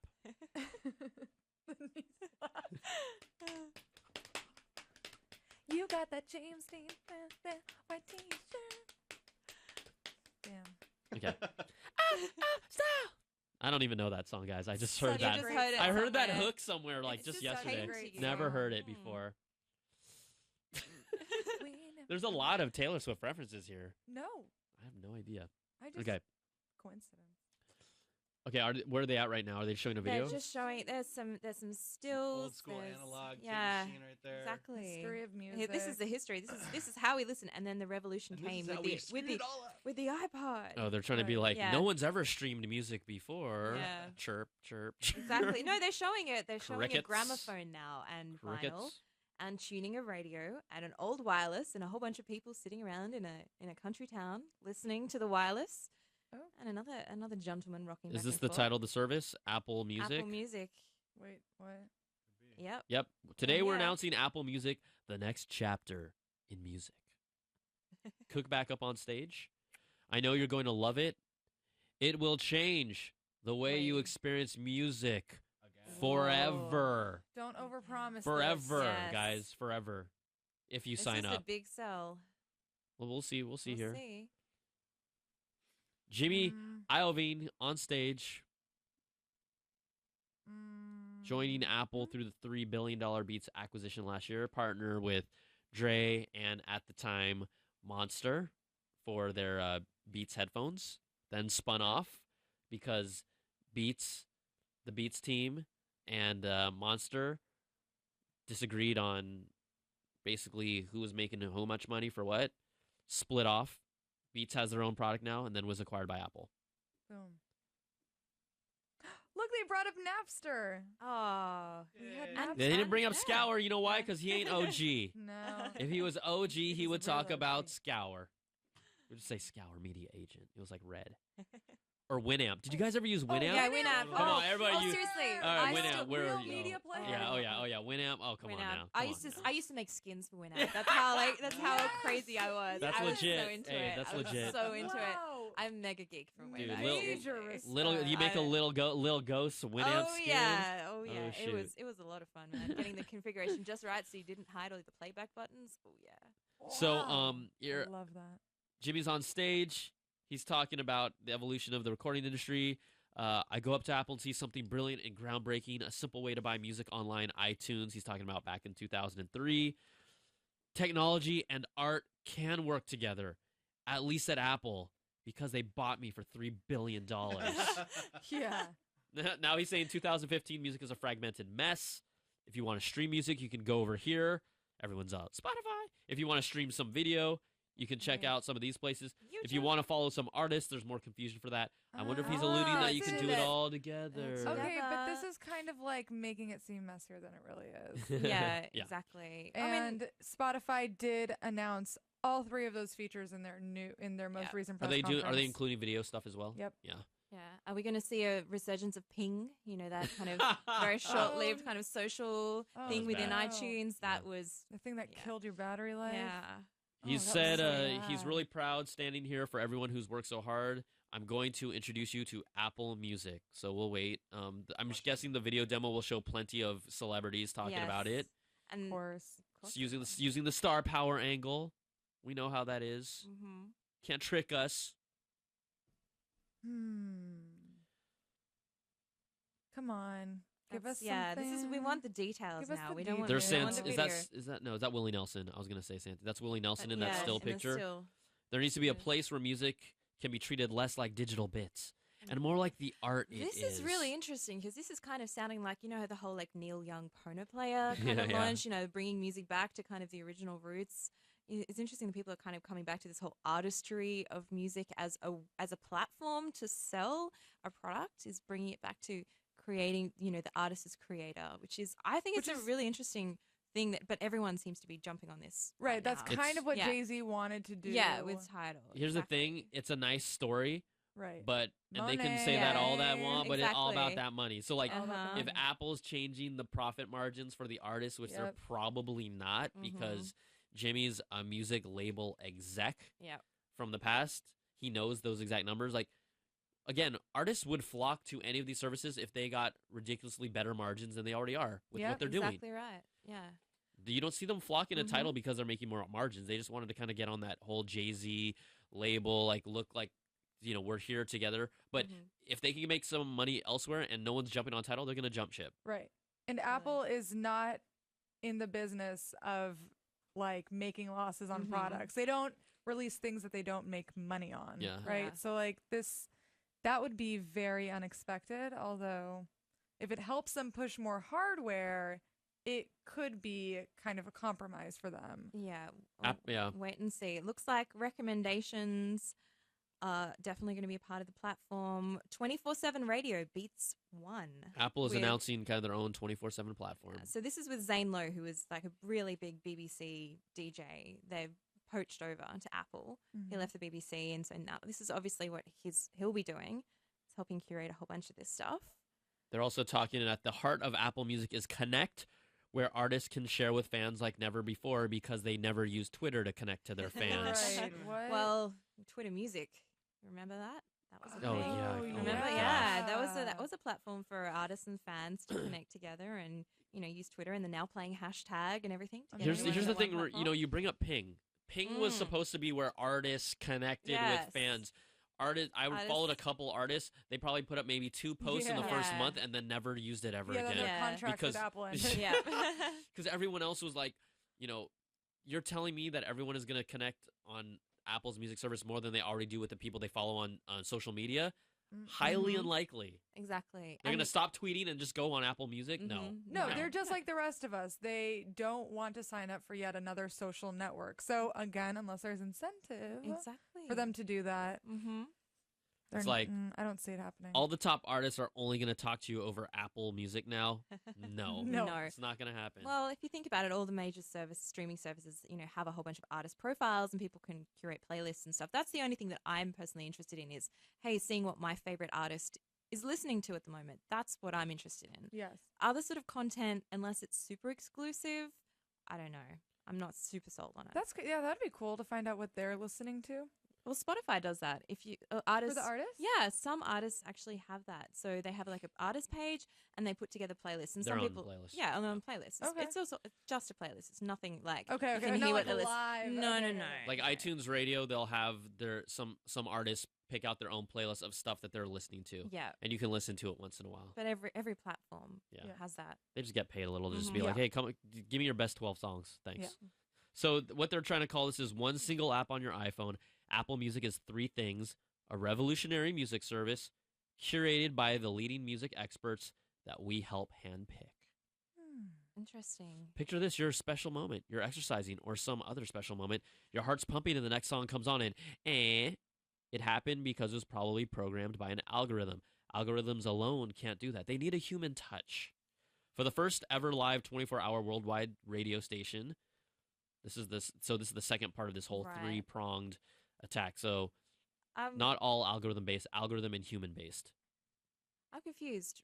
Right. 24-hour worldwide radio station. A lot of those already exist, like Yeah. streaming. If you can, Yeah, I could do that from my It bedroom. sounds like it's a hosted, old school style radio station. But what about you can just tune into pretty much any Right, like radio station Sirius around the world, or- Sirius or any like even your favorite local radio station often streams Right. 24/7 online. You are correct. The So first ever live 20. Yeah, we'd have to clarify exactly what they mean by that because I mean, if it's just like a broadcast running that has a DJ dropping in once in a while, like, yeah, that's fine. I mean, that's not a inventive. first. No. That's not a first by any but stretch of guys, the imagination. guys and gals, it's called Beat One. That's different. Oh, okay. So it says, finally connect, a way for established and unsigned artists to connect with music lovers anywhere. Can you imagine being an up-and-coming artist and being able to share your music on the biggest platform in the world? On YouTube, So it's like a MySpace kind of thing now. Right? Oh, It's an ecosystem that's meant to feed off of each other. When you upload your music to Apple Music, anything can Interesting. happen. So they're trying to eat into the Bandcamp kind of market as That's well. kind of cool, though. That was Okay. cool. I will That's- use it, definitely. Yeah, I mean, if it's there built into what you already have, you will definitely try it out. Yeah, but there are lots of other platforms that do that. So unsigned artists can upload their music to a whole bunch of different services and connect with fans. Like Bandcamp is the big one I'm thinking of, and Right. you can also sell like a whole bunch of merch and exclusives and things like that. So it is being done. Remember just that not- one time at Bandcamp? Do you know what movie I'm talking about? Have you seen American Pie? Yes, Oh, I yeah. have. I This one have. time at Bandcamp? Yeah. Yeah. That's a cool name, though. I've never actually used Bandcamp. Bandcamp. I've never It's a good actually place used to it. discover a lot of unsigned artists and people that release stuff independently, and a lot of like big name artists as well. Put a whole bunch of stuff on there too. There are a few services that I used to use. Like, there's a one website that curated just a bunch of cool stuff. I mean, I can't remember the name because I stopped using it, but it's just sometimes I'm by any means, I'm not like just a radio listener, and it's okay if you Yeah. are out there, but I just kind of like dig around on different websites and just try and Yeah. find stuff. The up and coming ones. It's cool to be like one of the first people to tell your friends about a Exactly. new artist. Check- Have you guys heard of Imagine Dragons? They're this new upcoming artist. Oh wow, group. really? Yeah, pretty. I don't know. It's a different feel. Tell me more. It's like hip hop production meets like rock, meets like pop. It's cool. You should try it out sometime. Someone's like, wait, who's Imagine Dragons right now? Someone's on their computer right now. someone's life. Imagine Dragons. What do they do? What does it do? Oh my gosh, they're awesome. All right, let's see here. So far, I mean, haven't seen anything truly revolutionary, right? Can we agree on that? Yeah, Oh, exactly. yeah, for sure. And it would be interesting to see, you know, this whole talk about uploading music as an independent artist, like, you know, the rights that you give away. And so, for example, you sign to a major label or something, what happens to that music that you have uploaded that other people have been are listening to? So, well, I'm sure there's already a billion independent bands that are on iTunes with the music, so they're all going to go build profiles right away to showcase that. Yeah. You know? It's just interesting. Like any type of social network-ish, you've got to get people to go there. And people didn't go there for iTunes Ping. Yeah. Exactly. This is more plugged in like directly in the app, so it'll be something that at least everyone will try. It just comes down if people will stick around to actually keep using it. Like for iTunes Radio, I use it once in a while, but I definitely, when I first used it, I actually thought it was super cool because just one click away, and then when I hear stuff, I could buy right away. But over time, I just stopped using it. I did use it for about a good 2 or 3 months, like a lot. Huh. But once the playlist kept on playing the same stuff, then I stopped caring. Yeah. You know? Because the selection was limited in those pre-programmed stations. So. Be like Tevin Campbell. Oh, here comes the Usher song. There's Boys to Men again. Like, but the same song, not even the artist. I'm like the same song. That's really bad. Yeah, that is pretty bad. It's like who did that? Yeah, who did that? It's interesting that they're pushing this like human curation as opposed to algorithm curation. It's funny because there's actually a service that hires a team of musicologists, and they sit in London. It's called rara.com, and they sit there and they curate like things suited to not only your taste but like playlists and stuff. So this is actually being done just in a much smaller way. So it'd be interesting to see if this is actually going to be an improvement on that, because I've tried Rara, I've tried like all of the services. I didn't find it was particularly any better having a person curate it than an algorithm. So the proof is going to be in this pudding. So here's what we kind of talked about, at least to define what Beats One is a little more. It's music, also interviews with artists, shows from the biggest talent, broadcasting 24/7. So whoever, really what that comes down to is that's content that they've signed with these music labels to get to be able to plug into there.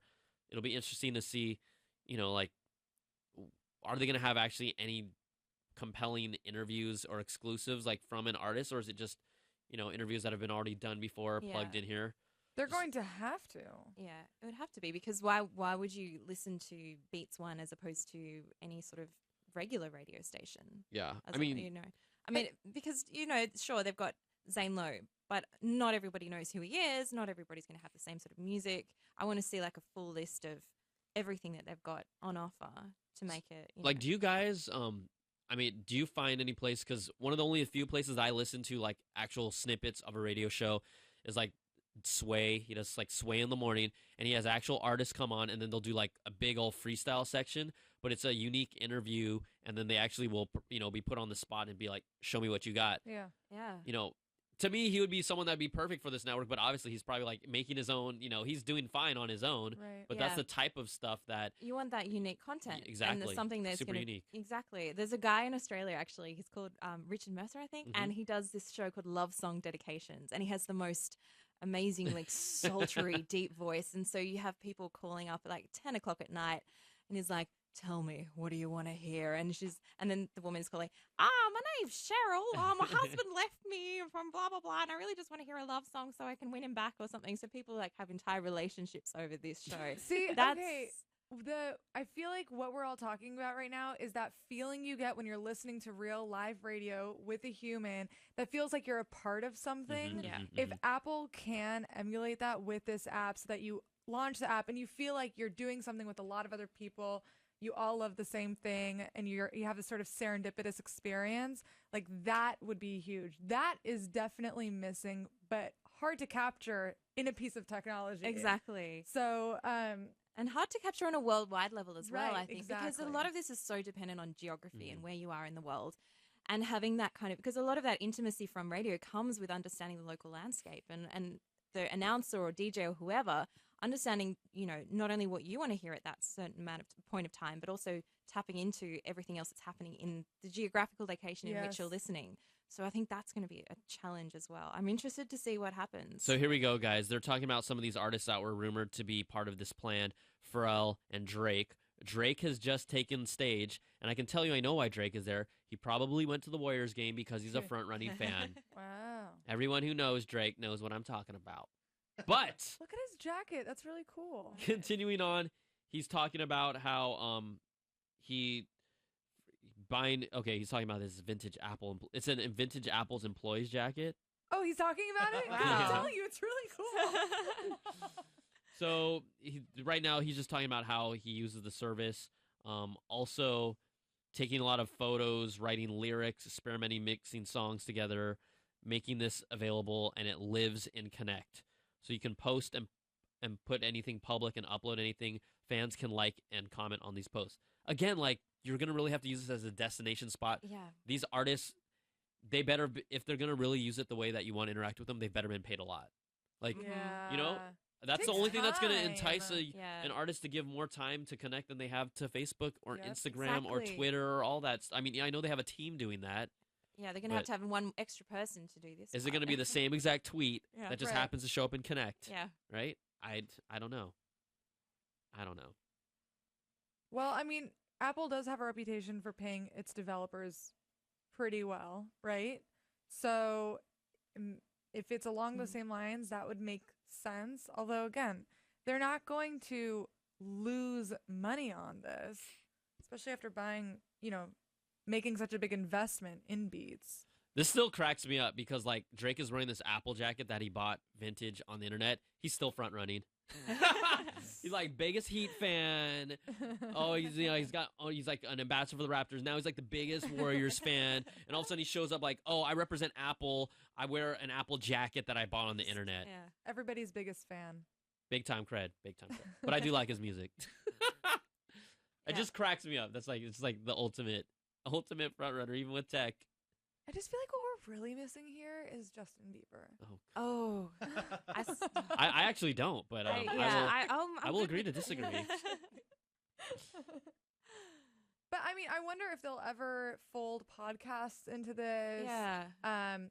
And other types of audio like comedy and news. We haven't heard much about that. Yeah, there's a whole, apart from music, you're exactly right. There's a whole bunch of other audio products that we really probably would like to see integrated into this. And they haven't mentioned any of it. So audio is more than just music, really. Definitely. And radio is a lot more than just music. And that's what they are competing for, time in your ears. And if you choose to listen to a 1 hour podcast, that's less time you listen to music. And I personally would like to see these same pages for podcast hosts and for comedians. So, but who knows? That could be like one of the things they hold back. Yeah, and then announce later. Or they're not going to show everything in this as well. So there will be other stuff.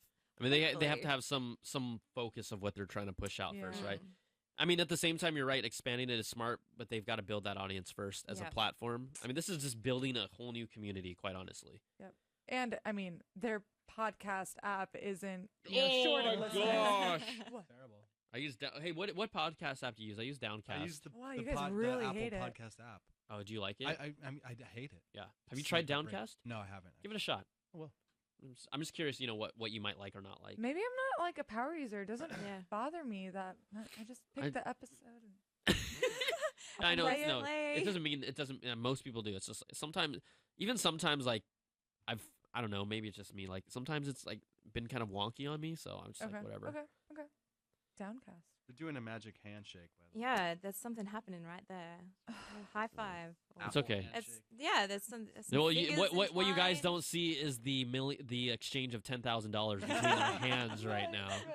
Everyone's forgetting about that. Add a couple zeros to that. All right, so they're doing a demo now of. Oh, nice. They have some interesting selections up there. So they're doing a demo of looks like the artist view at the moment. It's the whole interface and stuff. I mean, yeah, for sure we'll check it out. I just don't know if I'm gonna end up staying there and doing it. Yeah, I mean, like showing artist artwork. Okay, that's a good album. Good choice on choosing Spoon there, guys. What did they choose? Spoon.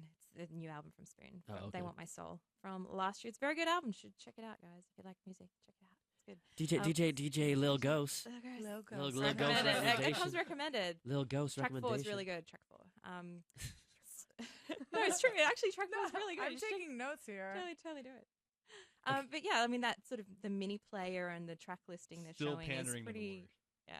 Eddie's Warriors oh. mix. Oh.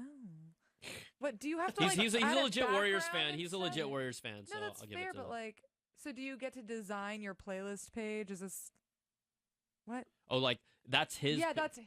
I think they're yeah. talking about his custom playlist, maybe. Yeah. Right. Let's go back. And it starts with "This is how we do it." That's pretty cool. Montel Jordan performed at one of the playoffs games at Oracle Arena. Montel, he's still doing his thing. He is. I like it.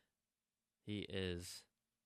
Let's go. Okay. Okay, so it looks like the customization comes from For You. The where it can learn about your musical taste. They ask you what the genres you like.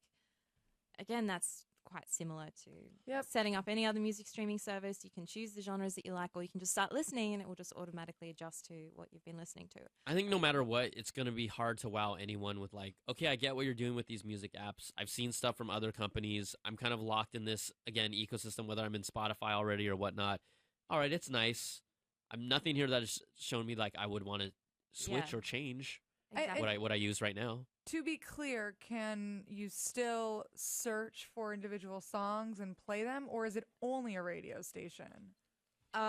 Well, from what I can see, there is a search icon, so it looks like you can search like on-demand listening as well as radio. They're showing their Up Next feature, which was kind of like a long time ago. They put that in iTunes itself, where like if it has a playlist that's generated, you can move a song up into the queue to hear it next right away. That's right. Yeah. So, that's cool. Yeah, that's cool. Okay.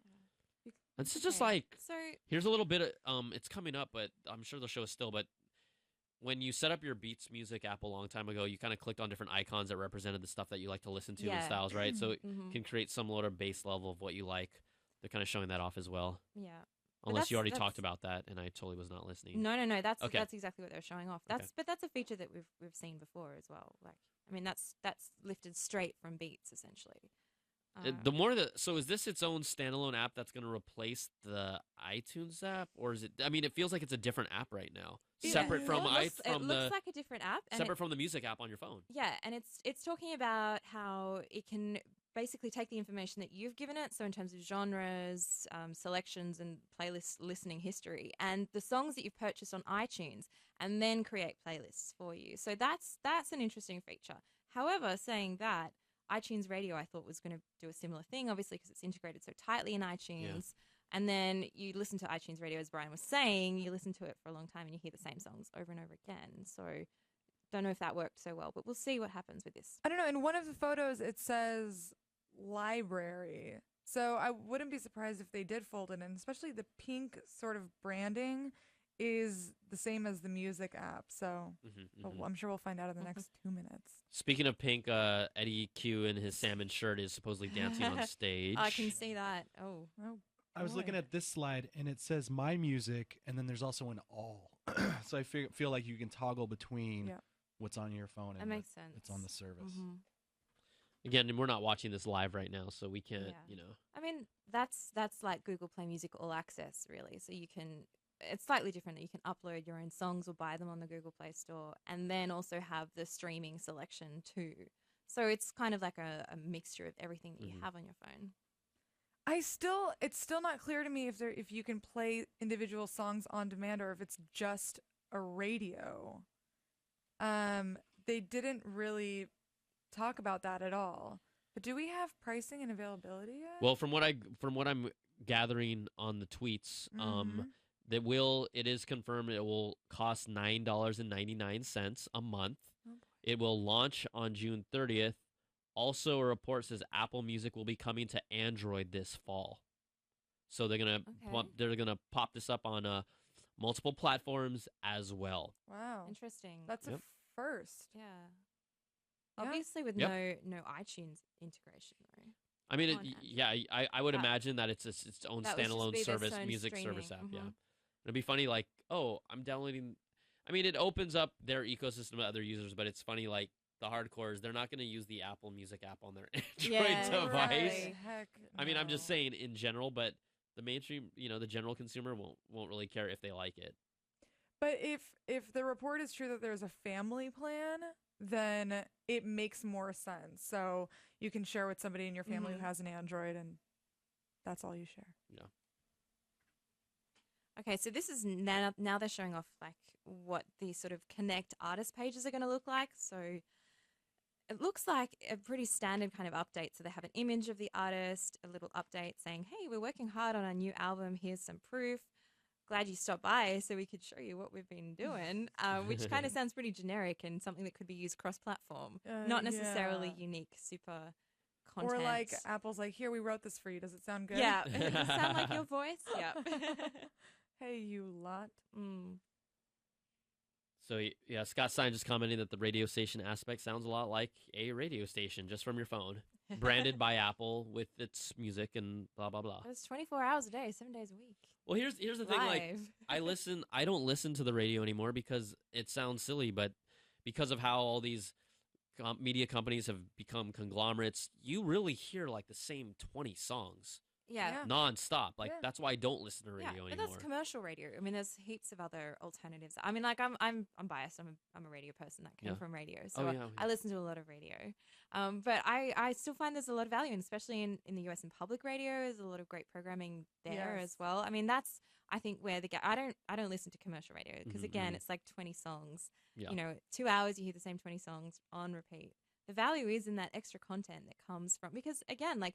You can listen to those songs on streaming services just like off your own bat, like radios that you can just tune into like Spotify most recent playlist or the top 100 or anything like that and have that all set there. It's that unique kind of specialized content from the specialized broadcasters that I think needs to be integrated somewhere. I mean, I guess I'm a special case though because I want to hear that stuff, not necessarily the same 20 songs. In a row. Yeah, I mean, it's about the personality, it's about the interviews, it's about the guest DJs that can spin whatever they want. Yeah. So it's about the balance, and we'll see if Apple can try to copy that. Exactly. They're just showing off an independent artist. If I don't know who this person is, and you guys all do, I apologize. Lauren Kramer, they said he's an unsigned artist, just posted a new song on Connect. He'd like to play it, so they're just trying to show that. The power of being able to upload music independently on Connect. And the trick, like any service, is how much will they help that song bubble to the top? Yeah. Well, right? Lauren Kramer just got his big break. Seriously. We think he's going to be really big. I'm just going to be like, oh, let's see what Lauren Kramer's all about. I'm just Googling 24-year-old art star. There you go. Art star. There we go. Now everyone's just Googled his name. I just did too. So there we go. There we go. Y'all can do the research. Yeah. Right now the keynote is hit around 2 hours and 15 minutes. Jeez. That's a long stretch. And we're almost gonna wrap up. But they're doing some Siri demos now. It looks like saying play Born to Run, and then the song starts playing. Oh. Okay, ladies, I'm gonna step out for a second. Bio break. Oh, Bio go, break. do it. We'll hold it down. I know We you got all the do. thought. We got the thought. I just didn't walk away and disappear. You're like, what? What is leaving us? Where did he go? It's a marathon. It is. This is a marathon.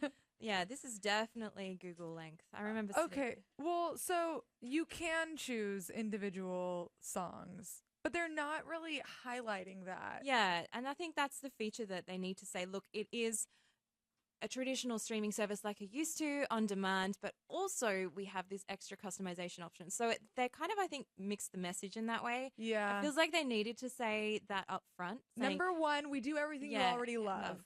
Number two, this is the extra stuff, which is why you should give us your money. I think Yes. that's what we missed. Completely And like, agree. if we needed to go back and clarify that, I think it's going to be even more confusing for someone who's just coming to this fresh, going, can I do everything that I should normally do? Because streaming music, like, we take it for granted. Streaming music is part of our daily lives, but a lot of people are just like, what, streaming music?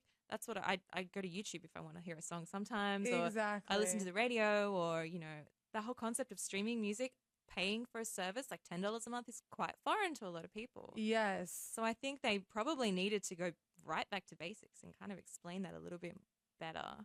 Yeah, obviously Apple's under a lot of pressure. They're a little late to the game, so they need to show something unique, but it's okay. Well, it's still very confusing. Like, what is the value proposition here? So there are people curating your music, and artists are maybe not updating these pages often, and it's still $9.99 a month. Exactly. And now it looks like they're doing some more kind of Siri-esque commands. I mean, to be honest, like, a lot of the time I'm not going to open up Siri to play a song. Like No. I'm just the example they've used is play the song from Selma. Cool. Okay, you might not know what that song is. Yeah. But wouldn't you just quickly Google it and then just click on the YouTube link or whatever to find it out that way? Yeah. Rather than necessarily using a voice command to do it. I don't know. It just seems a bit weird. And first of all, for those of you listening, it's free for the first 3 months. And so that's cool. We were waiting to find out if this would be like an all or nothing type thing. So you do get a little introductory period. And then for $14.99, up to 6 family members can be on every account.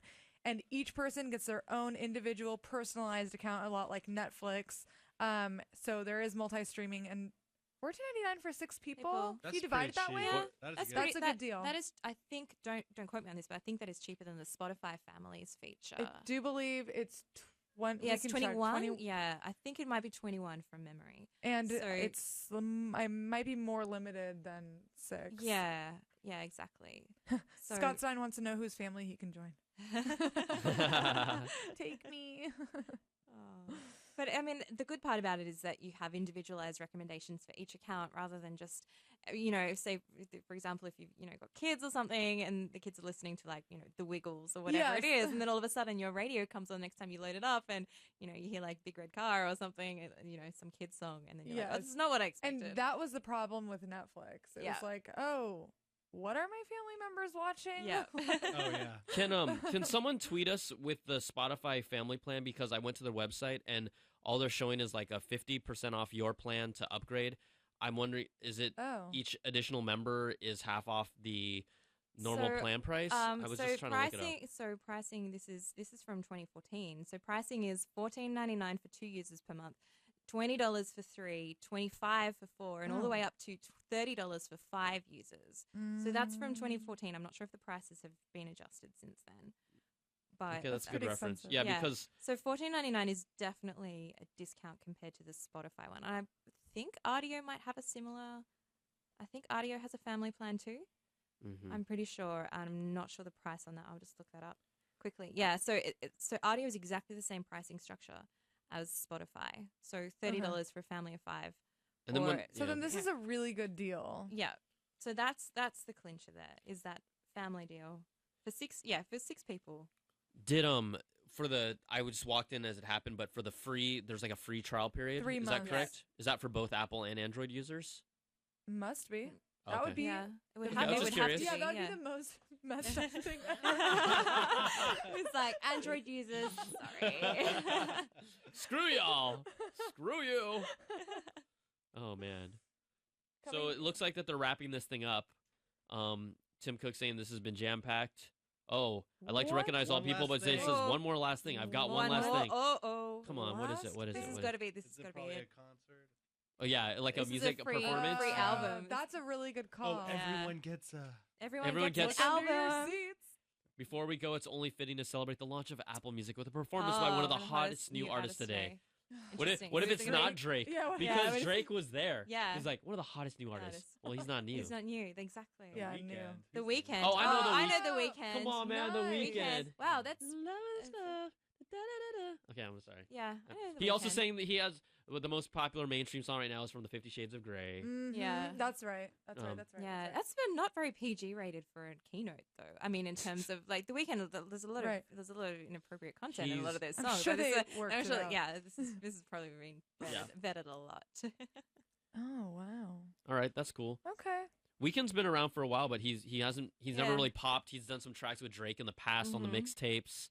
Oh, that makes sense. So it makes sense now that he's there. Totally. But his ties to Drake is because I don't know where his origin of country's from, but I know he's at least right now resides in Canada. But that's how they made that link a long time ago. Or Degrassi. He's a Canadian artist. I don't know, right? He's not Degrassi, He's not though. Degrassi. He's legit. He's not Degrassi. All right, so there's a concert happening. Okay. So that's it. Yeah, Scott Stein says my glasses are moving. What? It's so loud. Shara said her seat is vibrating. Oh. That is funny. So I think that's going to pretty much, we'll just let it play out because they are pretty much done. We'll wrap up. That's our overall coverage. What we're going to do here now is just stick around for probably the next 20 minutes, kind of recap our thoughts of what we liked, what we saw, but also we want you guys to, there are still a couple people on the line who are freaking awesome. Patient. You guys rock. So we're going to start taking calls. Again, the number, who remembers it? 1-888. No. 1-900. No, it's not 1-900. They were right. How did we get it right? Okay. 1-888-900 CNET. Oh. Wait. This is like Pitch Perfect. This is like Pitch Perfect, where they all have to do like the note. You ever see that? You guys see that? I need to see You haven't that. seen Pitch Perfect? Oh my god! Second person to tell me literally today. So many people saying you need to see that movie. Wow. It's worth seeing. I mean, especially if you like to sing a little. I was in basically like a Glee Club type music group in high school, so it speaks. If you've ever done any of those kind of group collaborative art thingies, the whole culture and it speaks. I was to in you. a dance club. Then there will be definitely ties to it. Any type of those performance club things. Oh, Pitch Perfect! Come on, Okay, I need to watch that. It's on like, I think is it on Netflix yet? No, probably not. Not yet. Rent it for $5, worth every penny. Didn't Pitch Perfect 2 just came Yeah, out, right? Pitch Perfect 2's been out for like maybe 2 or 3 weeks now, and I still got to see that. I mean, I can't wait. I literally can't wait. Okay, the phone lines are freaking loaded now, but we're gonna talk to someone that I think I'm gonna let Lexi take this call. Oh, we have yeah, our let's friend do it. Brian calling from the land down under. Brian. Brian, fellow Aussie. Hi, Brian. How are you? I'm good. How are you going? I'm good. Where are you calling from? Calling from Adelaide. Adelaide. Awesome. You got up nice and early to watch the keynote. What did you think? Yeah, I thought it was really good. Just one thing that kind of stumped me was with the news app. Obviously, some people will be using it and some people won't. Do you think Apple will ever do anything about bloatware on the devices? Yeah, interesting. We were actually talking about this kind of a bit before. We were talking about all the apps that, we have like the stocks apps and all that sort of stuff that kind of sits in folders that we kind of have to file away. I don't know. The bloatware is an interesting question. I mean, Apple obviously does not consider any of this as bloatware. Well, these are all useful utilities. Exactly. Who doesn't want to check their stocks at 5 a.m. or whatever? I mean, for people that are into stocks, great. But for everybody else who's not at all interested, at least just give us the option to remove it. I don't see it going away anytime soon. And when it comes to the news app, I don't see it as it's not going to be an option that we can remove from what I can see. Maybe I'm wrong. Did they they forced let's talk about bloatware. They forced the Apple Watch app on everyone. Oh yeah. Everyone who upgraded to iOS 9, they forced Game Center. Who uses Game Center? Forced that app on everybody. Yeah. Did they specify, because we honestly weren't watching the live broadcast, did they specify if News and Newsstand will be separate apps, or will that be the default app? Because they are still a little different. They said that they will be separate apps. Oh, they will be separate apps. Yeah. Yes. Yeah. And don't forget iBooks alongside your newsstand. Oh yeah. What else can we dig up in here? Yeah, we're gonna look in our folders now and see what other bloatware. It's like 12 things. There's a lot of garbage in there. So Brian, what apps would you want to get rid of if you had the option to get rid of Apple's bloatware? Which ones would you sort of scratch off the list immediately? Here they are. Oh my goodness. Oh, probably podcast, iBooks, Game Center, Newsstand, stocks, basically all of the Apple apps. Reminders, Compass, health. Compass. Videos. Tips. Remember all of those? Yes. They even hyped up Compass. I remember they did a demo and people were clapping for that. Oh, Compass is cool, actually. It works. Well, it works for one person here who likes to go glamping. Yeah. Hey Brian, did you hear the whole conversation about glamping? No, I didn't. Okay, good. You don't want to know about glamping. It's glamorous camping, and it's an insult to any camper. Is that what Kim Kardashian does or something? Yeah, probably. Sounds about right. I would not be surprised. It's so sad that she is so talented. Yeah. Yeah, very talented. Awesome, Brian. Thanks so much for calling in. Appreciate a fellow Aussie staying up late for the keynote or getting up early. Awesome. Are you going to be Are you looking forward to downloading the update when it hits? Depending on how many bugs there might be, because remember with iOS 8. Good point. Exactly right. Oh, that was a nightmare for many people. So yep. So I'm probably going to wait until probably 9.1, 9.2. Yeah, just wait it out. Yeah. There's no rush. There's no rush. Wise Yeah. move. Awesome. Well, thanks a lot for calling, Brian. We appreciate it. Oh, well, I mean, do you want any of the prizes? It's either a Still got retweet some or stickers. it's either a retweet or maybe a sticker. Well, you want to try it? You want to try it? Oh, yeah. Yeah. Oh yeah. Okay. Here we go. Here we go. Oh, I pulled that too. Hang on. Yeah, pull that too. Okay. All right, and Brian, you win a retweet. Oh. So if you're on Twitter, just tweet one of us and we'll retweet. You know what's really scary? I accidentally threw the iPad Mini Retina Space Pack back in the cup. Oh, I just realized. we I'm nearly like, gave away a second one. yeah, but I don't even We have don't a have a second one. I don't even one. have a That's second one. That's awkward. horrible. All right, Brian. Stay on hold, and we will get to you. We'll get our operator shortly to kind of get your address information. But thanks for calling. All right. All right. Thank you. Awesome. Thank you. Okay, Sharon, I'm gonna cue this next one up for you. All right. Oh, snap. You ready to talk to Andrew from Minneapolis? Andrew from Minneapolis. Andrew, what's up? Hello, I'm back. Hi. Oh. Hi. Back. Oh, double dipping for this. Hey, Andrew, turn down the volume of your computer, and then we'll be able to hear you loud and clear. Yeah. Awesome. How's it going, Andrew? What did you think? It was a great keynote. Okay. I'm wondering if you guys think that iOS 9 will have multi-user support. Multi-user support. So I'm on the iPad, on the iPhone. So like, if you have kids, you can hand it off to them. What would you use it for? For exactly that reason. For your kids? So more than one. No, I don't have to. Oh, I'm sorry. I apologize. It's okay. To But hide things so from his more than parents. one person in the household could just use it. Right, like an iPad or something. So you sign in, you have Yeah. your own apps, they've got their apps. We didn't hear anything about that, No. so I don't expect it this year. But I'll tell you what, for sure we're going to get new hardware in the fall.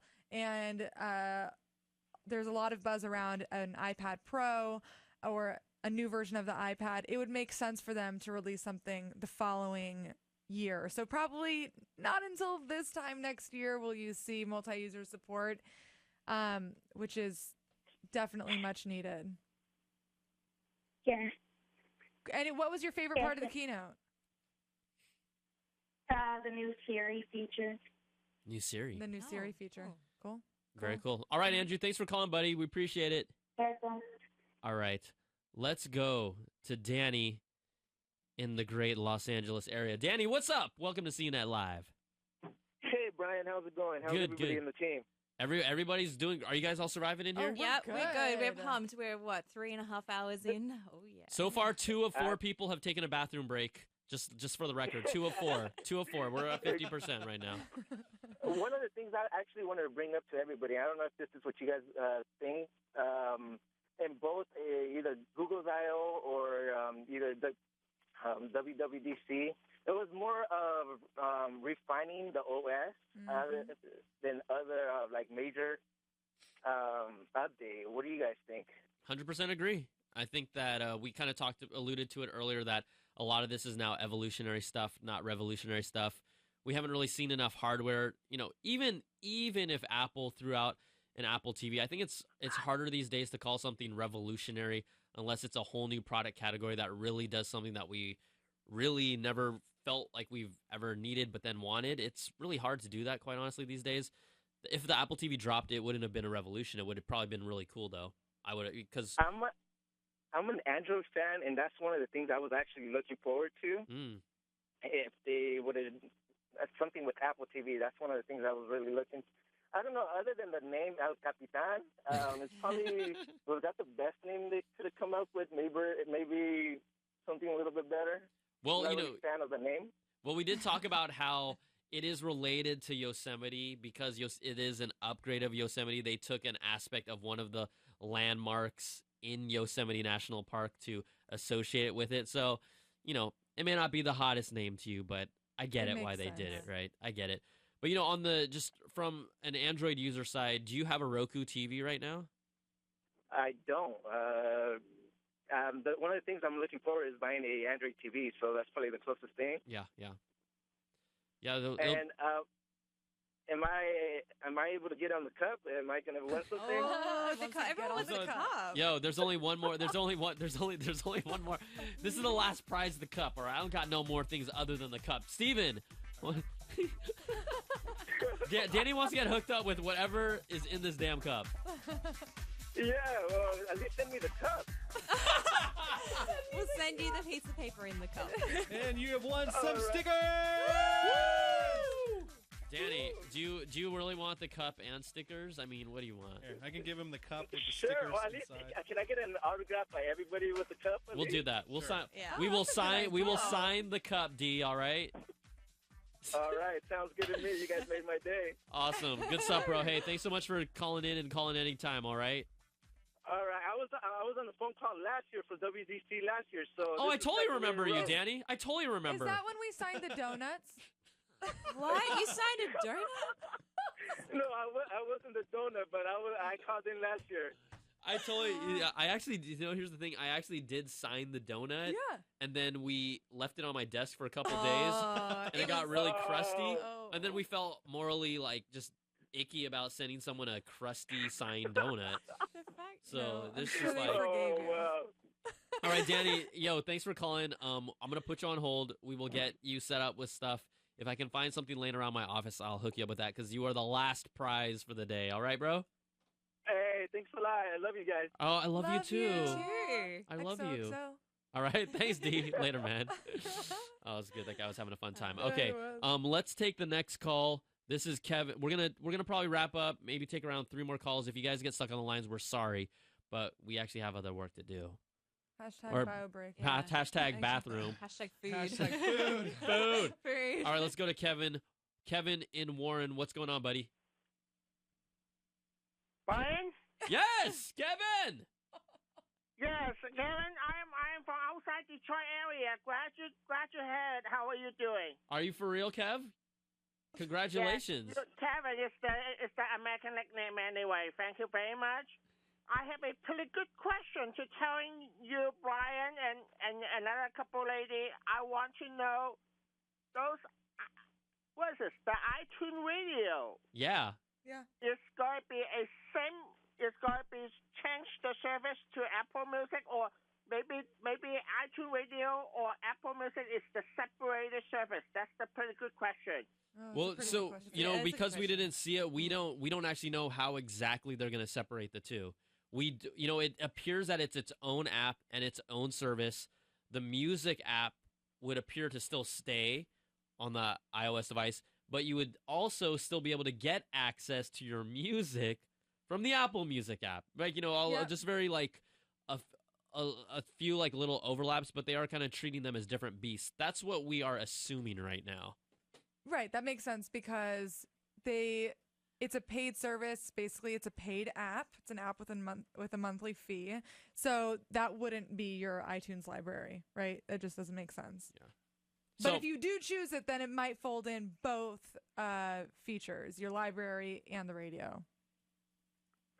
That will be easy to separate it, this situation. Thank you very much, couple ladies. I'll keep in touch to you on the Apple Pie and the Google Listers guy. Oh, yo. I'm glad to keep in touch with you, Brian. Thank you. Thanks so much, Kevin. I appreciate it. All right. Take care. All right. Take See ya. care. Bye. Excellent, Kevin. A lot of enthusiasm, bro. I like that. All Love about it. All right. And I love how he knew he had a great question. He was like, "That's a great question." It is. And we were all like, that is a great question. I hope it is this Armin from Calgary? Armin, what's up? Oh. Oh, I'm sorry. I turned it down. Hang on. Oh. Armin.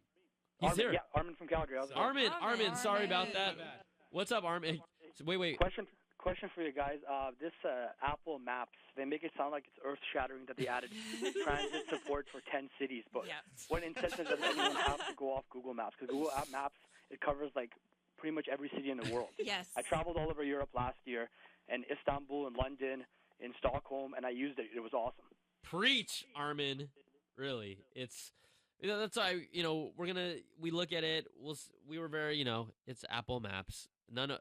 There's not a single person in here from what we saw that would change Apple Maps to their primary apps today. No, not After what we see. And happening. you for sure would definitely not do the same, right? Absolutely not. No. Nope. So there you go. Did you see anything on the keynote that you liked? I like the low power mode, but I want to know what actually gets disabled. Exactly. If it's like, okay, they're going to lower yeah. brightness, are they going to kill location services, that kind of thing. I want more specifics, because if it's going to just be a kind of a, we're secretly not going to tell you what we're going to shut off, and it's going to be magic. Like, I don't buy that, so. Right, and then you suddenly find out that an app isn't working because this feature that they disabled. So that was, I'm surprised they didn't release more about that. Hopefully it's not like the low power feature on the watch, which is like, it now tells the time. But that's what's kind of, you see all the detail that they threw out in this keynote of certain things. Out of all the things to not kind of be specific about, it's curious. I mean, I get it. There's an overall, we're going to create a low power mode. Just tell it. All they had to do is tell us maybe one or two things that it affected. Maybe maybe they didn't want to do the whole like Google thing because obviously battery life was a big thing about Android M, and so maybe they didn't want to draw that comparison out too much. So it's now like, well, coming soon. You'll have to wait and see how it works. Right. Yeah, everyone loves coming soon. Yeah, everybody. All right, Armin. What's that, Armin? Just threw that in there anyways. Say it again, Armin. I'm sorry. I was going to say either that or they don't even know what features they're going to disable with that function, and they just threw that out just to make all the battery people happy, because the battery is always a problem. Yep. All right. Thanks a lot for calling, Armin. We appreciate it. Do I get a prize or what? Well, there's no more. There's no more prizes. Man. How about when you find ladies, give me your phone number. Well, I mean, who can give them? I mean, I'm gonna leave that up to you, ladies, to decide. How about a tweet? How about a tweet? I have an idea. Refine your pickup lines. Refine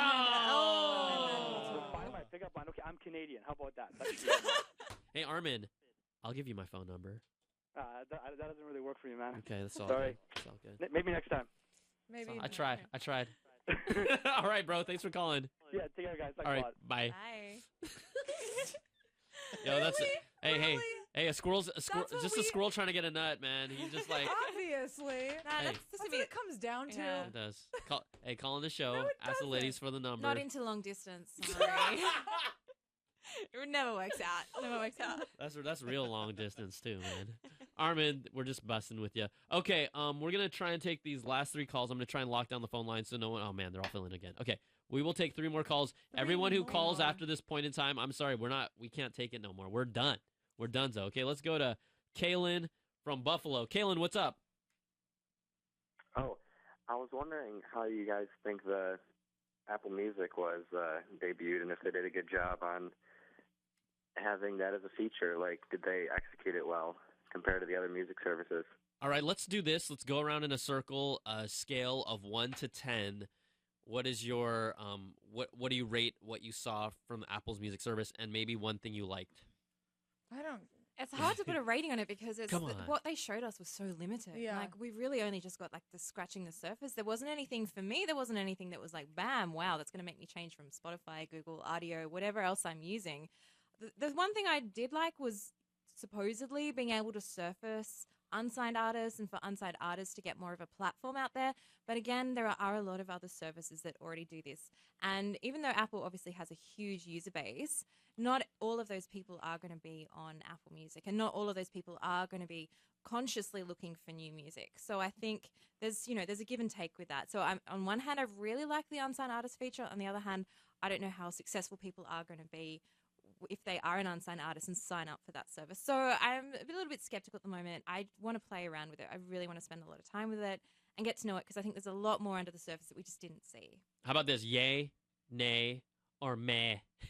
For the service? Yeah. Right now, based on first impressions. I just can't, because the problem is they didn't really sell it well. We were talking about this earlier, that, they talked a lot about the radio. Well, you also need to tell us that that you can integrate your current iTunes library, that you can look up songs on demand. I'm pretty confident it does those things, but they did a really poor job selling those points. Yeah. But what I do like about it is the unsigned artists. And the only other thing that they didn't talk about was, and it was a little tone deaf considering how much chatter there is about artists not getting paid well for streaming their music. Tell us how much they're going to get paid. I don't know if that's their responsibility to let us know what the percentages of for artists. Like for developers, it might be different, but those deals behind scenes are kind of negotiated differently for different artists as well. And ultimately, kind of like you just jump on a platform, maybe for some of these unsigned people, there will be a flat rate, right? Right. But well, for yeah. the specific artists, depending on what they did with the label or not, it's going to be different. And they probably don't even want people to know too sometimes. Exactly. I don't, that's all. I don't know if it wouldn't encourage me to buy from them more or not, quite honestly. Yeah, that's the thing. Like, especially like the thing with As a consumer. Yeah, with Tidal, like we didn't see a whole bunch of people go, oh well, now people are being remunerated really Right. well, and I'm going to give Tidal $20 rather than Spotify my $10 or whoever else my $10. So I don't know for most people, for like 95% of people, I don't think artists getting paid better is going to be a deciding factor for them choosing a service. Right. Yeah. For me, I'm gonna try it. I'm probably pretty meh on it. I think that the thing that sticks out to me is the family plan. If you want to share with people, it's a good price. Yeah, so that's if it comes down to artists and price, they're doing a pretty decent job feature wise. I mean, we've seen a lot from other companies. Like, I still feel like Spotify is a better product, but they may not have quote unquote the best price when it comes down to a family plan. But they have the best free price plan, and their single user plan is on par. So we'll see how it shakes out. All right, thanks a lot for calling, Kev. Appreciate it. Thanks, yeah. All right, let's go to Malcolm in the NYC. What's up, Malcolm? They're doing a pretty decent job. Oh, I can hear my voice talking to myself. Oh, it's like Hey, Malcolm, if you have a chance, sorry, you can turn down your volume on your computer. Oh yeah, hi. Hey, what's up? Is this actually the radio show? This is actually the CNET live show. You're really talking to us right now. It's not on the computer. This is weird. Yeah. There must be some lag or something. Yes. That's crazy. It is crazy. There is a little lag. So guess what? Right now when we're talking, you're in the future. In the future, you actually hear your voice after we hang up. So you're in the future, and what you're listening to is in the past. Is that crazy? Whoa. Yeah, that is crazy. Okay. I can hear you all laughing. I'm so nervous right now. Oh, don't be Malcolm, nervous. we're laughing with you. Welcome to the future, man. We can't see you, but we appreciate you calling. So what do you want to talk about? Let's talk. Well, the keynote was not what I was expecting. I thought that they would put more into the updates than that. I really like the battery feature, but I'm not sure if it will actually work. 4 hours sounds a little crazy. Yeah, they said the 3-hour option. If you turn it to power off. Was there anything that you liked that you saw? Yeah, the maps feature with the new trains thing. It's pretty cool, but you can get it on any other app. So true that. Exactly right. Yeah. Oh, well, Malcolm, especially Google. Real quick, what did you think? Did you want to see? Were you the type of person that wanted to see an Apple TV today, or you didn't care? I don't really care about Apple.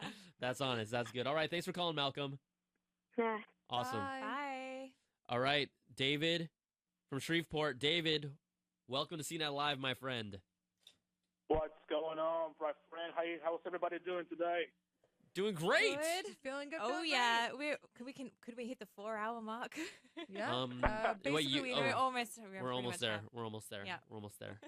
Well, I have one question, I guess, and maybe one opinion. My question to you, and maybe other people already asked you this question, but I didn't get a chance to hear them. But my question is, how does applications like Spotify, Pandora, and so many out there in the App Store are going to respond now that Apple released the new Apple Music? What's your thoughts? Oh, David, this is a tough one. I don't really know if because Spotify had I don't know if you saw, they had a big event a couple of weeks ago where they announced a whole bunch of new features, video, this sort of feature where you can kind of get music to suit your workout and your runs, things like that. I don't necessarily think that any of the competitors like Spotify, Audio, Pandora necessarily need to do anything, because the thing is with music streaming is that it's such a big pie. Like, everybody's got a product. And what's going to happen is that, there's going to have to be some sort of consolidation, whether that's companies buying each other companies need to close, because, Apple, everyone thought that this was going to be the product that made streaming go mainstream. Now, I don't know about you. So what other do you use any other streaming services at the moment? Well, I do have a Spotify. I haven't subscribed because I actually just tried it about a couple of weeks ago. And so far, not being a subscriber, I like it. Yeah. And you know, I don't know if this was I don't know if Spotify see this one coming by Apple. You know, given to the customer 99 cents for 3 months. I don't know if they do that already. You know, with the I don't know how to explain, but I don't know if they see it coming from Apple. You know, after 1 year that Apple bought Beats, for example, and they didn't do anything until today when they released this new feature.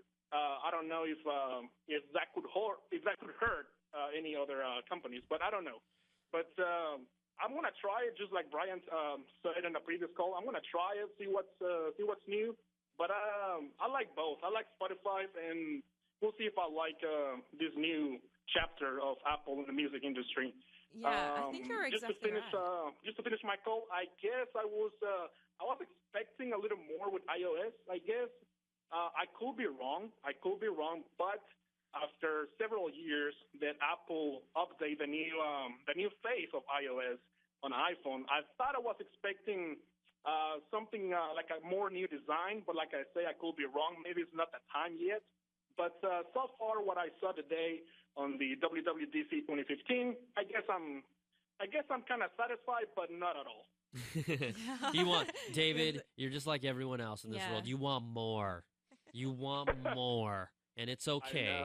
We'll wait till you'll get more at WWDC 2016. Yes, sir. We'll see what brings us next year. I guess we gotta wait 3 months now until Apple releases something new in September. We'll be back. Before I finish the call, my friend, you have some beautiful girls with you today, joining you at this. Do you think you need to tell me that? Stephen Beacham is one of the most beautiful women I've ever met. You don't need to tell me that. Stephen Beacham is beautiful. Gorgeous.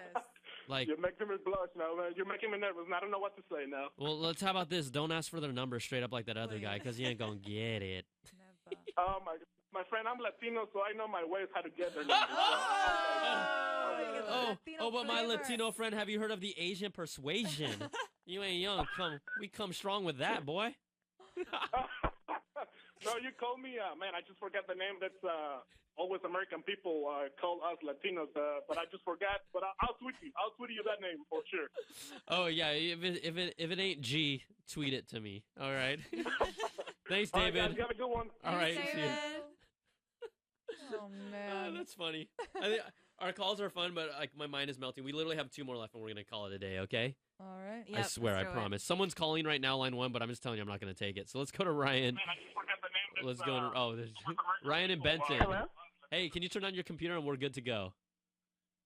My computer? I don't have a computer on my cell phone. Oh, your cell phone. Okay, we're good. That is a we are computer, good. Turn off your tiny little computer. Were you watching please. us on the computer though, or were you watching us on your cell phone or your iPad or what?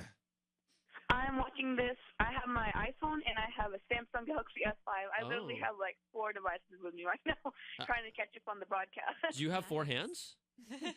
No. Okay, no, I just want to make sure. Not really. I just want to make sure. Okay. So Ryan, what's up? What did you want to talk about today on CNET Live? I wanted to ask you about the iPod, because really it's been bothering me for a while. I wanted to know if it's going to get any software update, or is it going to be updated. Is it dead or is it alive? The iPod, like you're talking about the iPod Touch, right? The iPod Touch. Yeah, iPod Touch. Yeah. You know, everyone has been asking about that for pretty much the past year and a half or two. Because of how much. Sorry. No, you're fine. I'm just saying you're in a group that everyone wants to know what's going to happen with it.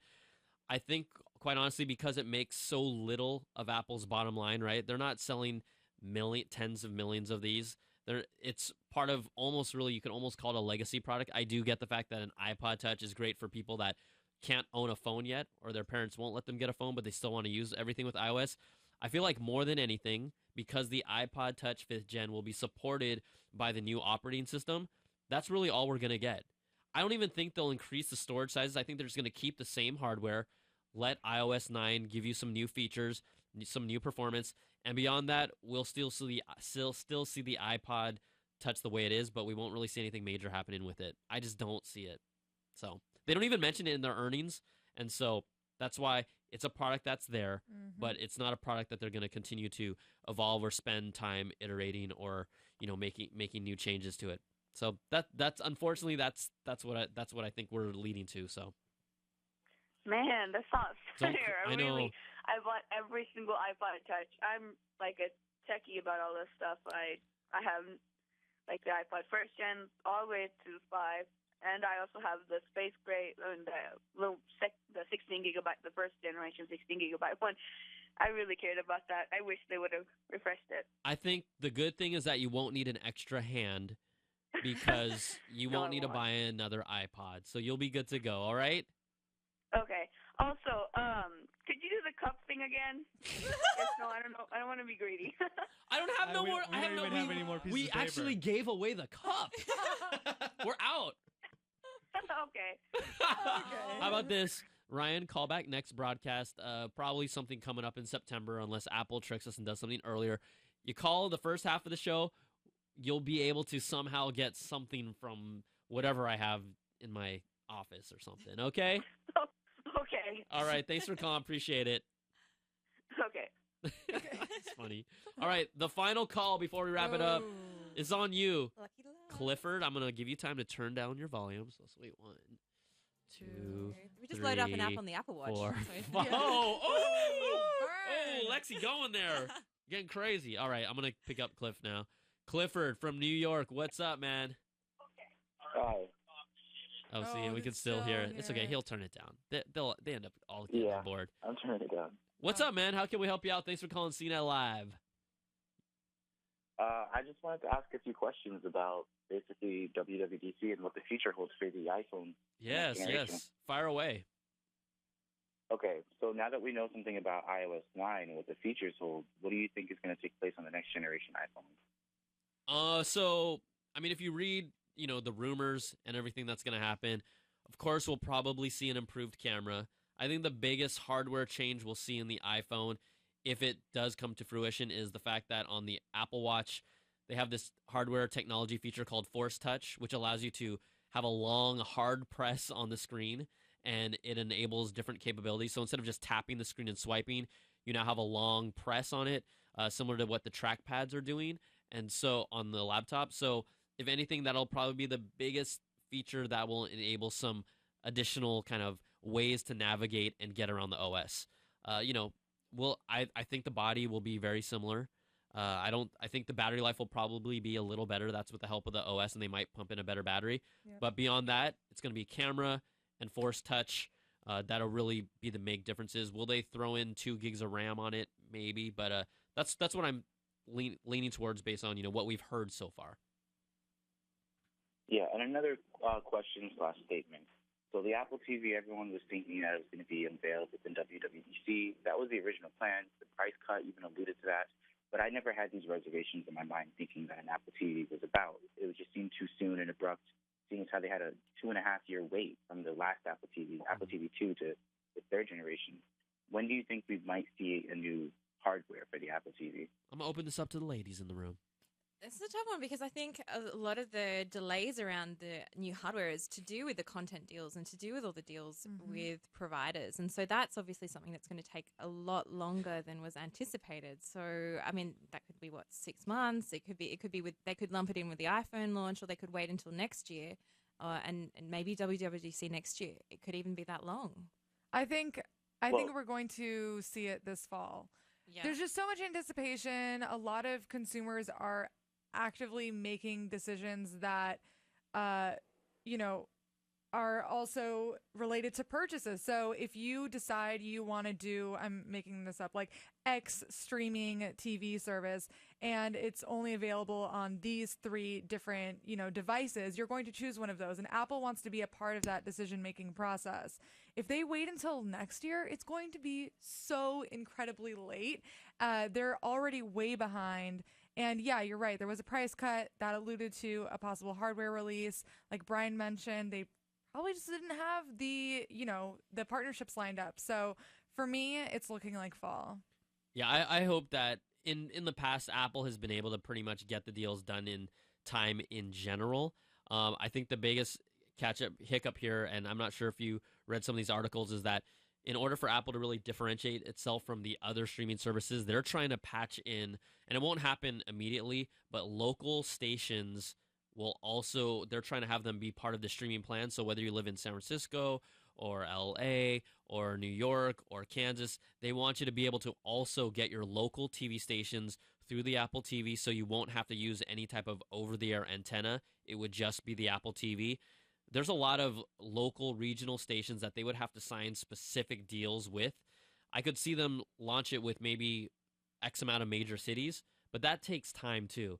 And that's one of the reasons why it was probably also delayed, as well as the fact that they still haven't signed the major deals with the major content labels. So I'm still leaning towards before 2015.